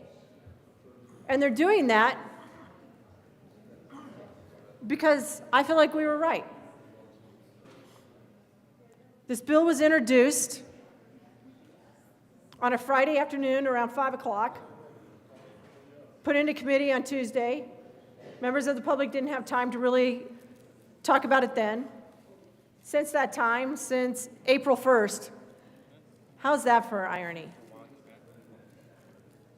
How is that for irony? That the bill was introduced on April 1st, and it was called Concerning Legal Protections for Transgender Individuals. The bill summary was still there. Parents were still upset, even after going through the House chamber. They probably had every concern to be upset. Bill comes over here. The bill in the summary still says, provides that when making child custody decisions and determining the best interests of a child for purposes of parenting time, a court shall consider dead naming, misgendering, or threatening. So I suppose we should be happy and thankful that they eliminated dead naming and misgendering and added all this stuff for chosen name. I haven't seen yet where they have eliminated page 6, where a kid gets to pick his own, might adopt his own chosen name, now based on all this stuff. But they're changing the short title because they want to keep telling the public over and over, this is just about Colorado Anti-Discrimination Act. So far, it's about more than that, everybody. For those members of the public that are listening, it's still about more than this short title. But here's how their legislative declaration would read. All new language.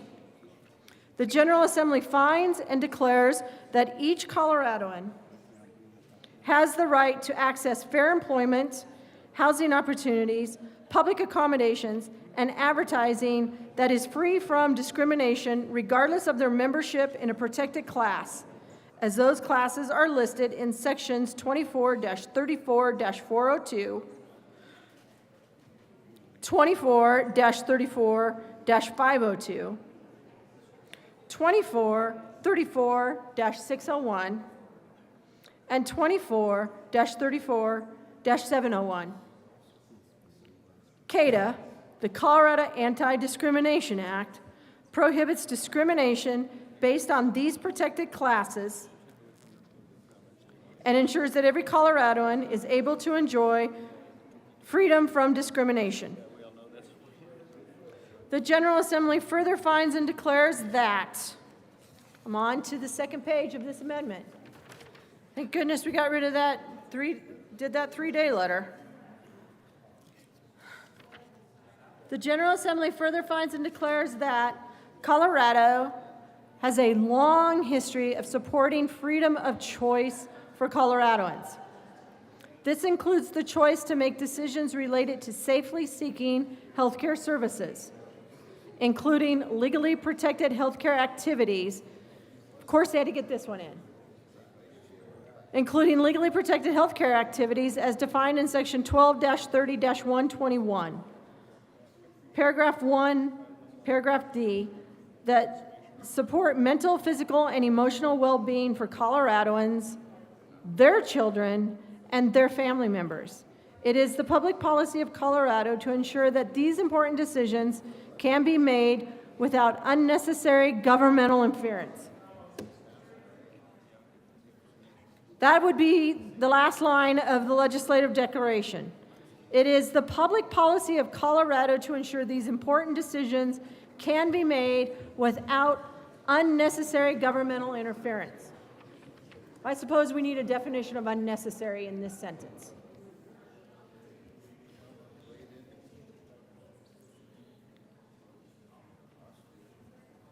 This is crazy. Because if you don't like the definition, Senator Kirkmeyer, I would just... chosen name. Senator Kirkmeyer? Yes. Excuse me. I would just ask you to please not inch quite so close to impugning the motives of the bill sponsors. Thank you, Madam Chair. I wasn't trying to. I didn't mean they were ridiculous. I meant this language is ridiculous. So that's what I meant. And the reason is because of this. while you might really like to get rid of those definitions of dead naming and misgendering, they added in this whole big definition of chosen name and made changes to the gender expression definition. So you should really look at both of those and see if you can support those or not.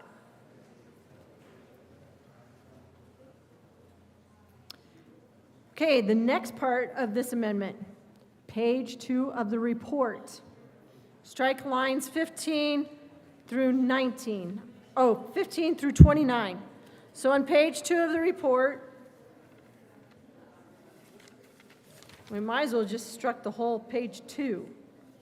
Page 2 of the report, we strike lines 14. Okay, so here's what we kept out of the judiciary report so far. We kept page 9, strike lines 1 through 16. But then we did, oh wait, no, we did that. That was page 13, strike lines 9. God, I'm totally lost here.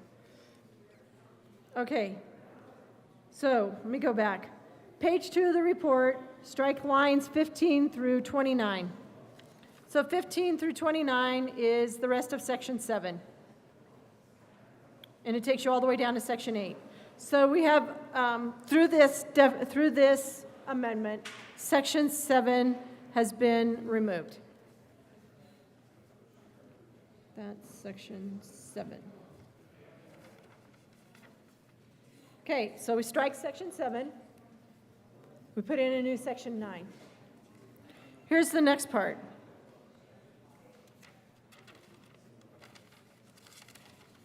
Page 9. Page 9 strikes lines 1 through 16. Oh, wait. God, I got to go back to Amendment 35. Page 2, strike lines 15 through 29. That is all of Section 7. Then it says, page 2 of the report, line 30. So that's almost the last line. Strike Section 8 and substitute Section 10. Then it says, page 3 of the report, strike lines 8 through 34.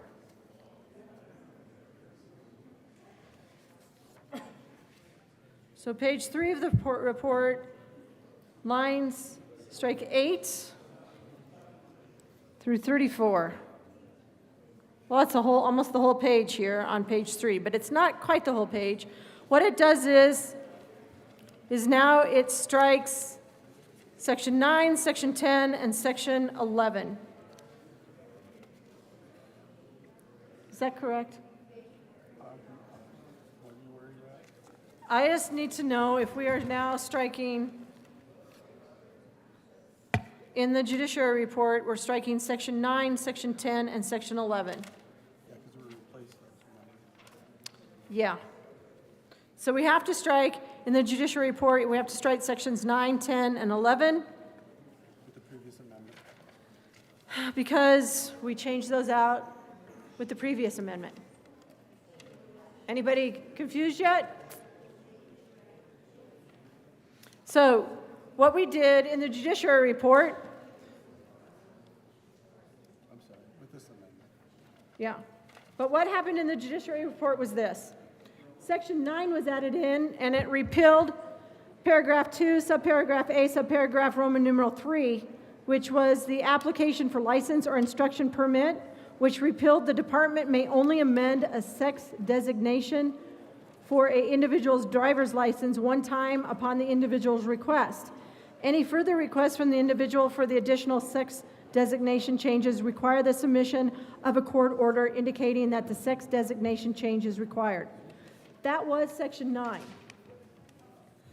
That was in the judiciary report, so in the Judiciary Committee, they repealed that section.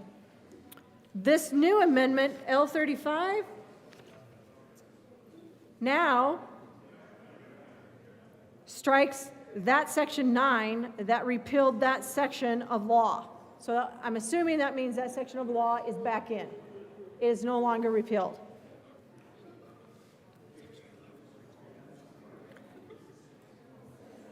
I'm just going to say this. I'm going to need a senatorial 5 to figure out what bill we're actually voting on.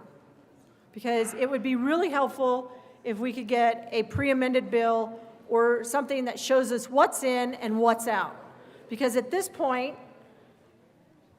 35 amends out the repealing Section 9 for the applications for license. It also amends Section 10, which repealed the department may or shall issue limitations. This was the department may only amend a sex designation for an individual's identification card one time.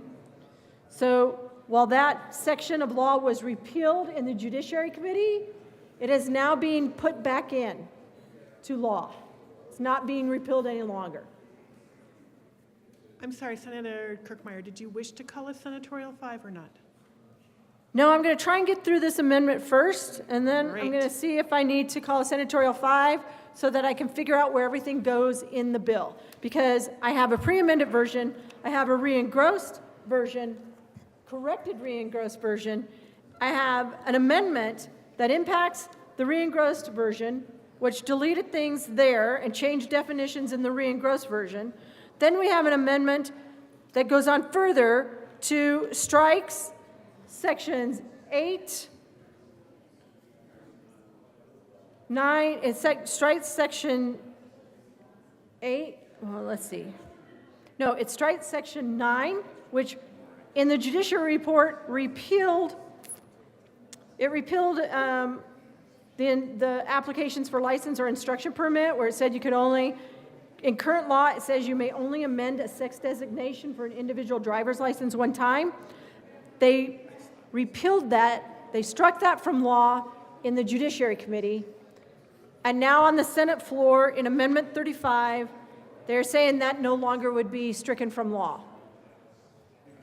So the department now may only amend a sex designation for an individual driver's license one time upon the individual's request. After that, it would require a court order.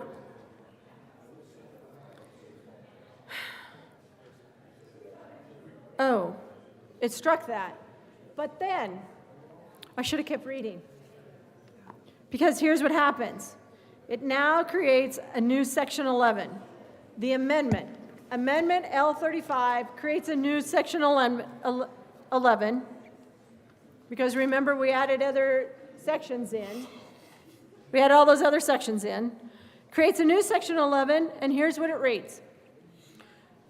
The department may only amend a sex designation for an individual's driver's license 3 times upon the individual's request. Any further request from the individual for additional sex designation changes require the submission of a court order indicating that the sex designation change is required. So they get 3 times on their own, and then after that, they have to get a court order indicating that the sex designation change is required. Okay, so follow me here. We had a re-engrossed bill that had language in it. I don't even know what section that was now. I don't know, because I had a pre-amended bill. I gotta grab that.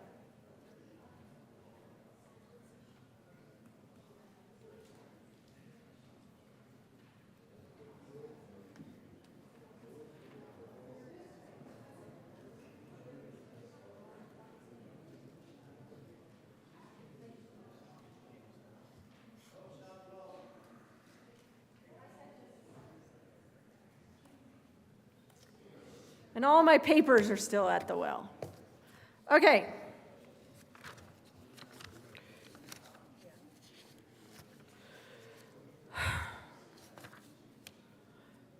So in the pre-amended version, we had a Section 8, we had a Section 9, that said it repealed current law.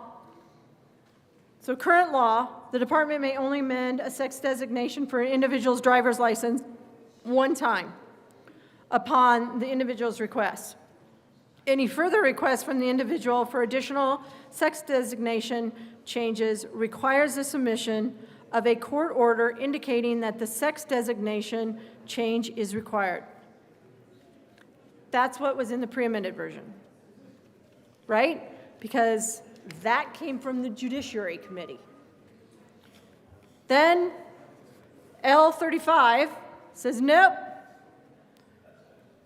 strike that, and then substitute. And here's how it would read.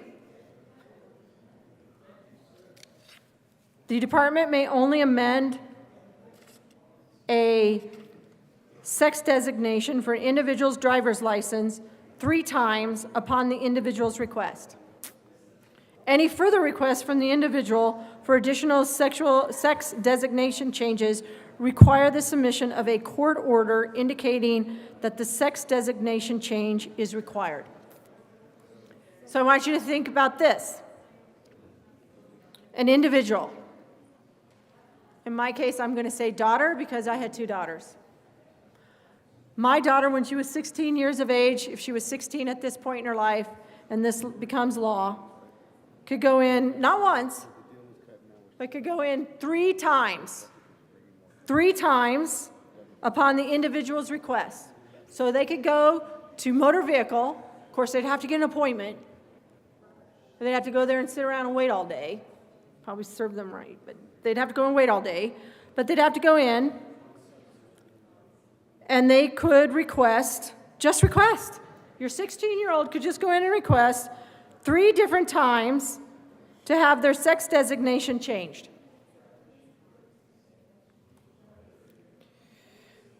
All right, and then Amendment 35 says, becomes a new Section 12, because remember Amendment 15 added a couple new sections in.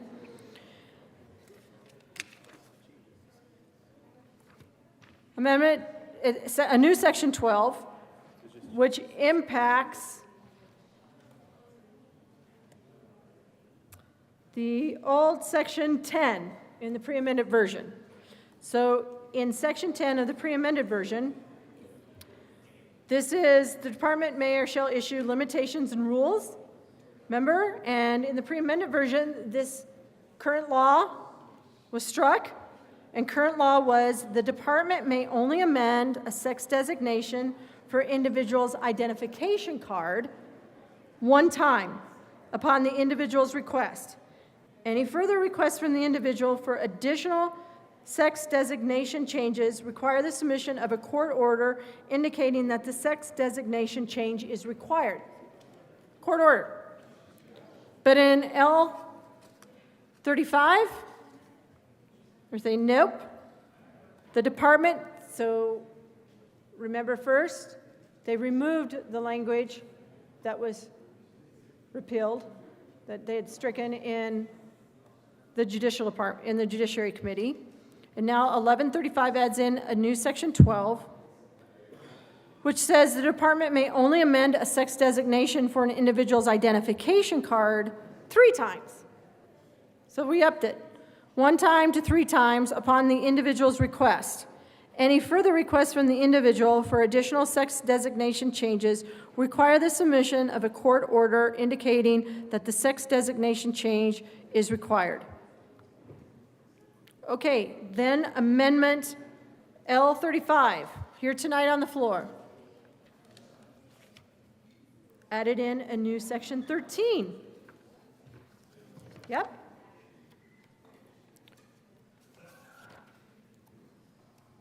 Which used to be Section 11 in the pre-amended version.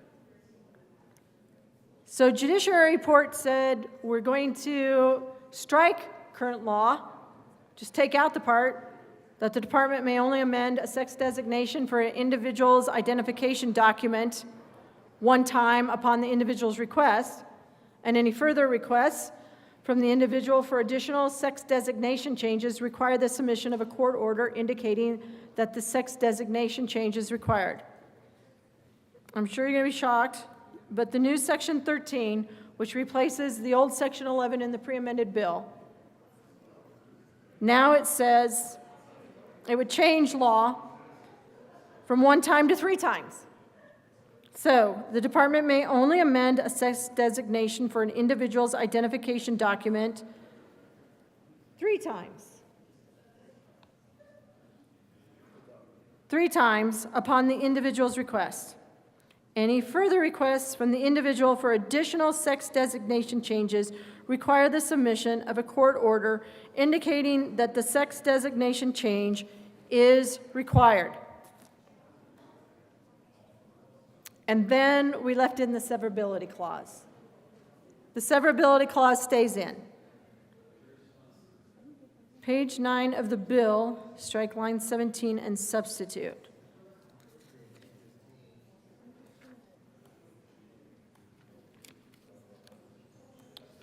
I don't have a page 9.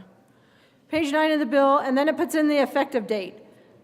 It puts in a new section 15 prior to the safety clause that says this act takes effect upon passage, except that sections 11, 12, and 13 of this act take effect October 1st, 2026. So everything else takes place upon passage, because there's a safety clause in here.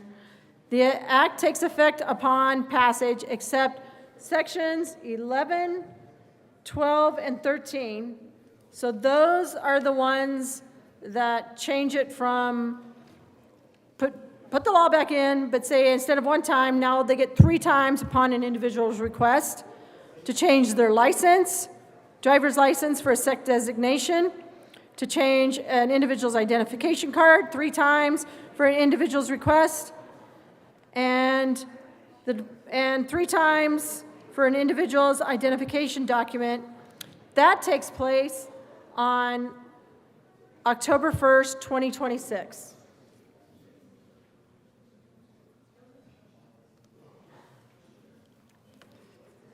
So, that is Amendment L035.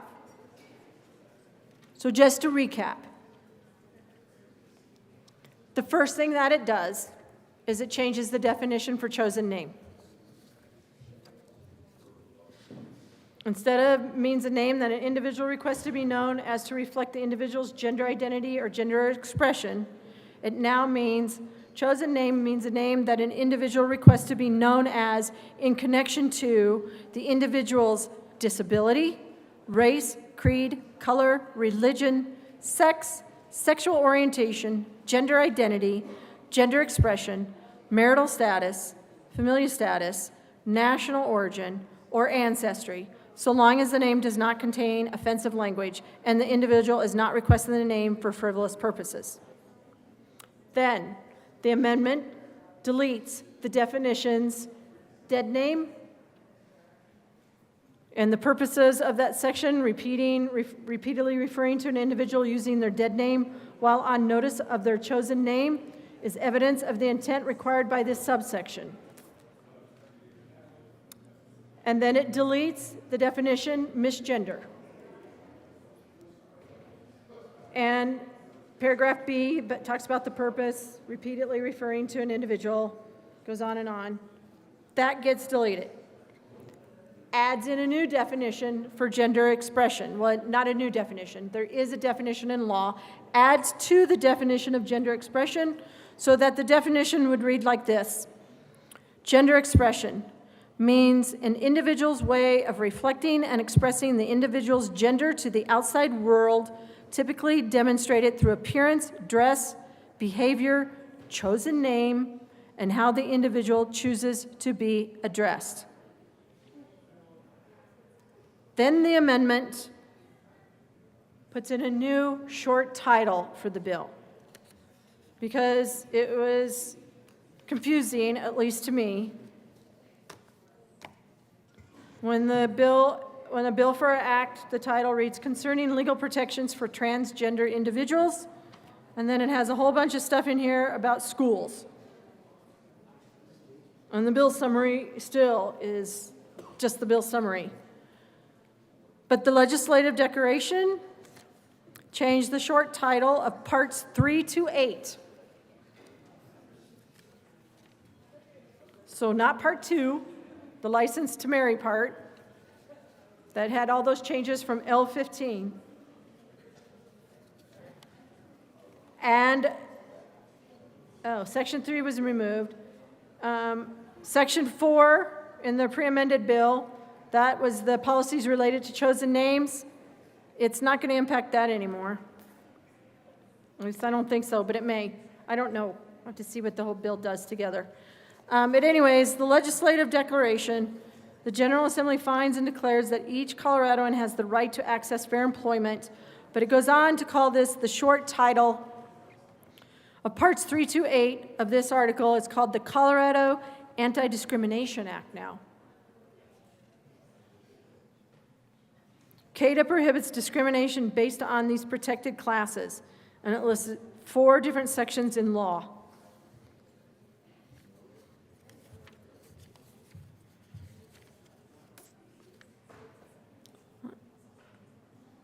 I don't know what that relates back to. I'm assuming it relates back to those sections that we talked about before. Section 32, evidence of discrimination. It refers back to that. And then it puts in this new language also about that the General Assembly further finds and declares that Colorado has a long history of supporting freedom. And the last sentence is, it is the public policy of Colorado to ensure these important decisions can be made without unnecessary governmental interference. And then it changed all those other sections, made them new sections, 11, 12, and 13, changed the one time in law, where it says one time in law, upon an individual's request, they can change all their identification documents, to 3 times. And then it changed the effective date of that to October 1st of 2026. There's a lot here. This amendment does eliminate the definitions of dead naming and, what was the other one? Misgendering. That's what it does. Members, hopefully you followed that through. I'm pretty sure the public isn't going to follow that through. But yeah, you're welcome. Senator Winter. Thank you, Madam Chair. I'm not going to go section by section or line by line as was just done. I think we all understand now what's in this amendment. But I want to maybe give the reasoning behind why we're bringing this amendment. So we heard, and earlier tonight, the good senator from Castle Rock asked us to really listen to our constituents and understand their fears. And in many ways, this amendment is a response to some of that. First of all, it does get rid of the definitions of misgendering and dead naming, and that persistent dead naming and misgendering are evidence of discrimination. That's been a clear concern. That's done in this amendment. We also are extending the timeline for implementation for the DRIVES program to October 1st. It's pretty technical and not changing anything massively. And then it defines chosen name as a name of an individual request to be known in connection to a protected class. So because we were getting rid of the definition of dead naming and misgendering, we matched it to CADA because it's less confusing. And we were asked to make this less confusing and easier to implement. So those are 3 very responsive things that we've done in this amendment. And so I want to show that we are listening and we are being responsive. And we're also being responsive to the coalition that brought this bill to us. And so we struck the entire Section 3 earlier because of feedback from people that don't like this bill. So we struck that whole section. And then from the coalition that brought this bill, they said, our concern is that we're not going to have protection under Colorado laws. And that's why there's the legislative deck changes. because it is at least a nod in a legislative declaration that you are protected under Colorado law. And then we chose the amount of times to be able to change your ID to 3. And this is because when you are transgender, oftentimes, if you're changing your ID, which in Colorado is much more flexible than other places, that creates problems for you to get a passport, pay your taxes, get student loans. And so to have that expectation to go back to court every single time that you just need to get a passport or pay your taxes or get a student loan didn't make sense. That's a burden on our system. It's a burden on individuals. So those are the reasons why this amendment exists, and it's very responsive to a lot of the criticism that we had on this bill. Senator Kirkmeyer. Thank you, Madam Chair, and thank you to the good senator from Broomfield. I think if we were truly, like you were saying, trying to get to a Anti-Discrimination Act, I would say that your amendments, that you are listening to people and trying to get to the Anti-Discrimination Act. Unfortunately, there are still sections in this bill that still speak to chosen names, local education provider, and that if they enact or enforce a policy, and I'm reading this section as if the local education provider enacts or enforces a policy, if the employee, so let's say the bus driver on the bus has their own policy that they enact, and then they enforce it, or the teacher in her classroom, which happens, because it happened to my grandson when she told him that he couldn't wear his hat, and that was nowhere in the school policies, but it was her policy. She just didn't like it. So it's a little bit different than this, but the part where I think we all received the comments, most of the comments, and it was a lot. And just because someone doesn't live in your district doesn't mean they aren't your constituent. Because we are state senators. We're not district senators. We're elected from a district. We're elected to represent the state of Colorado and all the people in it. So regardless of where they came from, because I got them from Parker, I got them from Dove Creek, got them from Greeley. None of those are in my district. But the part about the Board of Education and their specific powers and the dress code policy, that's still in here. And unfortunately for everyone, especially parents, the bill's summary, because it can't change until it goes back to a different chamber. And unfortunately, for the good sponsors, they didn't change it that much, and the bill summary still talks about custody decisions and determining the best interests of a child for purposes of parenting time. It still says that in the bill summary.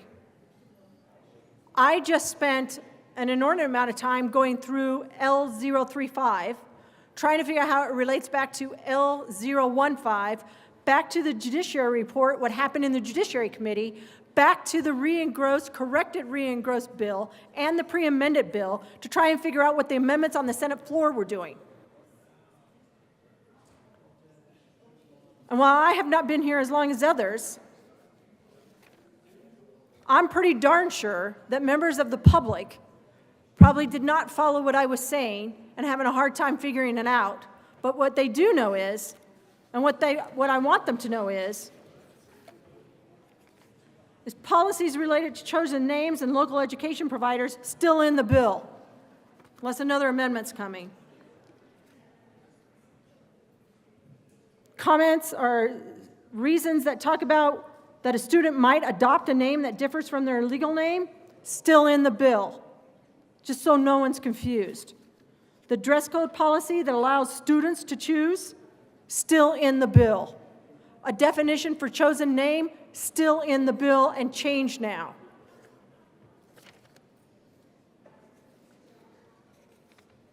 And I'll have to go check and see if 24-34-306.5 is in the bill, but I think it is.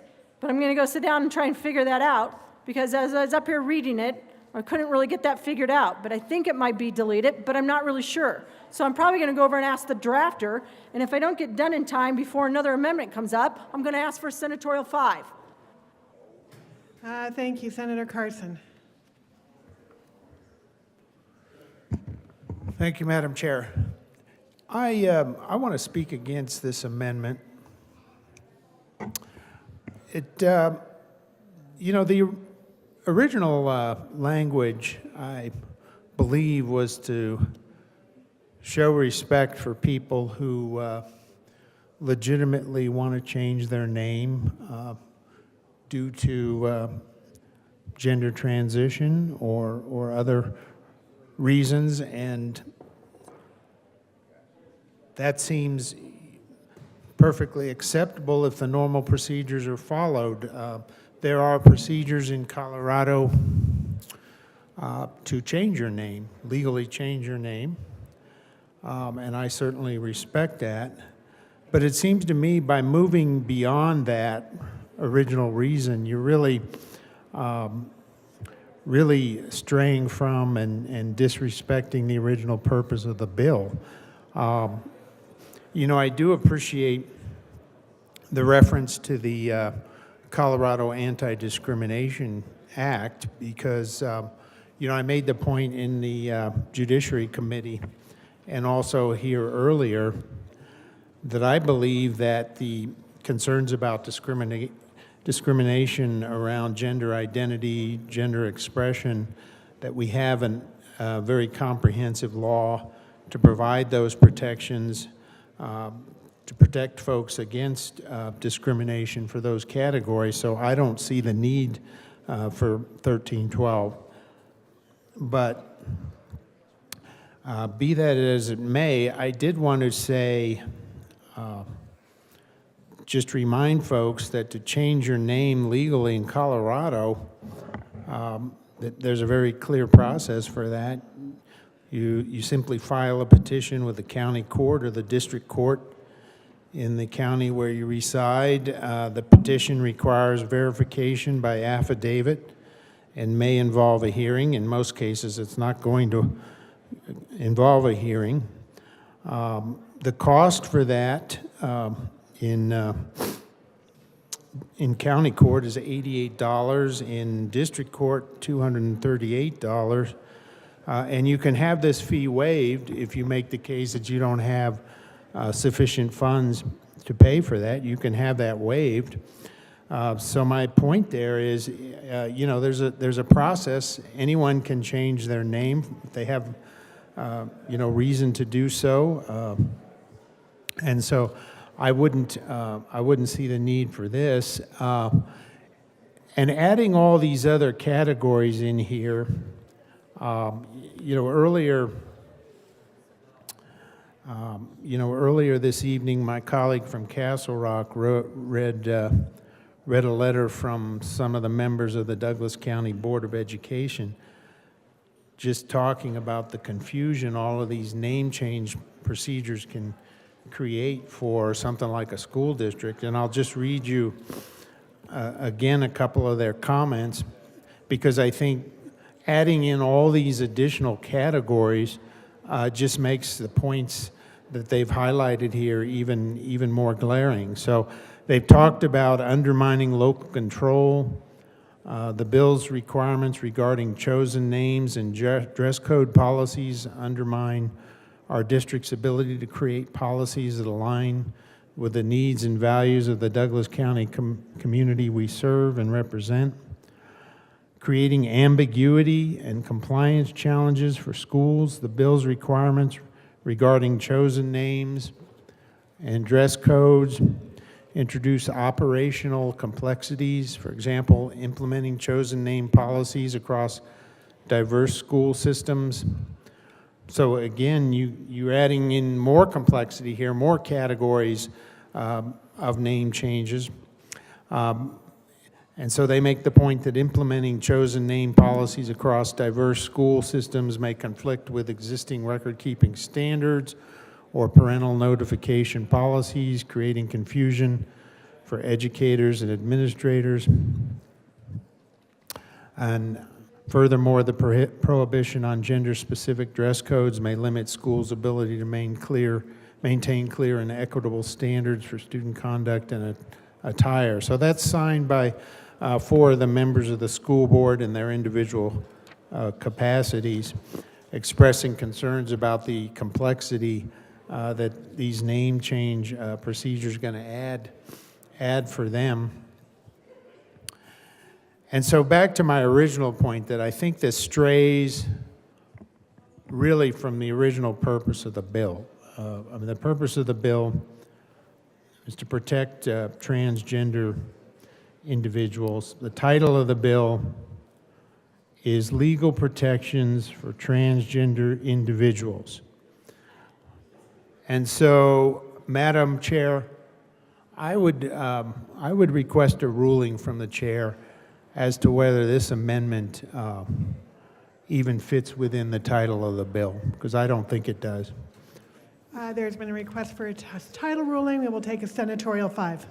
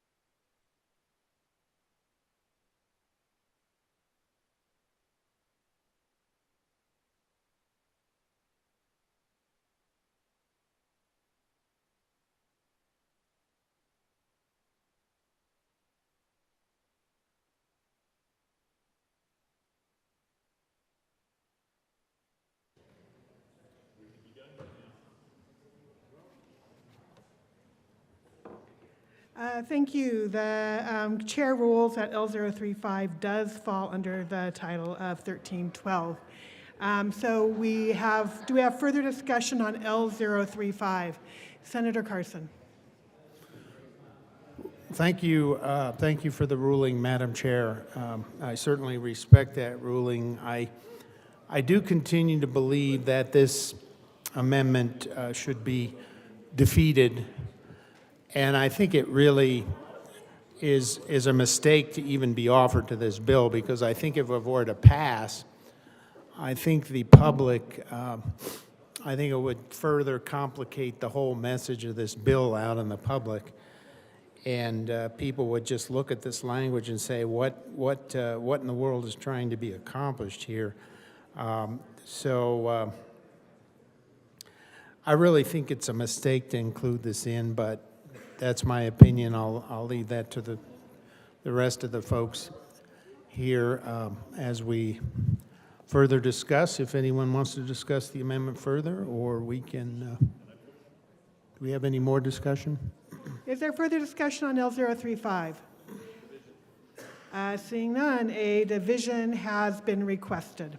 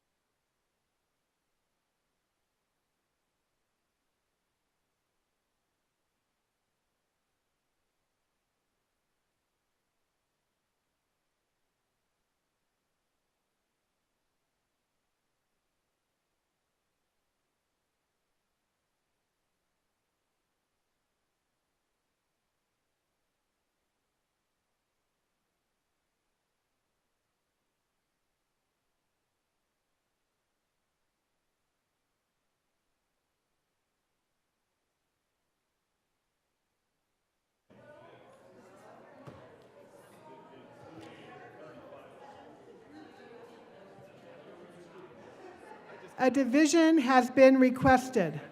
All those in the chamber not entitled to vote, please be seated. The motion is the adoption of L035 to HB 1312. All in favor, please stand and remain standing without moving around the chamber until the count is complete.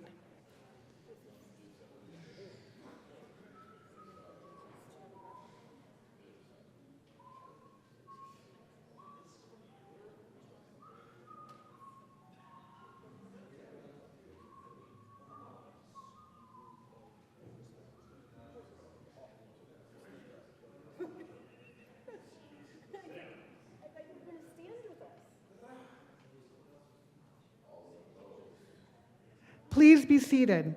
All those opposed, please stand and remain standing without moving around the chamber until the count is complete. The chair is not in doubt. L035 is adopted. To the bill, Senator Bright. Thank you, Madam Chair. To the bill, House Bill 251312. As I noted earlier, a couple hours ago, we're putting schools in the middle of a relationship that belongs to parents and kids. Section 4, 22-1-145.5, policies related to chosen names, definition. As used in this section, local education provider means a school district, a charter school authorized by a school district pursuant to Part 1 of Article 30.5 of this Title 22, a charter school authorized by the State Charter School Institute pursuant to Part 5 of Article 30.5 of this title, or a board of cooperative services created and operating pursuant to Article 5 of this Title 22 that operates one or more public schools or a facility school approved pursuant to Section 22-2-407. Number 2, if a local education provider or its employees, an educator or a contractor as defined in 22-1-143, chooses to enact or enforce a policy related to names, that policy must be inclusive of all reasons that a student might adopt a name that differs from the student's legal name. We're putting schools and institutions in the middle of a relationship that's parent-child. And I think we need to fix this. With that, There is an amendment at the desk. Mr. Schaffler, will you please read L022? L22, amend corrected and Senator reingrossed Bright. bill. thank you, Madam Chair. I move Amendment L22 to House Bill 1312. Excellent. Please tell us about your amendment. So this bill helps prioritize the relationships of parents, of which we all are, we all have, and kids, which we most all have, and we are children of our own parents. And so this prioritizes or puts the onus, the relationship, the priority on the parent-child relationship. So I feel if we can get those institutions out of the middle of this conversation, we can encourage that relationship between parents and kids. I strongly encourage an aye vote on L22. Thank you. Is there further discussion on L022? Senator Frizzell. Thank you, Madam Chair. I rise in support of Amendment L022. And I really want to thank the good senator from Platteville for bringing this amendment. Members, I spoke earlier about the testimony that we heard during committee, and what a tremendous lack of trust that we heard towards schools, that we heard from many, many, many parents, too many parents, in my opinion. They're concerned about what their kids are being taught or not being taught. They're concerned that their children are being used as, candidly, a kind of a science experiment. They're concerned that they're being deliberately shut out of their children's lives.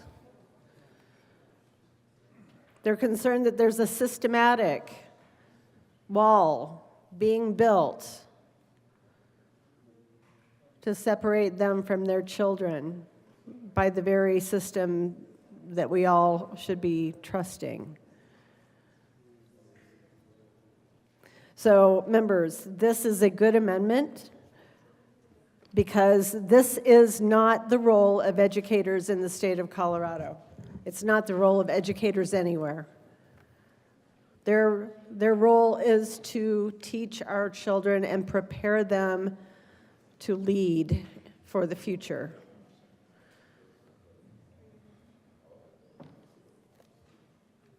That's the most important thing.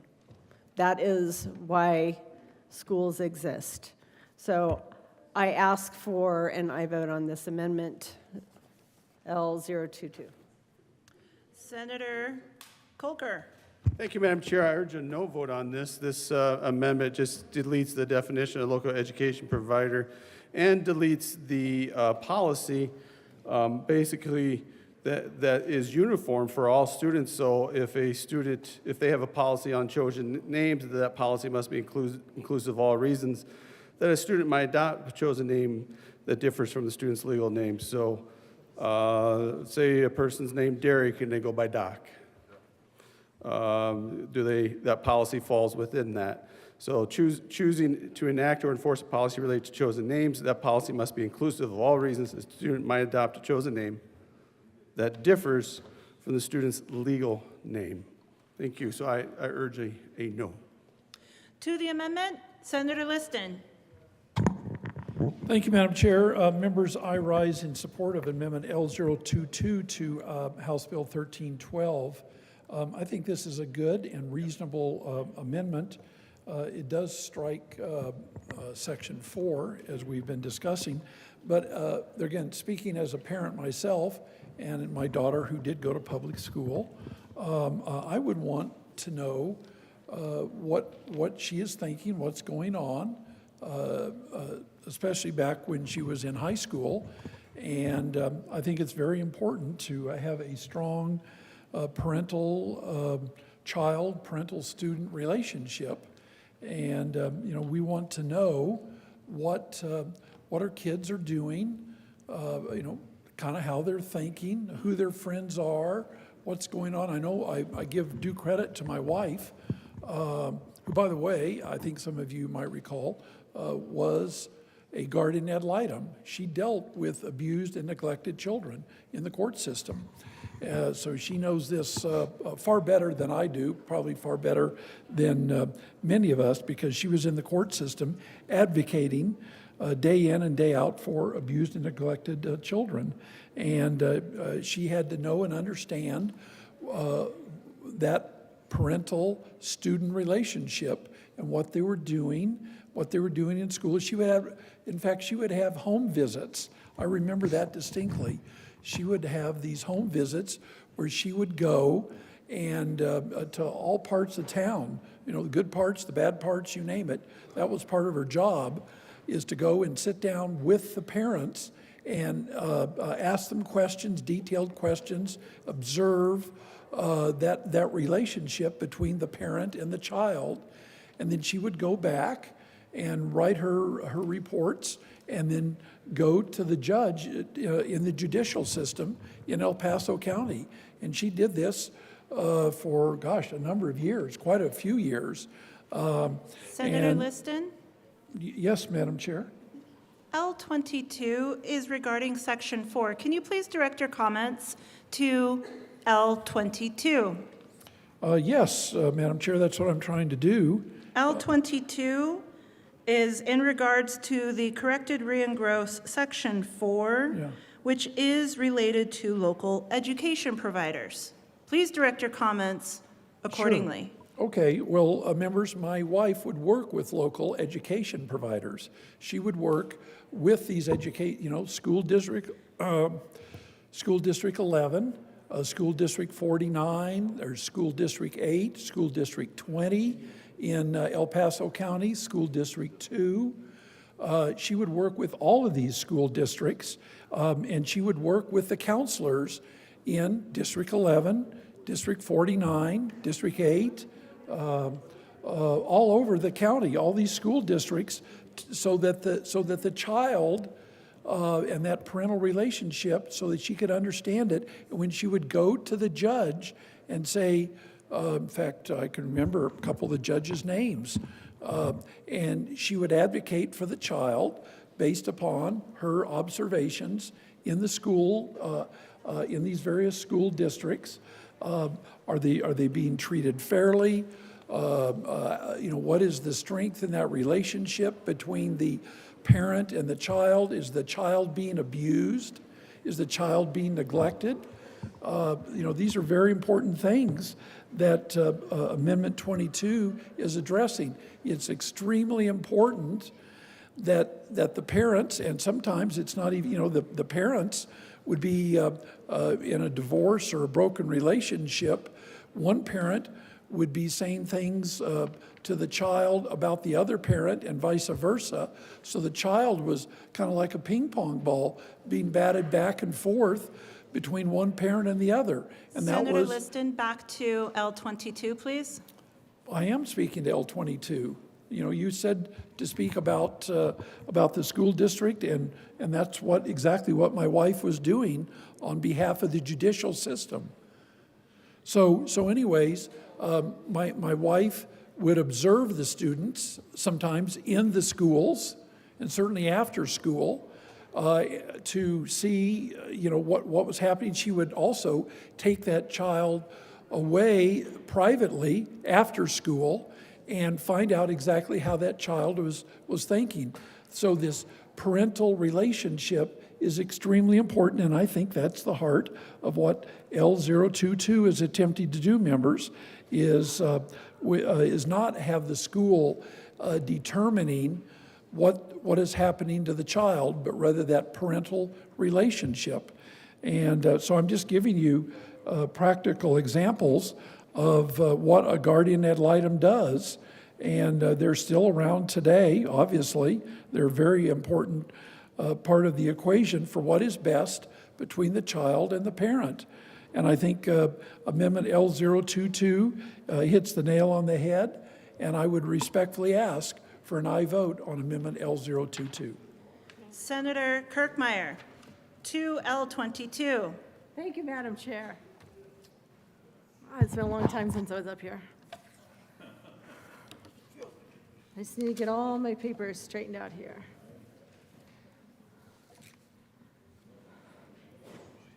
All right. Members, I rise in support of L022. And first of all, I just wanted to thank the good senator from Centennial for giving me the unofficial pre-amended version versus the May 5th pre-amended version, I guess. That's what that means up there. How come it says V? We're on L22. Oh, version May 5th. Okay, thank you. Appreciate that. Thank you so much. Now I won't have to call senatorial 5. All right, so in the pre-amended version, and I know this one says basically strikes lines 5 of the re-engrossed bill. In the pre-amended version, it's section 6, and in the re-engrossed bill, it's section 4. And they are the same. So here's the thing. This says, this amendment gets rid of, it strikes the language that talks about if a local education provider or its employees, an educator, or a contractor, as defined in section 22-1-143, chooses to enact or enforce a policy related to chosen names. I think some of that might have changed with all the other amendments, but whatever. Chooses to enact or enforce a policy related to chosen names, that policy must be inclusive of all reasons that a student might adopt a chosen name that differs from the student's legal name. So this amendment would strike all of that language. It would get rid of all of it. It would just get rid of this whole section. And like I said, it's section 4 in the corrected re-engrossed bill. It's section 6 in the unofficial pre-amended version May 5th bill. But it would strike all of that language.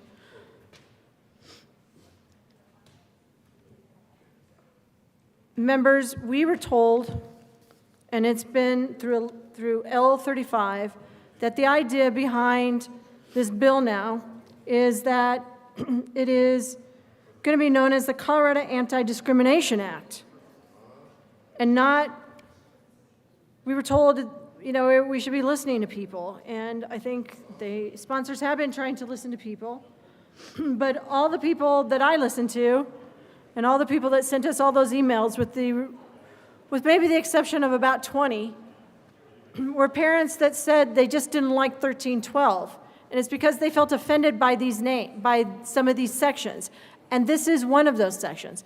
This is what they talked about in some of the emails that I read. And granted, I did not read all 20,000 emails, or however many there was. I'm just guessing because I know how many came in one weekend. But again, this is the part that interferes with the parental relationship between the parent and the child. In here, it says, and this would be stricken with the amendment, that a student might adopt a chosen name. Or you look at the other one. Yeah, it's still the same. That a student might adopt a chosen name that differs from the student's legal name. That the student would do that. That's at issue.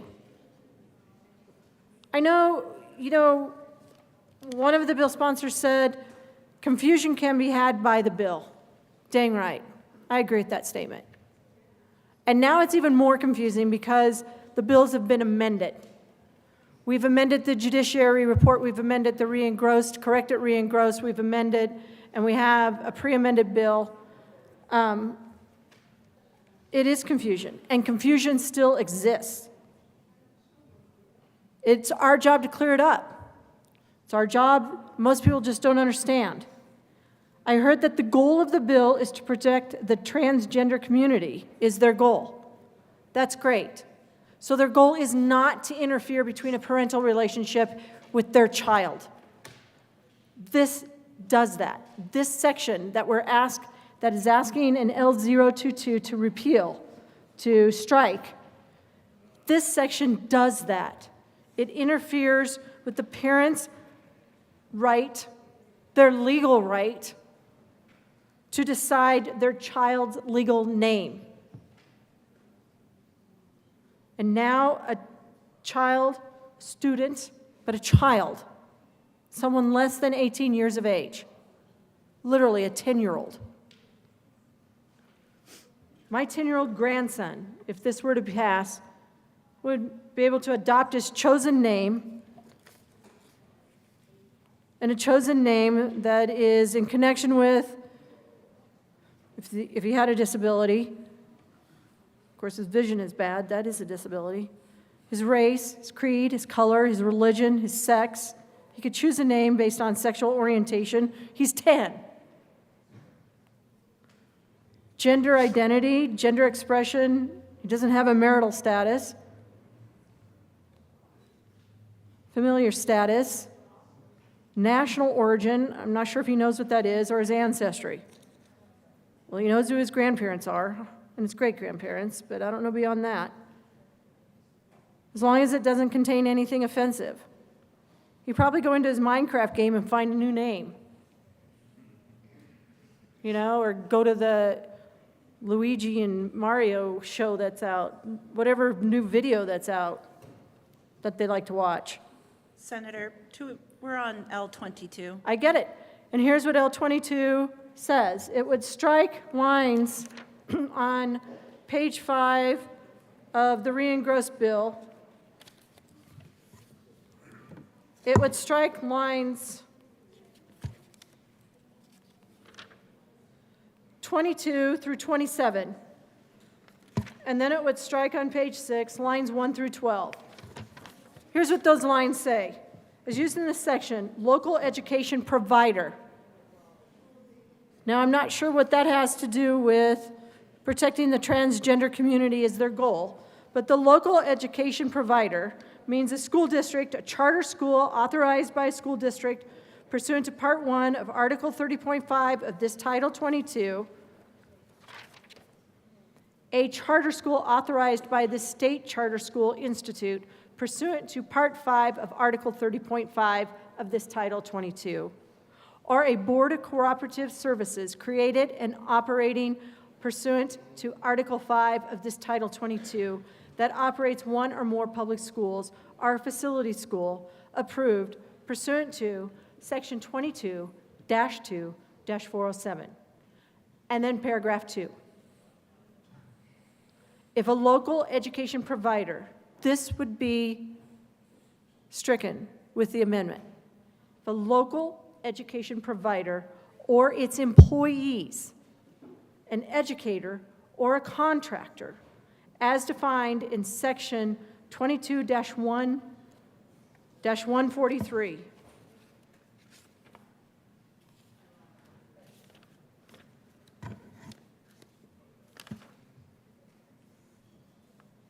Guess you have to go back to the law to figure that one out. 22-1-143 chooses to enact or enforce a policy related to chosen names. That policy must be inclusive of all reasons that a student might adopt a chosen name that differs from the student's legal name. L22 says all of this language would be stricken from the bill. And I am saying that if that is true, and that happens, then L22 would actually be working to meet the goal of the sponsor as stated, which is to protect the transgender community. That was their goal. It would be more in line with the new legislative declaration that was put in to the bill as identified in L035. It would be more in line with that, which calls itself now a new short title, the Colorado Anti-Discrimination Act. This bill is no longer just concerning legal protections for transgender individuals. They want it to be the Colorado Anti-Discrimination Act, that would be the short title. This would help clear up the problems to some extent that parents are having with the bill. L22 would assist parents who said they think they're the ones who have every right and have the right and did choose that student's, their child's legal name. Unlike what's in the bill that L22 is trying to eliminate, which is saying that a student might adopt a chosen name. And guess what? Now, after L35, a chosen name could be known as in connection to individuals' disability, their race, their creed. So think about it. I just want us to put it into perspective, because I have a 10-year-old grandson. He could decide to change his name based on race, creed, color, religion, sex, sexual orientation. As the bill stands now, if this amendment doesn't pass, he could decide to choose his name based on gender identity, gender expression,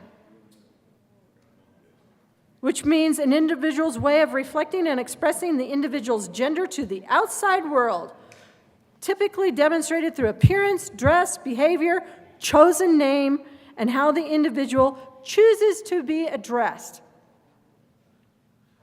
He could do that. He could make it determine on his marital status, which is single right now. He's 10.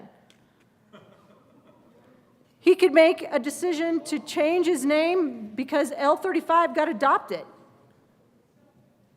And L22 says this section would go away. But if it doesn't, if it stays in there, he could choose a name based on national origin or his ancestry, so long as the name does not contain offensive language. Offensive to who? And the individual is not requesting a name for frivolous purposes. He's 10. I'm thinking any name he chooses is going to be frivolous. Unless it's his grandfather's, which I don't think I would like, but anyways. So L22 is saying this whole section would be removed. And I heard the bill sponsor say that they were trying to address all of those people who sent us emails. Well, all of those people who sent us emails didn't speak to transgender community adults. They didn't speak to those people who were 18 years of age and older.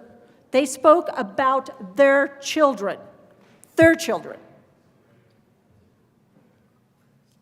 And they don't believe that an education provider, which is a charter school or a school district or a charter school by the State Charter School Institute, they don't believe they should get to pick a policy and then their kid, their 10-year-old, could change their name They could adopt a chosen name.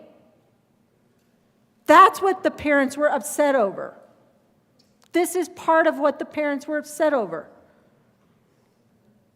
You know, when a child is born, do you know who gets to pick the name? It's the mom. It is the mother. It is the mother that gets to pick the name. And hopefully she does that in concert Senator, with we're the on other parent. L22.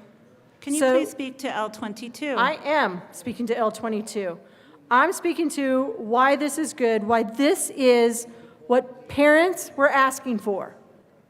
I heard the bill sponsor say they were trying to listen to the people, that they were trying to address their concerns. I heard the bill sponsor say it was to protect the transgender community.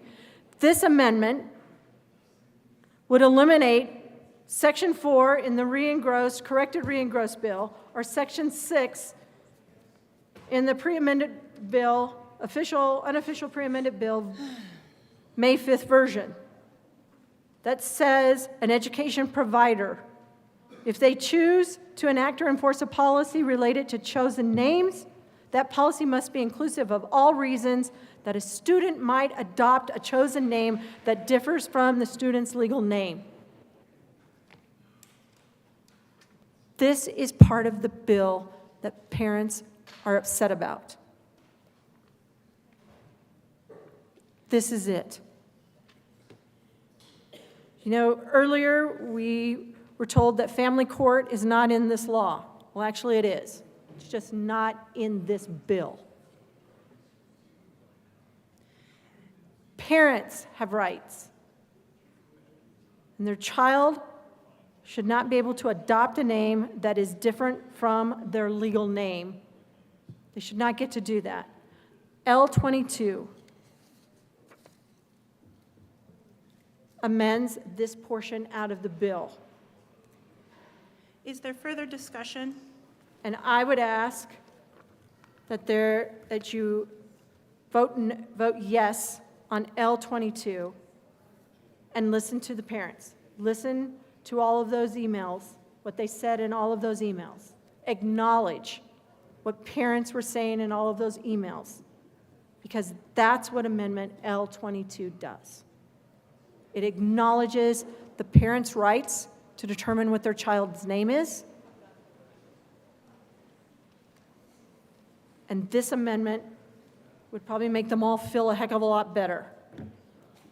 So I ask for an aye vote on L22. Senator Carson. Thank you, Madam Chair. I would also like to support this amendment L22 by our colleague from Platteville. I think he has gotten right at probably the major issue of this legislation, is that parents are concerned that a lot of things are going to be happening and decisions are going to be made without their involvement. And these are children we're talking about, children in our schools. And parents have a right to be involved in that decision and in that process. And I think this amendment would be a very positive addition to the bill. It would address a lot of the concerns of all the folks that we've heard from. I mean, when we took the testimony in the Judiciary Committee, you know, we heard from probably a couple hundred people, but there were 600 or 700 that wanted to speak, and almost to a person, the issue was about parental involvement, concerns about the state and about institutions, whether they be school districts or whatever they might be, making these decisions without consultation and involvement by the parents. And I think parents certainly have a right to be consulted on issues such as changing names, chosen names, and these type of things.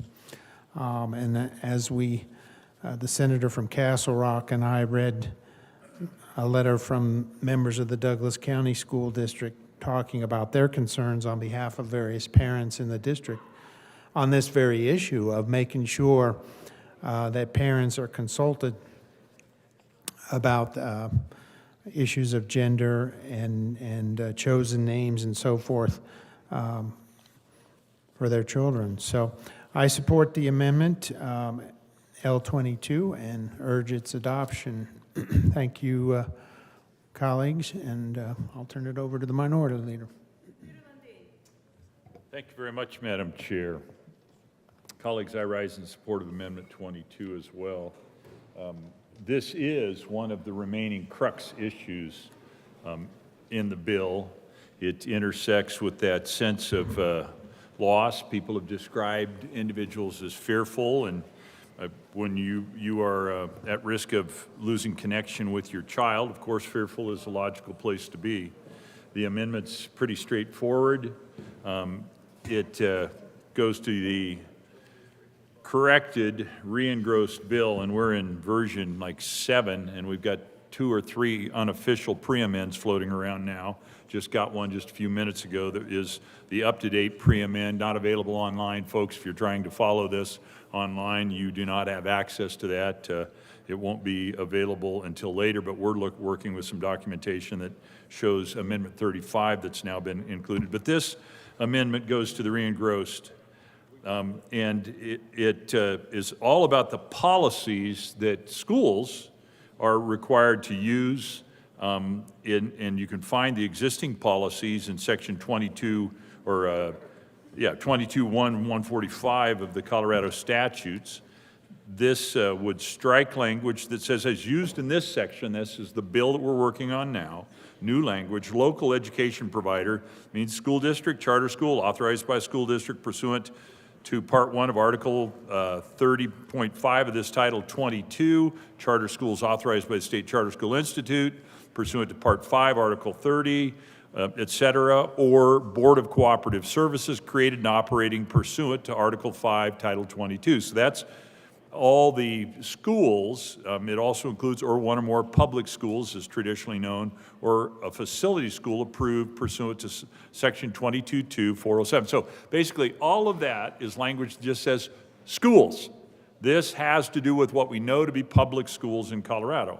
And here's then the important piece of what the bill does, and the amendment would strike out. It says if a local education provider or its employees, an educator or a contractor, as defined in 22.1.143, and that's just fancy language for what all people would realize, those are the folks who work in all those schools, chooses to enact or enforce a policy related to chosen names, that policy must be inclusive of all reasons that a student might adopt a chosen name that differs from the student's legal name. So that's the active part of what's going in this bill right here. It says you've got to give the student any means for any purpose, any reason, all the reasons they might come up with to change their name. You have to include that in the policy. And that's all it does.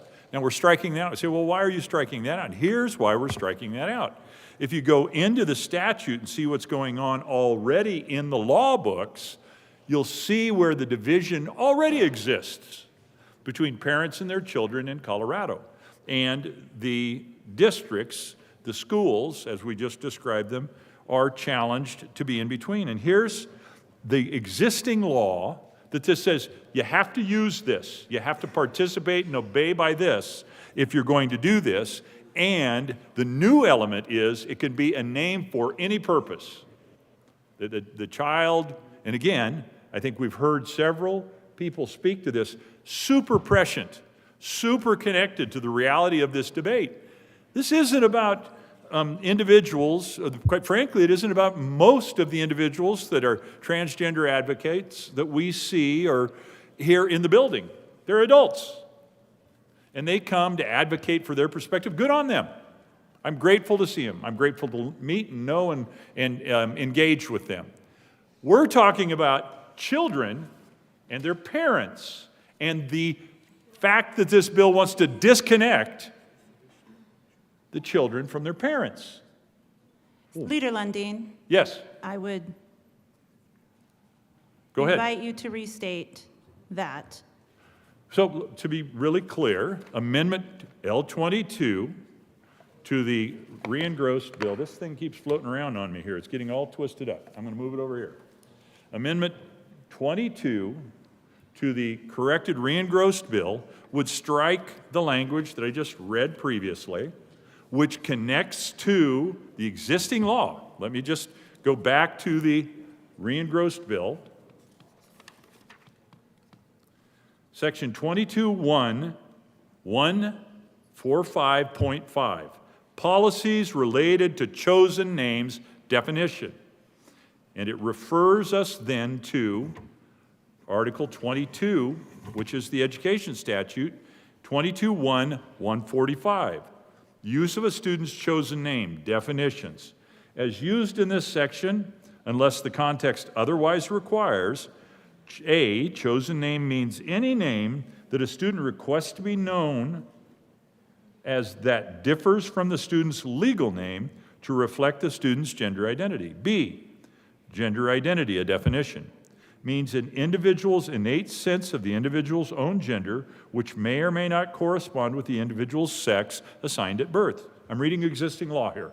Associated with this amendment, associated with the bill. Local education provider means a school district, very much, it's the exact same language that I read. It's a restatement in the new law of the existing law. So I'm not going to repeat that. D, public school means an elementary school, middle school, junior high school or district charter school, school district, et cetera, that enrolls students of grades kindergarten through 12. Again, we're talking about children. 18 years presumably, 19 years if they're a late starter into kindergarten, and younger. 2, and this is where we're into the definitions and the application. Now this is the application. A public school employee, educator, and contractor is defined in section 22.1.143, again, a restatement in the law here of the existing law, shall address a student by the student's chosen name and use the student's chosen name in school and during extracurricular activities. 3, unless done at a student's request, so this is where it gets tricky, unless done at the student's request knowingly or intentionally using a name other than the student's chosen name, or the knowing or intentional avoidance or refusal to use a student's chosen name is discriminatory. And we're going to get into that a little bit more later in the evening when we really get into this bill and start talking about the Anti-Discrimination Act. A student who is subject to discrimination pursuant to subsection 3 of this section may file a report with the public school in accordance with the requirements of section 22.1.143.2, or file a complaint under the public schools or local education providers policy adopted pursuant to Title IX of the Federal Education Amendments of 1972. And then it gives the federal legal citation. Now, there's a requirement here that a local education provider shall implement a written policy. Now, this is we're re-intersecting with the new law, 1312, that's being considered, and the amendment where we're seeking to strike that language will honor a student's request to use a chosen name and may include a process for including a student's chosen name on school records. That's kind of interesting. And may include a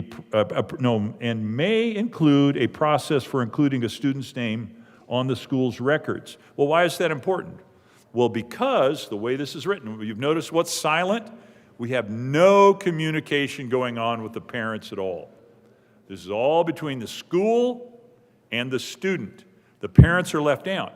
Now, I know this because we amended the statute last time to include, and this is the only way parents get visibility into what's going on with their child and the child's potential chosen name that is now between the school and the student and excluded, and the parents are excluded. The only connection here is a written policy, which is permissive.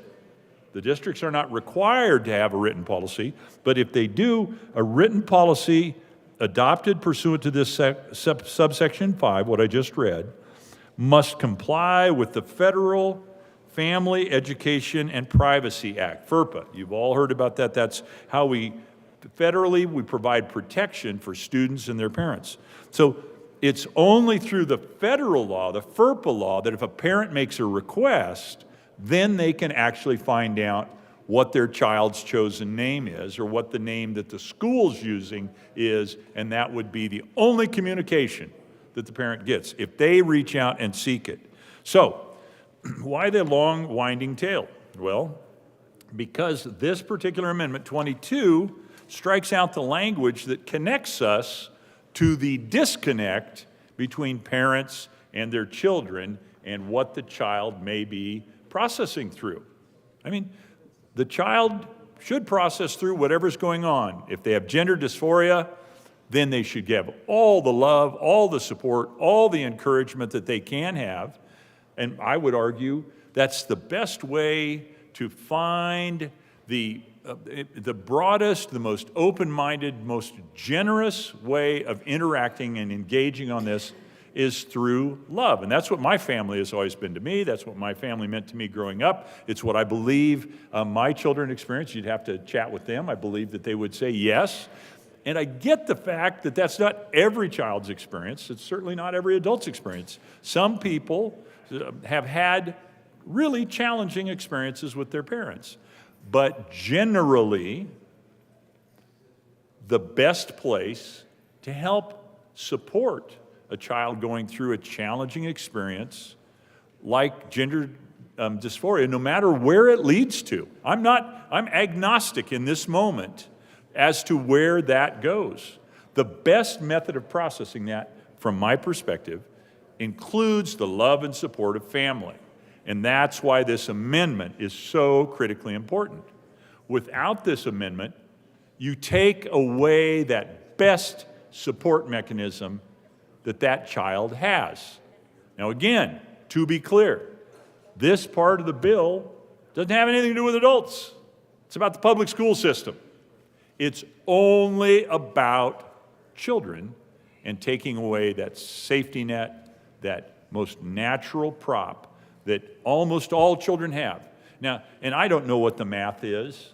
I don't know whether it's 99.9% of children have great parents or it's 95%, but I know it's more than half. I know that generally the experience of support from parents to their children is generally, work with me, 80-20 principle. Pick your number out of the sky. But that means that this amendment would support, if you're running on the 80-20 principle, 80% of the people. Now, I believe the number's much, much higher than that, where the support would be positive. And so this amendment is an effort to change this bill to make sure that we keep supports in place to help young people, children, who are trying to manage through gender dysphoria. So, or an experience of that nature. They say, I'm experiencing this, I want to change my name, my chosen name is now going to be, because I'm processing through this experience. We would restore to them, to the bulk of students, we would restore to them, all rise, the opportunity to be supported by their family. So, colleagues, thank you for abiding with me as we walk through the existing law and how the existing law prevents or provides this loophole where parents and kids are not being connected, and the bill we're considering right now, 1312, connects up to that loophole and continues to, we'll call it hide the ball from parents and children, specifically parents, as they might be seeking to help their children. Madam Chair, I thank you for the latitude as I was trying to work through that connection. I believe I closed the loop, and I hope you saw that as well. Thank you. Senator Kipp. Senator Simpson. We're on L22. Yes, ma'am. Thank you, Madam Chair. I rise in support of L022, and we'll dig just a little deeper beyond the arguments made so far about supporting Amendment L22. It's constructed to remove the proposed language, an addition of 22-1-145.5, policies related to chosen names and definition. So again, the amendment proposes to strike this from in this case, the re-engrossed bill, as used in this section, local education provider. So we're making a definition of a local education provider means a school district, a charter school authorized by a school district pursuant to Part 1 of Article 30.5 of this Title 22, a charter school authorized by the State Charter School Institute pursuant to Part 5 of Article 30.5 of this Title 22, or a Board of Cooperative Services created and operating pursuant to Article 5 of this Title 22 that operates one or more public schools. And here's an important distinction, then there's a comma, or a facility school approved pursuant to Section 22-2-407. The amendment would then go on to strike the following paragraph 2 of 22-1-145.5. If a local education provider or its employees, an educator, or a contractor as defined in Section 22-1-143, chooses to enact or enforce a policy related to chosen names, that policy must be inclusive of all reasons that a student might adopt a chosen name that differs from the student's legal name. So that the amendment proposes to strike that to language. I got interested in if you're going to, if the amendment proposes to strike that language, particularly paragraph 2, if a local education provider or its employees, an educator or a contractor, as defined in Section 22-1-143.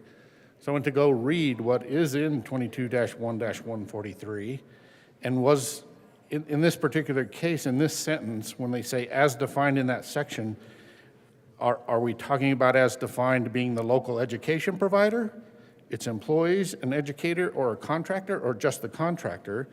But it led me down this path to go, inside 22-1-143 is already a definition of a local education provider, minus the very last section in paragraph 1, where it says, or a facility school approved pursuant to Section 22-2-407. It feels very circular to go, we're going to reference a new definition of local education provider to existing statute in Title 22, and then add to it, and then refer back to it again. It just seems, it matches with the confusion this evening about the challenges of trying to craft this policy and follow it. So I do think it very much feels like there's a circular reference to what a local education provider means. Beyond that, I'm curious about if we don't strike this language out of the bill, particular reference to where chooses to enact and enforce a policy related to chosen names. Well, we just went through Amendment L35, where we added into the bill an existing reference and definition of gender expression means an individual's way of reflecting and expressing the individual's gender to the outside world, typically demonstrated through appearance, dress, behavior, chosen name, and how the individual chooses to be addressed. So we're referencing chosen name in Title 24, and then now we've added a definition. We've put chosen name in the definition of gender expression, and then we've defined what chosen name means. A name that an individual requests to be known as in connection to the individual's disability, race, creed, color, religion, sex, sexual orientation, gender identity, gender expression, marital status, familial status, national origin, or ancestry, so long as the name does not contain offensive language and the individual is not requesting the name for frivolous purposes.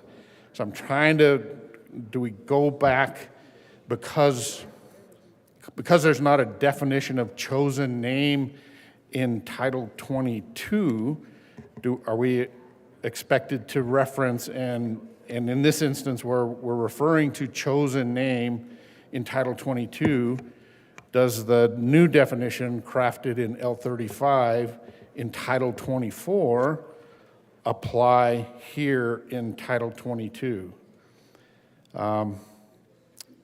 I just find, again, it fits kind of in the pattern tonight of being awfully confused about how this is all coming together, all in an effort truly concerning the legal protections for transgendered individuals. So I rise in full support of L022, largely in an effort to help clarify the direction we're going. I appreciate it, Madam Chair. The motion before the body, Senator Bright. Thank you, Madam Chair. I, again, rise in support of L22. We want to prioritize that parent-child relationship. You know, as we've heard, we're speaking in predominance of folks who care about their kids. I feel like the predominance of folks do care about their kids. I feel like they want to engage in those important conversations, those important life decisions that they have with their child. And we should be prioritizing that first. And if and when a parent waives that option and says, you know what, I just don't feel qualified, I don't feel connected, I don't want to do it, I'm not motivated, then they have the option to defer to another entity, another person. And this bill, Section 4, which L22 addresses specifically puts the onus on the school and removes the parent entirely. I feel like we're ignoring the predominance of evidence here and the predominance of will of the parents who want to be engaged with their kids through these tough decisions. And so, Senator Bright, I would encourage you to not make any determinations or assumptions about what is about sponsors' intent. I would invite you to speak about what your perspectives are, but refrain from speaking about what the sponsor's intent may or may not be. Thank you, Madam Chair, and I wasn't doing that. I'm sorry that was interpreted that way. I was speaking very much towards the will of the parents that we all know and that we've heard from in mass amounts over the last few weeks as we've anticipated this bill.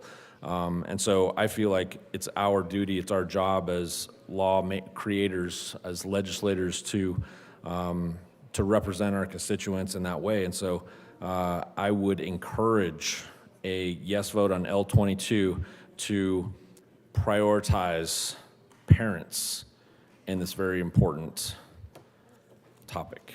Thank you. Seeing no further discussion, the motion before the body is the adoption of L22. Guess what, everybody? A division has been called. Where's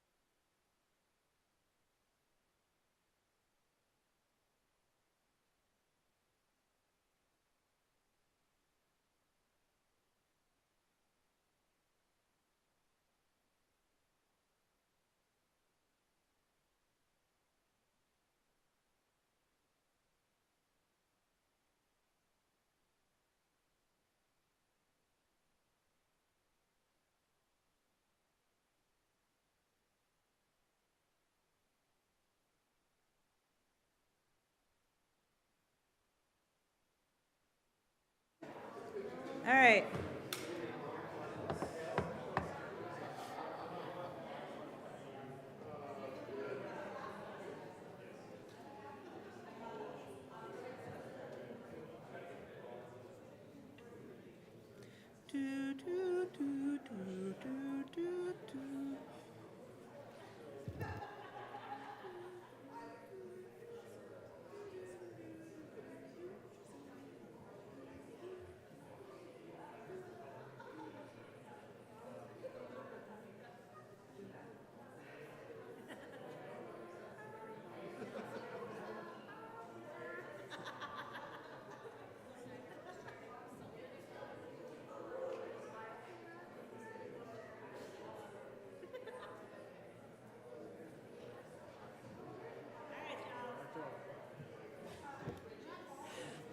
Motion before the body is the adoption of L22. I know this is your first time doing it.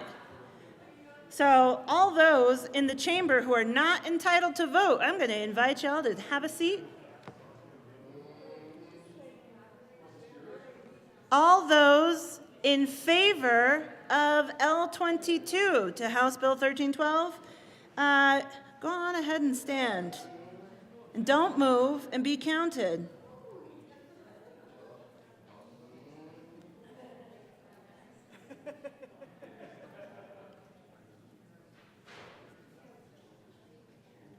And don't move.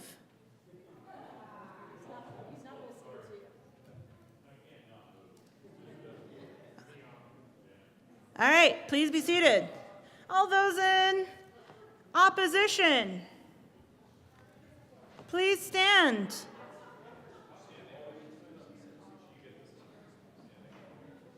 Hey, he's standing. Look at that. Chair's not in doubt. L22 is lost. Senator Kipp.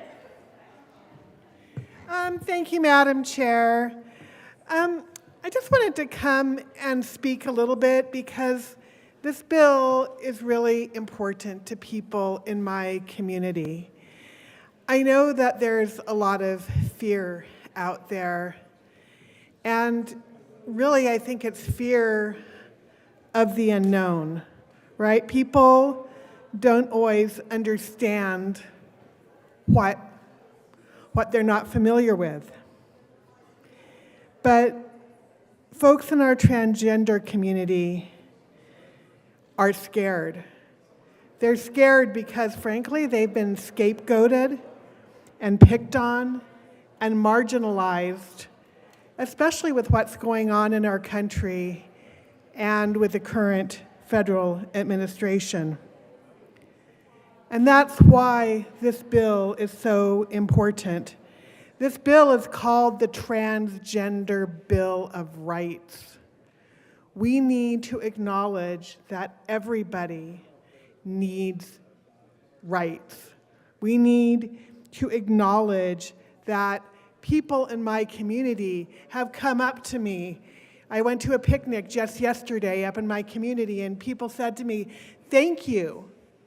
Thank you for defending the rights of my transgender child," or "Thank you for defending the rights of these transgender people in my life." So for those of you who are out there listening to all of this, please know that your rights are important to many of us, and you should have the rights, and that's why we are here. Thank you. Senator Cutter. Thank you, Madam Chair. So while I was sitting there earlier and listening to debate, it just really hit me that no one in this chamber condones child abuse. And I believe that. I believe no one would intentionally want to condone or encourage that.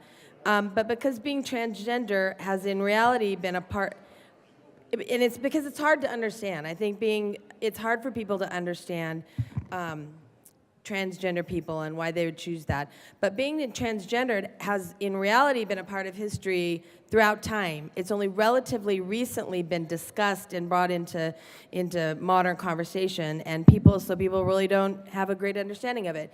But in ancient cultures, various people throughout history have recognized third genders or gender variants, including two-spirit people in indigenous communities in South Asia. And as you've heard a lot here tonight, many transgendered people, and youth in particular, experience significant mental health challenges.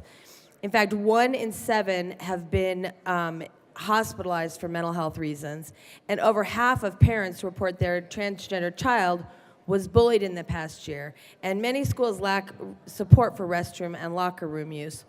So a quick search, again, I know most of the people in this chamber are really loving parents, but a quick search said that a significant portion of parents, 54 to 57, would support their child if they came out as transgendered or non-binary. But that means 43 to 46% would not support their child. And what would that look like? What does that look like by not supporting their child? That could be abusive. It depends on the child's perspective and what it takes to create for them to have a happy life. So I want to also point out that we've had a lot of conversation about all the constituent outreach, and you know what? There's been a lot of constituent outreach, but not from my constituents. And the ones that have reached out to me and have talked to me personally and have talked to me through social media and various channels have been firmly in support of this bill. We did an analysis of the, much like my good colleague from Commerce City, yes, we did an analysis, and it looks like we got about, let's see, let me get a good, from correct actual constituents, there was about 4.5% of the papers that we were delivered were from actual correct, actual constituents with correct addresses and stuff. So, and more than half of the emails have been in support, and a significant portion of all of them have been not in my district. So I'm really confident that there is a small minority of people that are unhappy, but I think most people in Colorado, and certainly most people in my district, support the rights of transgendered youth and support this bill. So I rise in support. Leader Lundin. Thank you very much, Madam Chair. We've had a couple times in the well, people have been talking about the public engagement on this and questioning exactly how broad is that public engagement. My experience is I'm getting a lot of constituent traffic, and in this building, constituent means people that live in your district. So that is truly something that has been happening. I've been getting a lot of interaction with people who live in my district. But more broadly than that, I've been getting a lot of interaction from people across Colorado. And quite frankly, not something that demeans the engagement and discounts the surveys and the letters that people have received in paper form, but this bill is getting national attention. And so to say that, oh, it's only a limited percent that are constituents is not a representation of what's going on.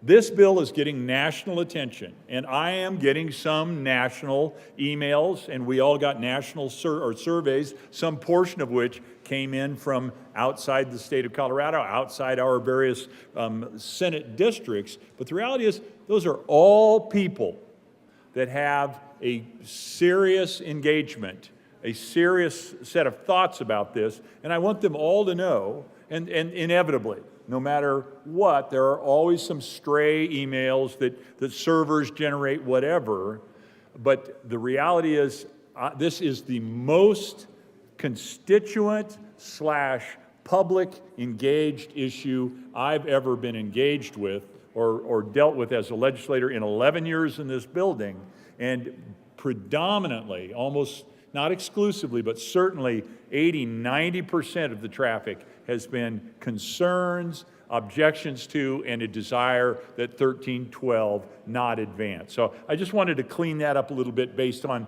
my experience and my office's tally on that information. Senator Kirkmeyer, to the bill. Thank you, Madam Chair.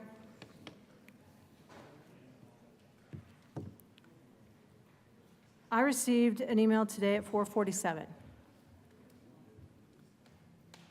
And this person said, hello, my name is, I'm not going to say it on the record here, but I'm a mom of 4 children in Castle Rock, Colorado, and I write to urge you to vote no and against House Bill 2513-12. Now, Castle Rock is not in my Senate district, but I am a state senator. This woman's a Coloradoan, and I believe she's my constituent. She goes on to say, I was present and waiting to give my testimony at the hearing on April 30th and have been dismayed at the overall dismissal of those who testified and dismissal of 100,000 emails. I don't know if there was 100,000 emails or not. There was a lot. Says there were a lot of calls, there were a lot of signatures. I don't know. But I have a lot of amendments or a lot of emails from a lot of people. And either I or my aide have been responding to them, and I've been getting a lot of responses back. So I think we all know that there are emails and things that come in that are generated from lists. People don't know. But I also know, as I said earlier in the day, I have 6 siblings. Most of them have grandchildren, children. And at Easter dinner, this was the #1 topic. I didn't even know they were paying attention, but they knew about this bill. So I think there are a lot of people out there, parents, aunts, uncles, grandparents, who have been paying attention to this bill. We do know that about 700 people, 700 people, something like that, signed up to testify. Not everybody could be heard. This is our ability to make sure that everyone is heard from the comments that we received. There is a lot of confusion with this bill. That's unfortunate, but it might have something to do with the way the bill was introduced. And the title wasn't about concerning the Colorado Anti-Discrimination Act, as we're moving towards tonight. It was concerning legal protections for transgender individuals. And unfortunately for the bill sponsors, you can't change the bill summary. You can change after tonight if this bill passes, or after a 3rd reading if this bill passes. But right now, you can't change this bill summary. And that's what the public sees. The public saw that in Section 2, it provides that when making child custody decisions and determining the best interest of a child for purposes of parenting time, a court shall consider dead naming, misgendering, or threatening to publish material related to an individual's gender-affirming health care services as types of a coercive control. That's what the public saw. That is what the public is reacting to. That is what a lot of us are reacting to, because we all weren't in Judiciary Committee when amendments were made. And even then, the amendments made still had a lot of things, still had a lot of language in it that infringed on parents' rights,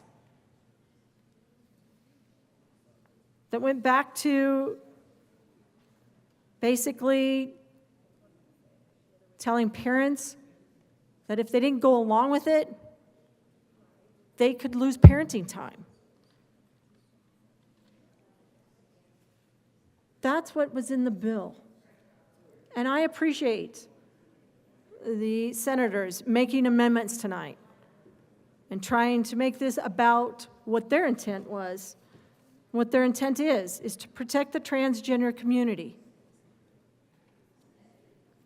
Quite frankly, that's not what all we're arguing about. What we're arguing about is how parents feel trapped in the indoctrination of their children in public schools, because that's what we heard about. We heard about a survey that was done last summer, lived experience of the trans community. I asked, was that with school-age children And was it with or without their parents' permission? Because that was the gist of this bill in the House. And that was the crux of this bill when it came over from the House. Parents were being treated like they were discriminating against their children or that they were targeting their children. I said it before, and I'm going to say it again. That's what's scary. That's what scared parents.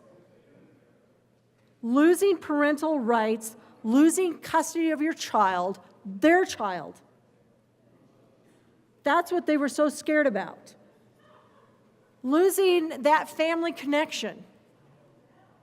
I talked about it at the very beginning.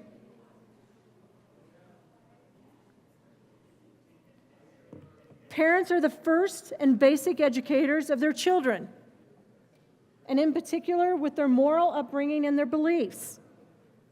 Schools are supposed to add value to the education, not infringe upon it. And when this bill was coming to the Senate floor, there were still sections of the bill that challenged the parent-child relationship. There still are. There are still 2 sections.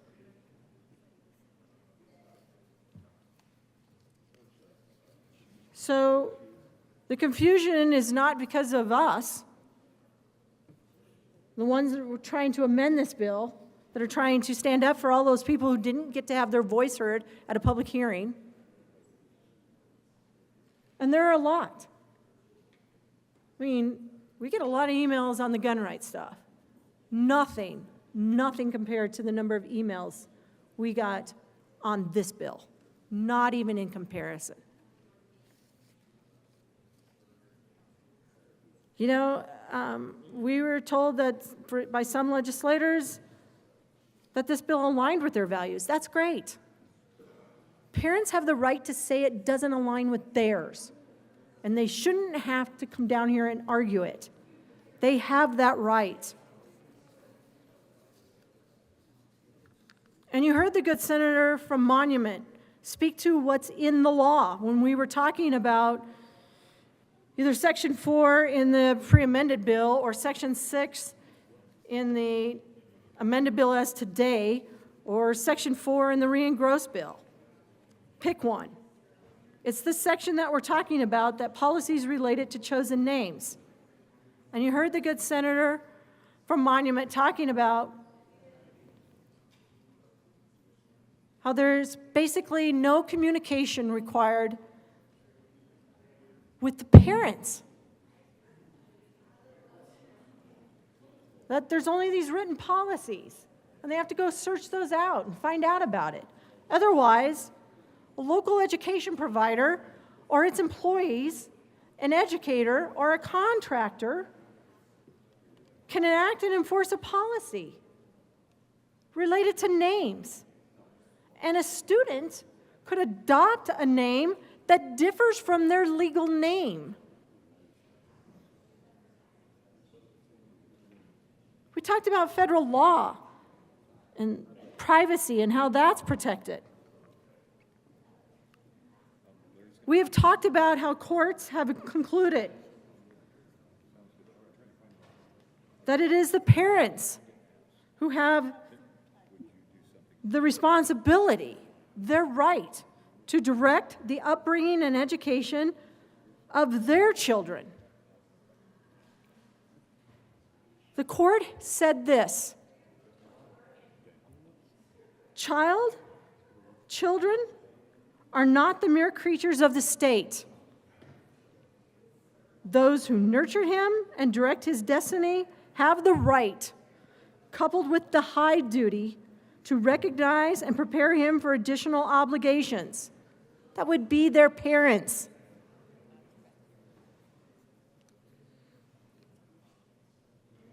Courts have reaffirmed the right of parents to direct their children's upbringing. That would include choosing their name. They shouldn't be threatened with losing custody or losing parental time with their child should they already be divorced. You know, parents have a legal right to review curriculum, speak at school board meetings, know how school budgets are being spent, protect their children's privacy, and know what measures schools are taking to keep their students safe. Their student, their child, less than 18 years of age. My grandchildren are 14, 12, 10, 8, and 5. They're all in a public school. I don't even get to tell them how to change their name. I would never do that outside of their parents.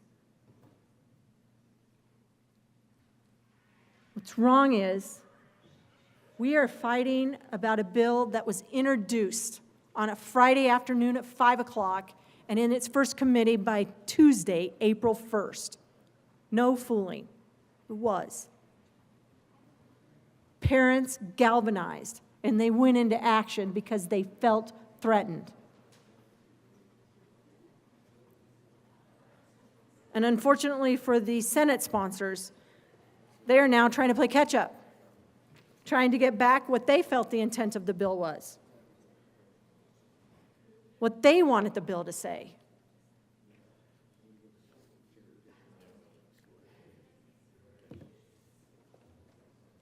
Well, we are still not there yet as to protecting parents' rights.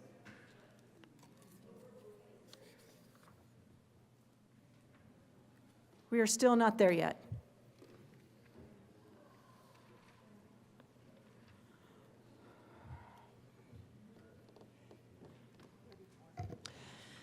There's an amendment at the desk. Amendment L34, amend corrected reading gross bill, page 5. Thank you, Madam Chair. I move L034. Thank you, Madam Chair. Well, we tried to eliminate the whole section, and that didn't work. The whole section 4 that is in the pre-amended bill from before, the section that we just talked about, that if a local education provider or its employees, an educator or a contractor chooses to enact or enforce a policy related to names, that a policy must be inclusive of all reasons that a student might adopt a name that differs from the student's legal name.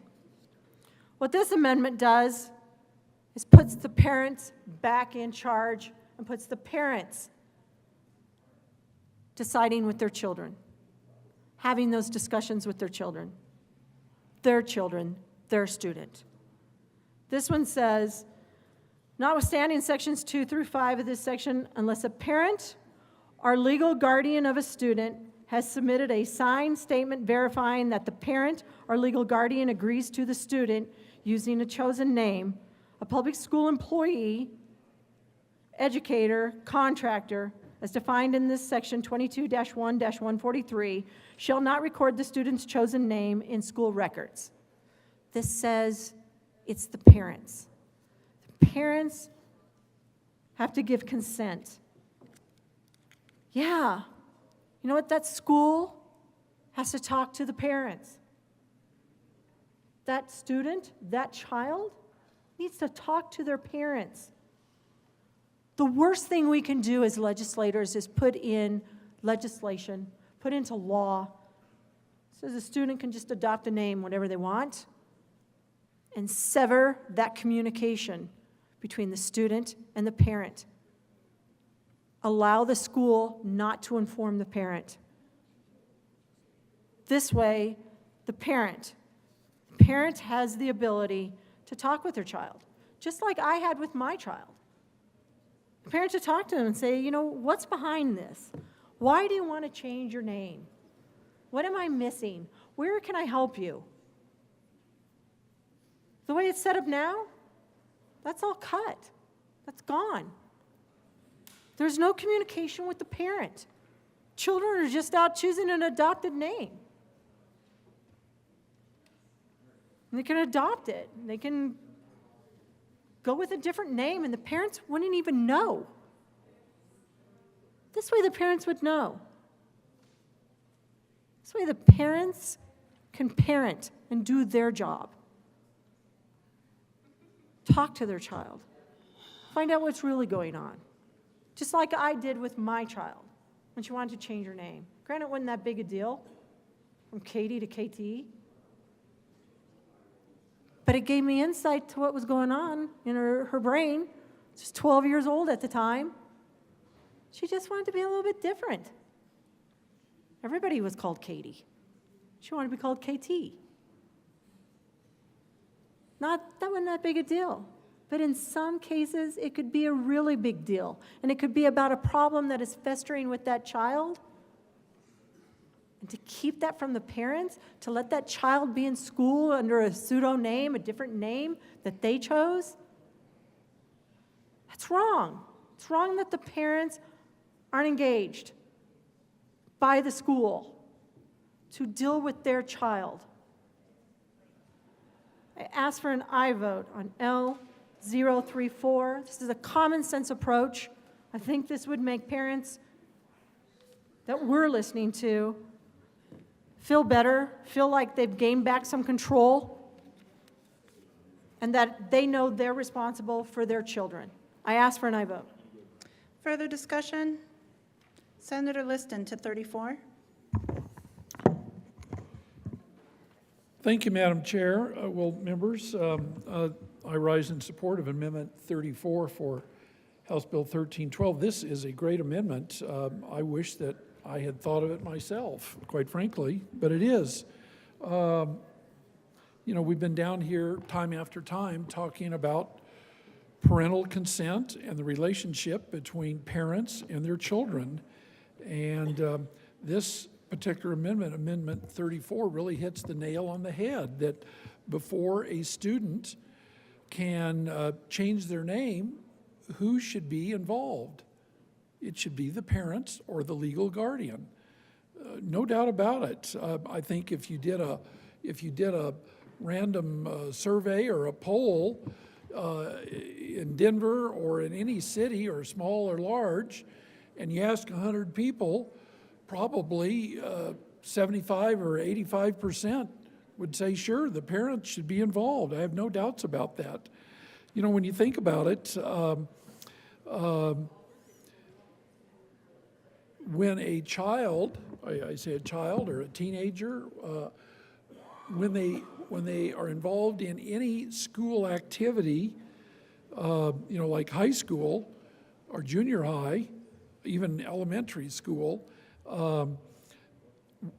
you've got to have a parent's signature to do anything. You know, when it comes to sports, football, my gosh, you know, you've got kind of a dangerous situation, and of course the parents have to sign off on that.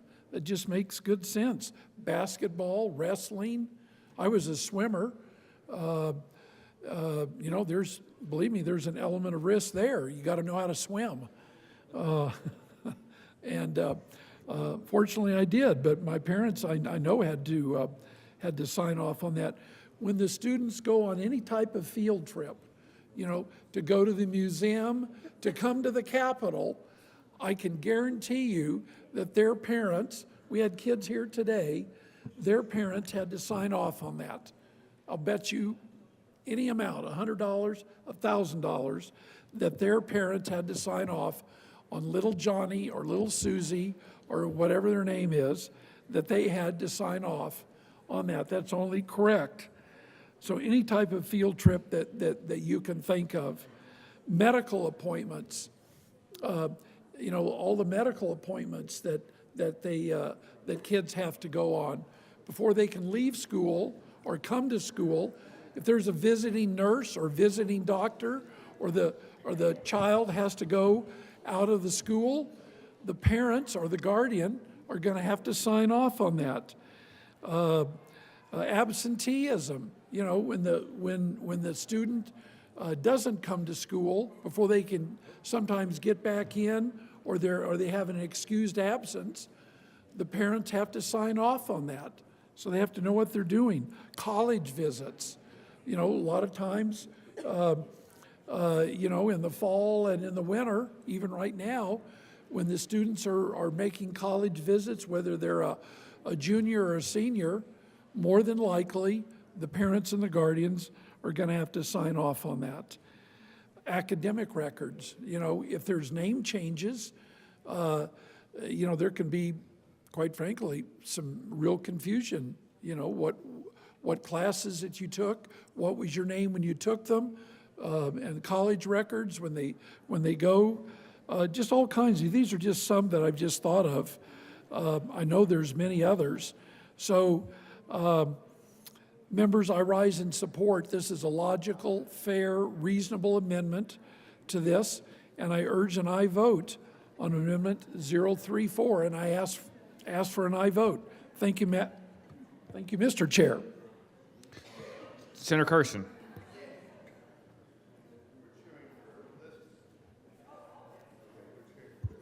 Thank you, Mr. Chair. I strongly support this amendment. I think this amendment, again, really gets to one of the major issues on this bill, concerns that parents have expressed about the legislation. And I was talking with my colleague from Colorado Springs there earlier about this, and we had similar experiences when our children or children we know of were in school. And, if my children wanted to go on a field trip, had to give permission for that. If they were to participate in certain presentations, even at school, on sensitive topics, you would often need parental consent. Athletics, certainly participating in high school, junior high school athletics, you're going to need to sign off on that as a parent. I remember, trips to New York City or trip to District of Columbia. I can't imagine having a policy where children in school were going on trips and the parents weren't even consulted, and yet when it comes to something as significant and major as a child deciding to change their name, the parents are not going to be consulted. The nice thing about this amendment, too, though, is it doesn't say that the name change can't occur. It just says that the chosen name shall not be in the school's records. And so I think that's an important distinction. If the parents and the children, counselors, so forth, decide on changing a name, okay, but it shouldn't be the official chosen name in the school records. That definitely, to me, seems to be something that you're going to want to have a parent involved in. And so I think this is just a common sense amendment. I think if you asked average Coloradans about it, they would certainly agree that parents should be consulted on something this significant. I mean, it is a significant thing. It's an important thing we're all discussing here, and if parents can't be involved in that, then I think we've got a serious challenge with the legislation. So, thank you. Senator Winter. Thank you, Mr. Chair. Thank you to those that have brought this amendment. I'm asking for a no vote. One, I think it's unnecessary because what this bill does is it allows schools to have a parental notification policy. And so this could be a policy for any school that any child goes to. It's being left up to local control for the schools and the school districts to decide what it is. Basically, what we are saying in this bill is that in your policy, you have to treat everyone the same. You cannot only do parental notification if you are outing a transgender child. So if you are doing parental notification, it needs to be for any reason. This is one of the biggest reasons that transgender children feel unsafe in school, is because they're not going to be identified correctly. And so any school can set any policy under this bill. It just can't be different for transgender children, saying we're outing transgender children. Senator Frizzell. Thank you, Mr. Chair. Members, I stand in support of Amendment 34. This is a great common sense and clear compromise. I understand what the good bill sponsor is saying, but I find that approach incredibly nuanced. And this is not a nuanced topic. I could stand here and read letter after letter after letter from constituents from Parker and Castle Rock and points in between. But we simply don't have time. We've had a lot of conversation today, and it's been really important conversation. I do appreciate the bill sponsor's efforts, and I'm asking them to just let's take this one more step, because including parents and legal guardians in a communication chain is the right thing to do. That's what we have heard time after time after time in the thousands and thousands of emails that we've received. They didn't write those emails because they wanted to see a barrier placed between themselves, their kids, and the schools. They have been very clear. Their relationship with their child is theirs. It's not the state's relationship, it's not the school's relationship. The school should not be getting between a child and their parent. I ask for an aye vote. Thank you. Senator Kolker. Thank you, Mr. Chair. And again, just to reiterate the point, I call for a no vote here. We already have in the bill where we amend it in committee that if a local education provider or its employees choose to enact or enforce a policy related to names, the policy must be inclusive of all reasons that a student might adopt a name. And the gist of this is they can choose to implement a policy, choose it or not. It just can't disproportionately impact a protected class of students. Only and not others. This is an equal protection issue. So again, it goes back to local control. It goes back to them choosing the policy. And that policy can inform the parents. But it's not just those with what we're calling a definition of a chosen name in this bill. It's all kids. Thank you. Is there any further discussion? Seeing none, the motion before us is the adoption of amendment L034. All those in favor say aye. Aye. Those opposed, no. No. The noes have it. That amendment is lost. Senator Liston. Thank you, Mr. Chairman. Well, members, tell you, we've had a long, robust debate tonight and significant amendments. For better or worse, we had a lot of amendments. And I can imagine, quite frankly, if some of us are confused, I can only imagine the people who are viewing in or listening in.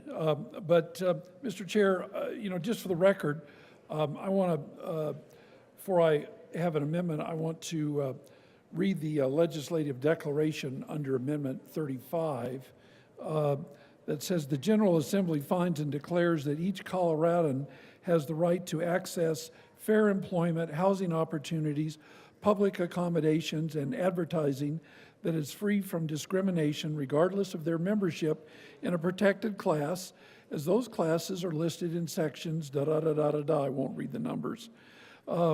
CADA, which stands for the Colorado Anti-Discrimination Act, prohibits discrimination based on these protected classes and ensures that every Coloradan is able to enjoy freedom from discrimination. The General Assembly further finds and declares that Colorado has a long history of supporting freedom of choice for Coloradans. This includes the choice to make decisions related to safely seeking health care services, including legally protected health care activities as defined in Section 1231.21 that support mental, physical, and emotional well-being for Coloradans, their children, and their family members. It is the public policy of Colorado to ensure these important decisions can be made without unnecessary governmental interference. I just wanted to read that, Mr. Chair, because you know, it's been talked about, you know, really who supports this. So with that, I do have an amendment in mind.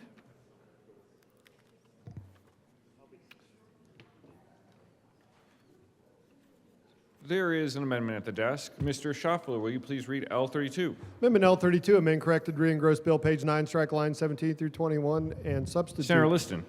Thank you, Mr. Chair. Mr. Chair, I move Amendment L032 to the House amendment. Bill 1312. Members, what this does is right now, under 1312, we have the safety clause, and this will change it. Amendment 32 will change it to the petition clause. So I'm really, like I say, we've been talking about who's in favor of this or who's not. So if this is really important, which it is, I think that the people of Colorado ought to be able to weigh in on that. And that's what the petition clause does. It allows the people to petition whether they want House Bill 1312. You know, it's been talked about that this bill or other bills, you know, is it a 50-50 issue or 40-60, 20-10, 10% are opposed or 10% supported, whatever. People are very, very interested in this. As we've talked about, we've all gotten thousands of emails from, quote, our constituents all over, many thousands. We've gotten tens of thousands of signatures, some of us, I can't say about everybody, but we've gotten boxes. And quite frankly, whether they're from our districts or not, I think most of them are, but there's some that, you know, a lot of people, they get confused as to what school district they're in or what congressional district. But anyways, we've all gotten these petitions. And then here just last week, there was a huge rally on the west steps of the Capitol. I met people from all over the state. In fact, an interesting point, I met an old friend of mine that literally I've not seen in almost 60 years that moved from New Mexico up to Sterling, Colorado. His name is Gary Sides. I'm not sure if you know who he is or not, but I went to junior high with Gary Sides. Okay, well, he came up to me, to my great chagrin and a pleasant surprise, and he said hello to me. I was stunned. I'd not seen him. Senator Liston. Where I'm going, Mr. Chair, Okay.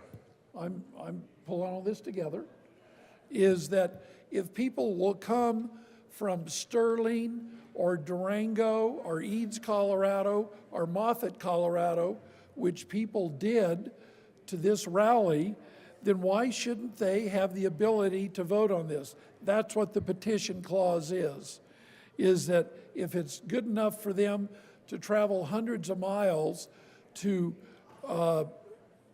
protest or claim their dissatisfaction with this bill and or support, then we should have the petition clause. I won't talk this to death, Mr. Chair. You know where I'm coming from, members. I urge an aye vote for the citizens of Colorado and the petition clause, and that's what Amendment L032 does. I respectfully urge an aye vote on Amendment L032. Thank you, Mr. Chairman. Senator Colker. Thank you, Mr. Chair, and I, with all due respect, urge a no vote on this, as we do have, you know, in a safety clause declares that this is necessary for the immediate preservation of public peace, health, and safety. The people that need this need it now. I encourage a no vote. The motion is the adoption of L32 to House Bill 1312. All those in favor say aye. All those opposed, no. The noes have it. L32 is lost. Senator Pelton R. Thank you, Mr. Chair. This to the bill. I was going to read two emails, but in the interest of time, I'm just going to read one email that I got from a lady. Says, I'm writing to express my strong and unwavering opposition to 1312. As a woman of faith and a Colorado resident, I am deeply disturbed by the level of government overreach this bill represents. This bill is not just policy, it is an attack on parental rights and a threat of the family structure as God designed it. It hands too much power to the state, undermining the God-given role of parents to raise and guide their children. That is not the government's job. There's two verses here that I read earlier in my testimony. So it says, Scripture is clear. Children are entrusted to parents, not to the state. HB 1312 violates that sacred order. Government has no right to insert itself into private family matters under the guise of protection, especially when doing so silences parents and devalues their moral and spiritual responsibility. I urge you to consider the long-term damage this bill could inflict, not just legally, but morally and culturally. It destroys trust in institutions, it divides families, and it pushes faith-based families like mine to the margins. Rather than strengthening children, 1312 may weaken the very support systems they need most. I respectfully ask you that you oppose 1312. Please don't support legislation that forces the government into our homes and sidelines parental authority. Thank you for your time, and I pray God gives you wisdom and boldness to stand up for what is good. People, there's a lot of these emails just like this one we got. And with that, I am going to be a no vote on this bill. Minority Leader Lundin. There is an amendment at the desk. Mr. Schaffler, will you please read L19? Amendment L19, amend corrected, re-engross bill, page 9, line 1, after 24. Thank you very much, Mr. Chair. I move Amendment 19 to House Bill 1312. To L19. Thank you very much. This is an amendment I've been working here during the course of the day with the bill sponsors. I'm hopeful that we'll be successful. It speaks to one of the many, many challenges being created by this bill. One of the potential challenges is discrimination in a way that we do not want to have discrimination happen. And that is discrimination against religious organizations and, quite frankly, the property on which they provide services.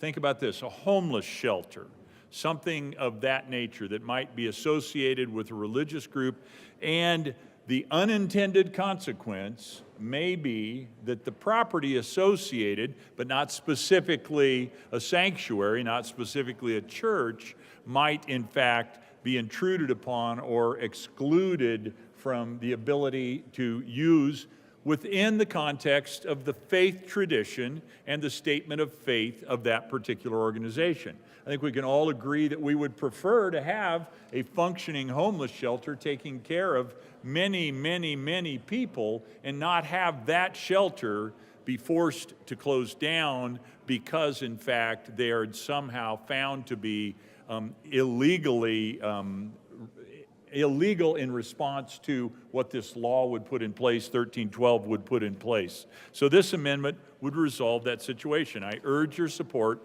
of Amendment 19. Senator Kolker. And with all due respect, I urge a no vote. Thank you very much. The motion is the adoption of L19 to House Bill 1312. All those in favor say aye. Aye. All those opposed, no. The noes have it. L19 is lost. There is an amendment at the desk.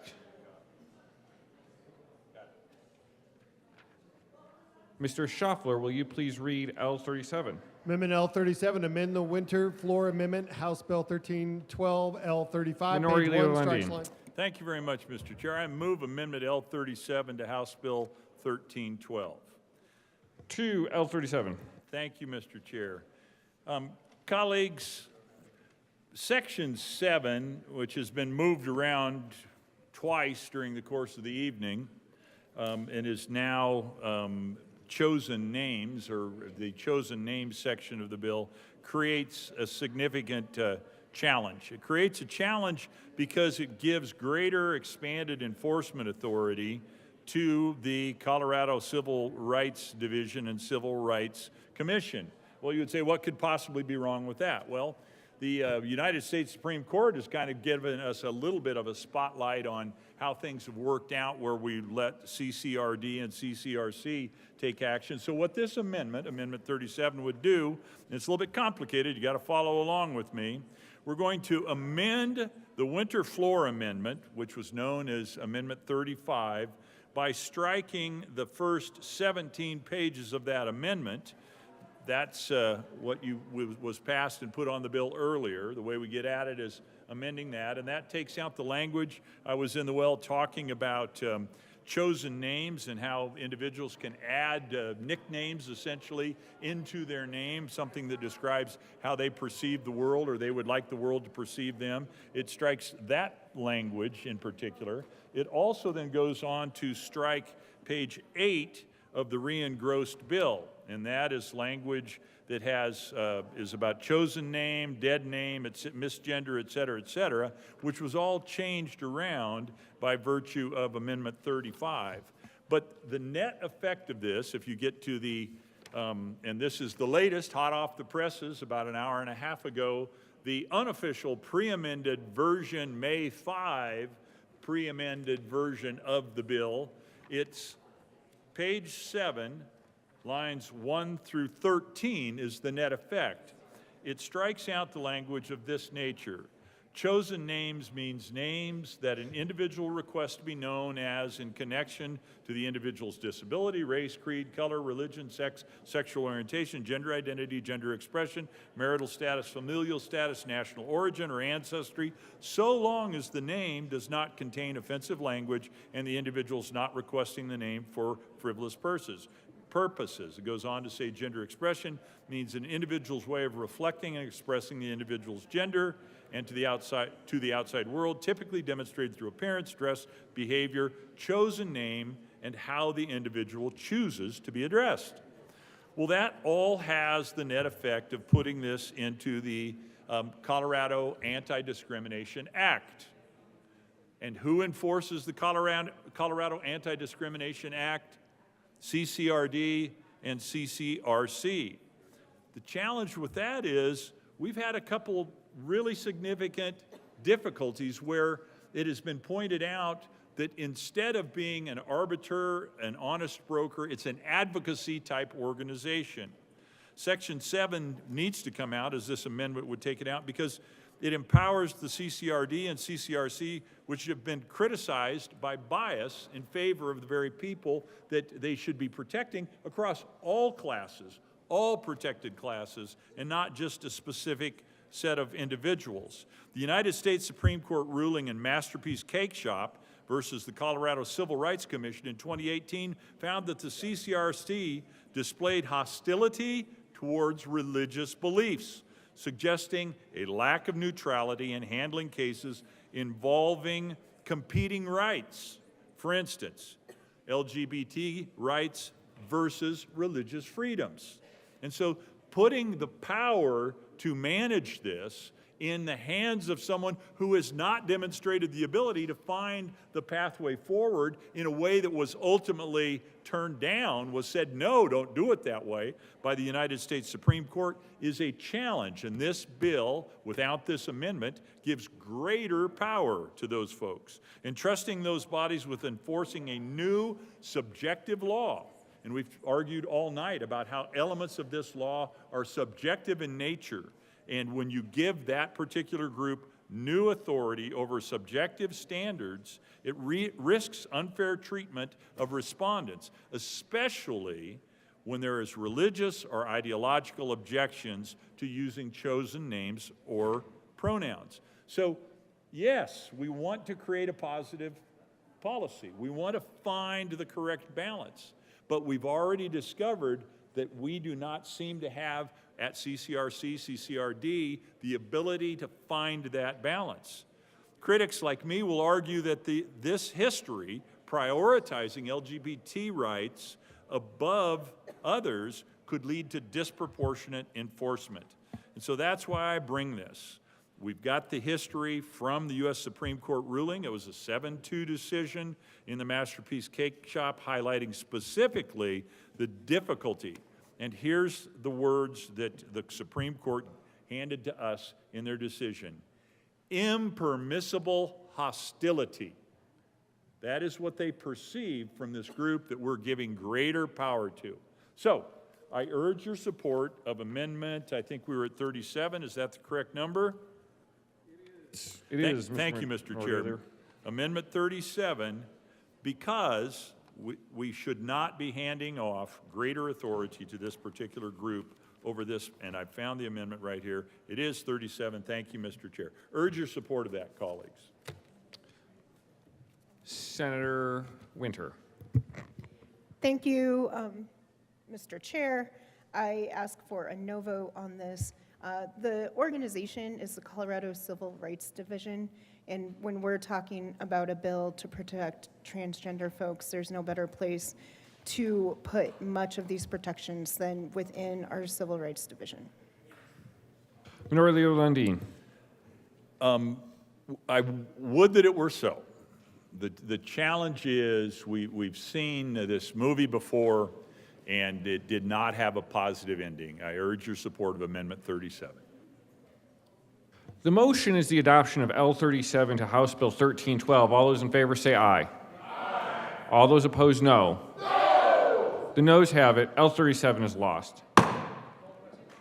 The motion is the adoption of House Bill 1312. All those in favor say aye. Aye. All those opposed, no. No.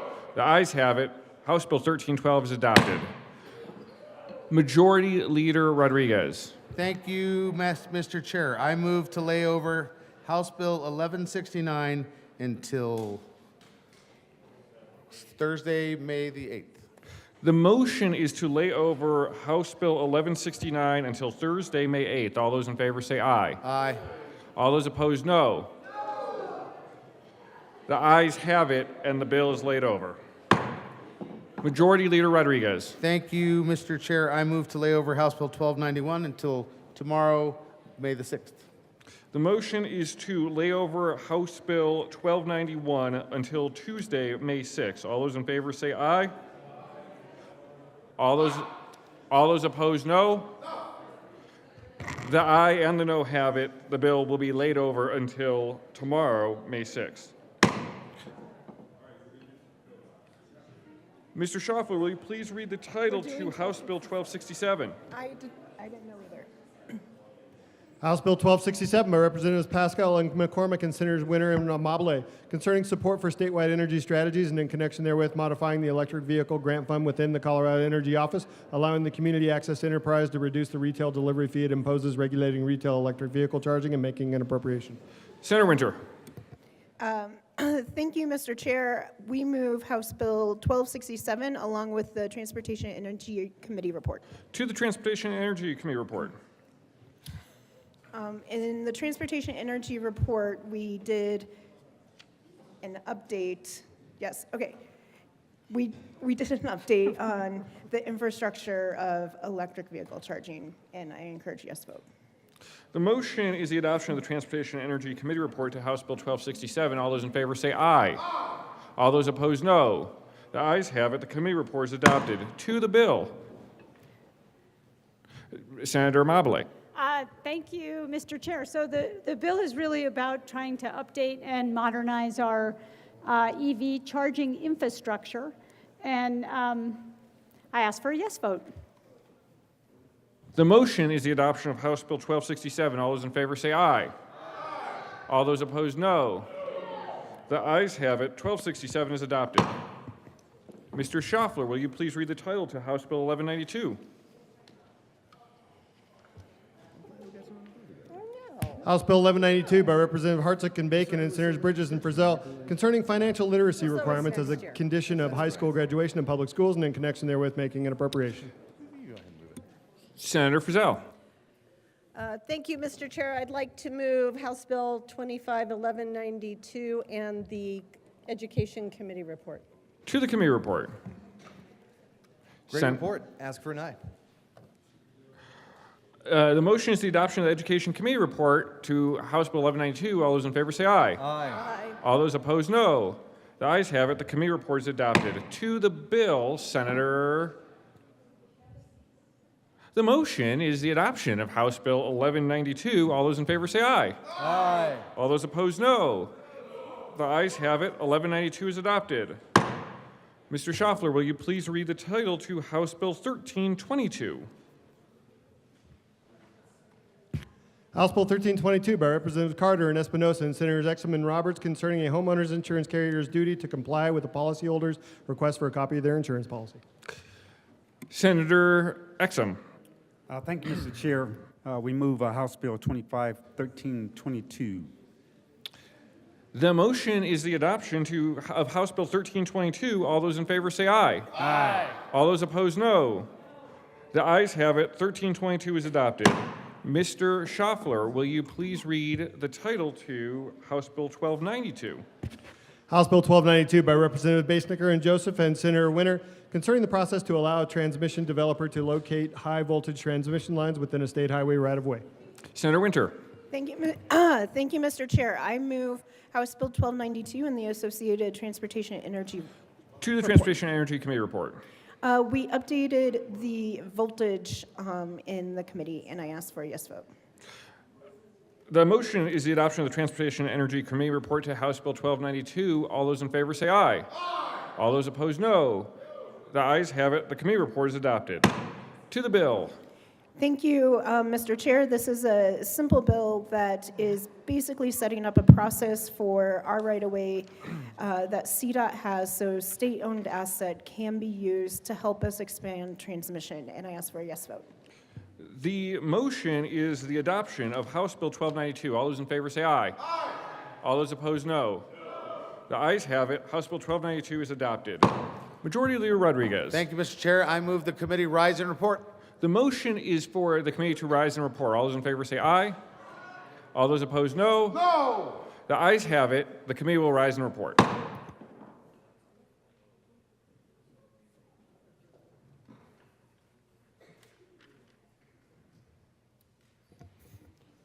Senate will come back to order. Senator Henriksen. Thank you, Mr. President. Your committee of the whole has met and had a number of bills under consideration. Mr. Schaffler, will you please read the report? May 5th, 2025. Mr. President, your committee of the whole begs leave to report it has had under consideration the following attached bills, being the second reading thereof, and makes the following recommendations thereon. House Bill 1312 as amended, House Bill 1267 as amended, House Bill 1192 as amended, House Bill 1322, House Bill 1292 as amended, passed on second reading and ordered revised and placed on the calendar for third reading and final passage. House Bill 1291 laid over until May 6, 2025 and retaining its place in the calendar. House Bill 1169 laid over until May 8, 2025 and retaining its place in the calendar. Mr. Schaffler, please add Senator Pelton B to the roll. Senator Henriksen. Thank you, Mr. President. I move for the adoption of the report. Motion. There is an amendment at the desk. Mr. Schaffler, please read S002 to House Bill 1312.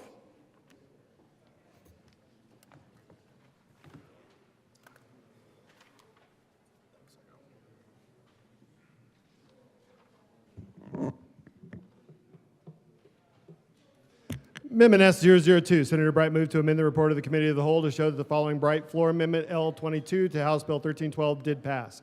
Amend corrected re-engrossed bill, page 5, strike Senator lines 22. Bright. Thank you, Mr. President. I move amendment to the report of the Committee of the Whole S002 to House Bill 1312. To the amendment. Just checking to see that it did pass. I feel like it did have the votes, so just double checking that. Further discussion, Mr. Minority Leader. Thank you, Mr. President. Colleagues, House Bill 1312 has gone through a significant amount of transitions in the course of its activity here in the Senate. Picked up two major amendments in the Judiciary Committee, picked up an additional amendment on second readings earlier today, all of which narrowed it dramatically. Still, in my mind, a bill that is absolutely a bill that I would not be able to support in any way. This particular amendment, this Cow amendment that we're discussing right now, kind of gets to the remaining big nexus that remains in the bill. The bill as it still is, in my mind, is an affront to the value and support and acknowledgement of the fact that by and large, the safest, best place for children to be when they are in a challenging moment in their life, when they're trying to figure out their pathway forward and they don't really know how to process it, is connected with their family. I acknowledge, because it is a human circumstance we're talking about, that's not always the case. But by and large, I would argue almost always, that's the case. And this amendment we're going to vote on right now would demonstrate that we struck some language from 1312 that I believe remains an affront to that safe place for almost all children when they are struggling, and that is in the supportive framework of their family with their parents. I urge you to support the Bright Amendment, Cow number 1. Senator Coker. Thank you, Mr. President. I urge a no vote on this. This is still taking away the local education providers' local control. We're still allowing the notification. It's just up to them to have it in their policy. Create a policy and you can notify, but it has to be done equally across the board for all kids. So I urge a no vote. Further discussion? Seeing none. The motion is the adoption of S002 to House Bill 1312. Are there any no votes? Senators, Mr. Majority Leader, Winter, Cutter, Danielson, Doherty, Amabile, Marchman, Kip, Michelson Janae, Judah, Gonzalez, Wallace, Roberts, Mullica, Bridges, Colker, Sullivan, Ball, Weissman, Henriksen. Please add the president. With a vote of 14 ayes, 21 noes, 0 absent, 0 excused, S002 is lost. Seeing no further discussion, the motion is the adoption of the Committee of the Whole report. Are there any no votes? Senators, Mr. Minority Leader, Kirkmeyer, Frizzell, Rich, Bright, Baisley, Liston, Pelton R., Catlin, Carson, Simpson, Pelton B. With a vote of 23 ayes, 12 noes, 0 absent, 0 excused, Committee of the Whole report is adopted.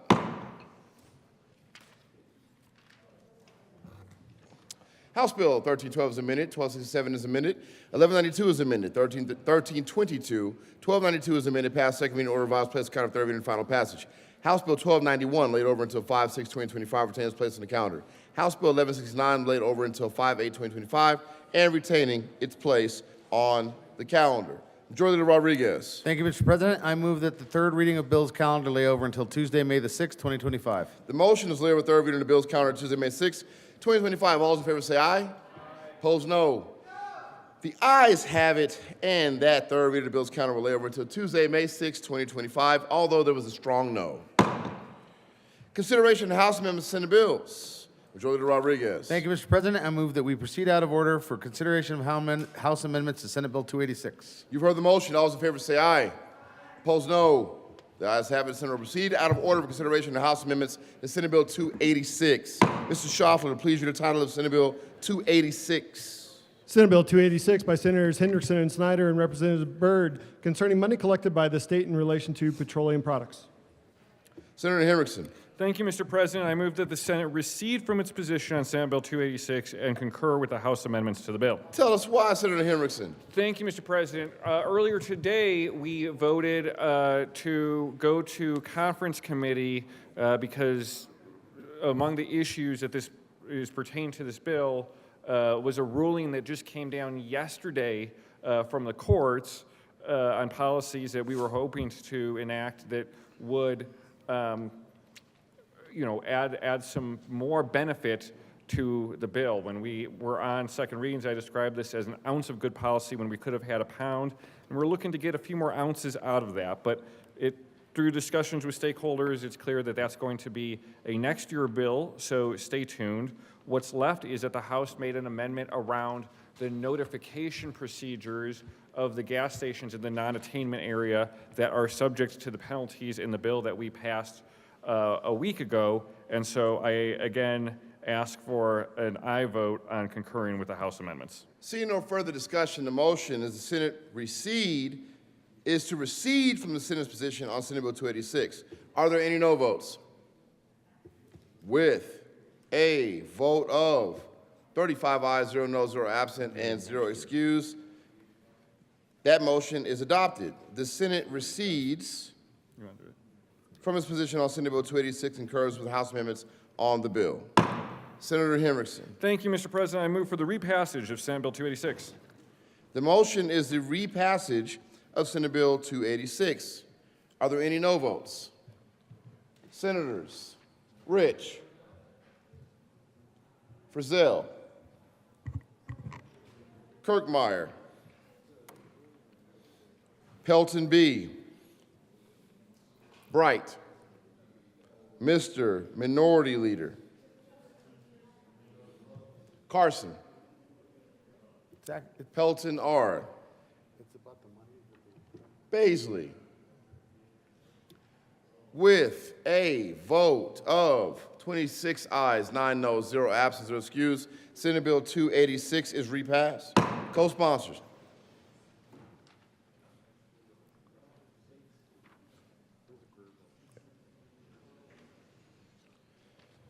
Majority Leader Rodriguez. Thank you, Mr. President. I move the Senate proceed out of order to take up Senate Bill 40 on consideration of House amendments to Senate bills. You've heard the motion. All those in favor say aye. Aye. Opposed, no. The ayes have it. The Senate will proceed out of order for consideration of House amendments to Senate Bill 40. Mr. Schaffler, please read the title of Senate Bill 40. Senate Bill 40 by Senators Robertson, Simpson, and Representatives McCormick and Martinez concerning the creation of the future of severance taxes and water funding task force and in connection therewith making an appropriation. Senator Roberts. Thank you, Mr. President. I move that the Senate concur with House amendments to Senate Bill 40. Tell us why, Senator Roberts. They made one addition in the House to add in a local government seat to the task force. I ask for an aye vote. The motion is that the Senate concur with House amendments to Senate Bill 40. Are there any no votes? With a vote of 35 ayes, 0 noes, 0 absent, 0 excused, that motion is adopted. Senator Roberts. Thank you, Mr. President. I move for the repassage of Senate Bill 40. Seeing no further discussion, the motion is repassage of Senate Bill 40. Are there any no votes? With a vote of 35 ayes, 0 noes, 0 absent, 0 excused, Senate Bill 40 is repassed. Co-sponsors, Senator Pelton R. Yep, you are there already, but just in case. Catlin, let's add Catlin. Mr. Majority Leader Rodriguez. Thank you, Mr. President. I move that the Senate proceed out of order for the consideration of House amendments to Senate Bill 167. You heard the motion. All those in favor say aye. Opposed, no. The ayes have it. The Senate will proceed out of order for consideration of House amendments to Senate Bill 167. Mr. Schaffler, please read the title of Senate Bill 167. Senate Bill 167 by Senators Amabile and Frizzell and Representative Byrd and Lukens concerning the investment of state fund money to benefit Colorado communities and in connection therewith making an appropriation. Senator Frizzell. Thank you, Mr. President. I move to concur with House amendments to Senate Bill 167. Tell us why, Senator Frizzell. The House members made, they made some clarifications in verbiage, and that's kind of it. Seeing no further discussion, the motion is that the Senate concur with House amendments to Senate Bill 167. Are there any no votes? With a vote of 35 ayes, 0 no, 0 absent, 0 excused, that motion is adopted. Senator Amabile. Thank you, Mr. President. I move for the repassage of Senate Bill 167. Any discussion? Seeing none, the motion is the repassage of Senate Bill 167. Are there any no votes? Senators Rich, Kirkmeyer, Baisley, Liston, Carson, Bright, Pelton B., Colker, Gonzalez, Marchman, Mr. Minority Leader, with a vote of 24 ayes, 11 no, 0 absent, 0 excused, Senate Bill 167 is repassed. Co-sponsors, Senator Sullivan, Mr. Majority Leader. Thank you, Mr. President. I move the Senate proceed out of order for consideration of House amendments to take up Senate Bill 301. You've heard the motion. All those in favor say aye. Opposed, no. The ayes have it, and the Senate will proceed out of order for consideration of House amendments to Senate Bill 301. Mr. Schauffele, please read the title of Senate Bill 301. Senate Bill 301 by Senators Wallace and Kirkmeyer and Representatives Leader and Johnson concerning authorization for a healthcare provider to adjust a chronic maintenance drug prescription without prior authorization from an insurance carrier. Senator Wallace. Thank you, Mr. President. I move that the Senate concur with the House amendments to Senate Bill 301. Tell us why, Senator Wallace. Yes, sir. This was a small technical amendment to clarify that we were talking about dose frequency, and so we just re-put that language in just to make sure that there wasn't, abuse of the quantity. Very good. The motion is that the Senate concur with House amendments to Senate Bill 301. Are there any no votes? With a vote of 35 ayes, 0 no, 0 absent, 0 excused, that motion is adopted. Senator Kirkmeyer. Thank you, Mr. President. I move for repassage of Senate Bill 25301. The motion is repassage of Senate Bill 301. Are there any no votes? With a vote of 35 ayes, 0 no, 0 absent, 0 excused, Senate Bill 301 is repassed. Co-sponsors. Yes. You will. Oh, Snyder. Add Snyder, please. Very good. Majority Leader Rodriguez. Thank you, Mr. President. I move the Senate proceed out of order for consideration of House amendments to take up Senate Bill 315. You heard the motion. All those in favor say aye. Opposed, no. Bridges. The ayes have it. The Senate will proceed out of order for consideration of House amendments to Senate Bill 315. Mr. Schauffele, please read the title of Senate Bill 315. Senate Bill 315 by Senators Bridges and Kirkmeyer and Representatives Byrd and Sirota concerning measures to reinvent post-secondary and workforce readiness programs and in connection therewith making and reducing an appropriation. Senator Kirkmeyer. Thank you, Mr. President. Move to concur. Tell us why. Senator Bridges. Butterfly guy's going to. Thank you. Small changes just corrected some things that we maybe got wrong on the original bill.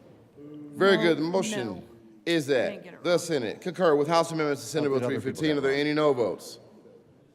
With a vote of 35 ayes, 0 no, 0 absent, 0 excused, that motion is adopted. Senator Kirkmeyer. Thank you, Mr. President. Move for the repassage of Senate Bill 25315. The motion is the repassage of Senate Bill 315. Are there any no votes? Senators Baisley, Of course he is.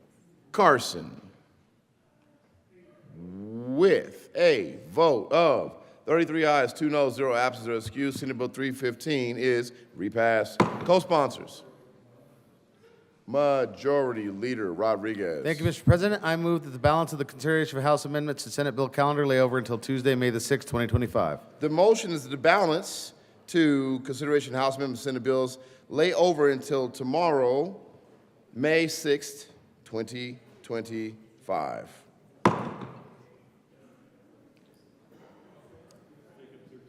Majority Rodriguez. Thank you, Mr. President. I move that the governor's appointments consent calendar lay over until Tuesday, May 6, 2025.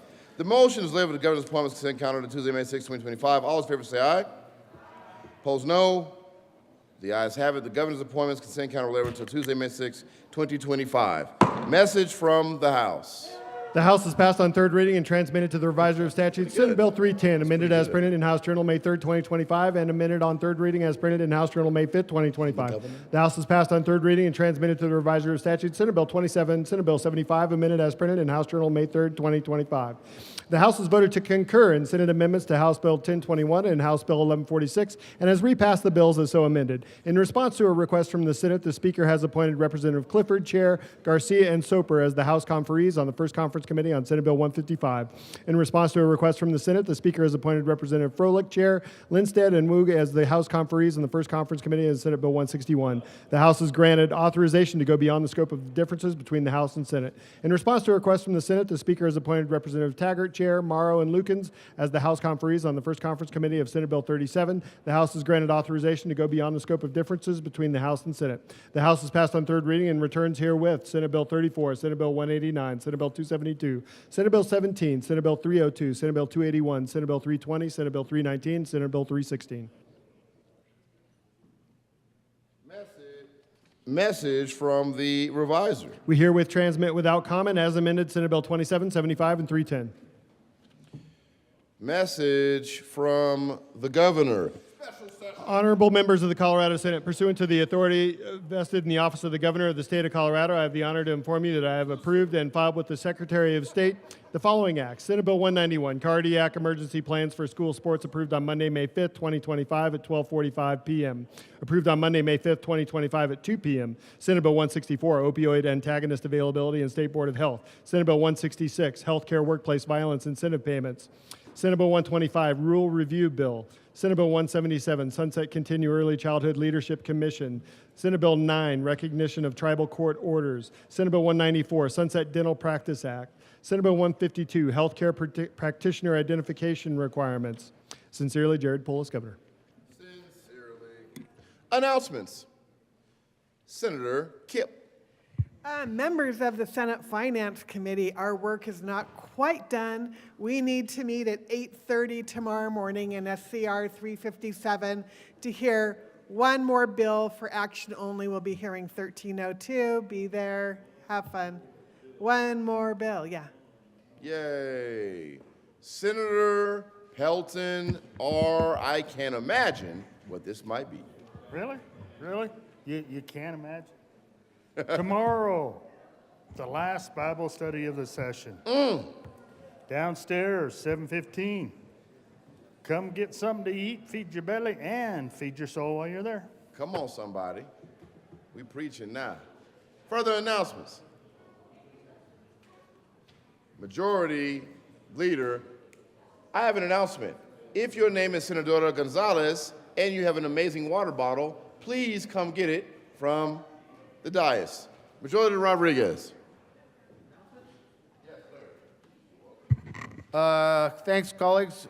Good work, everybody. Mr. President, I move that the Senate adjourn until 9 a.m. Tuesday, May the 6th, 2025. You've heard the motion. All those in favor say aye. Aye. Opposed, no. The ayes have it. The Senate will stand in adjournment until 9 a.m. on Tuesday, May 6th, 2025.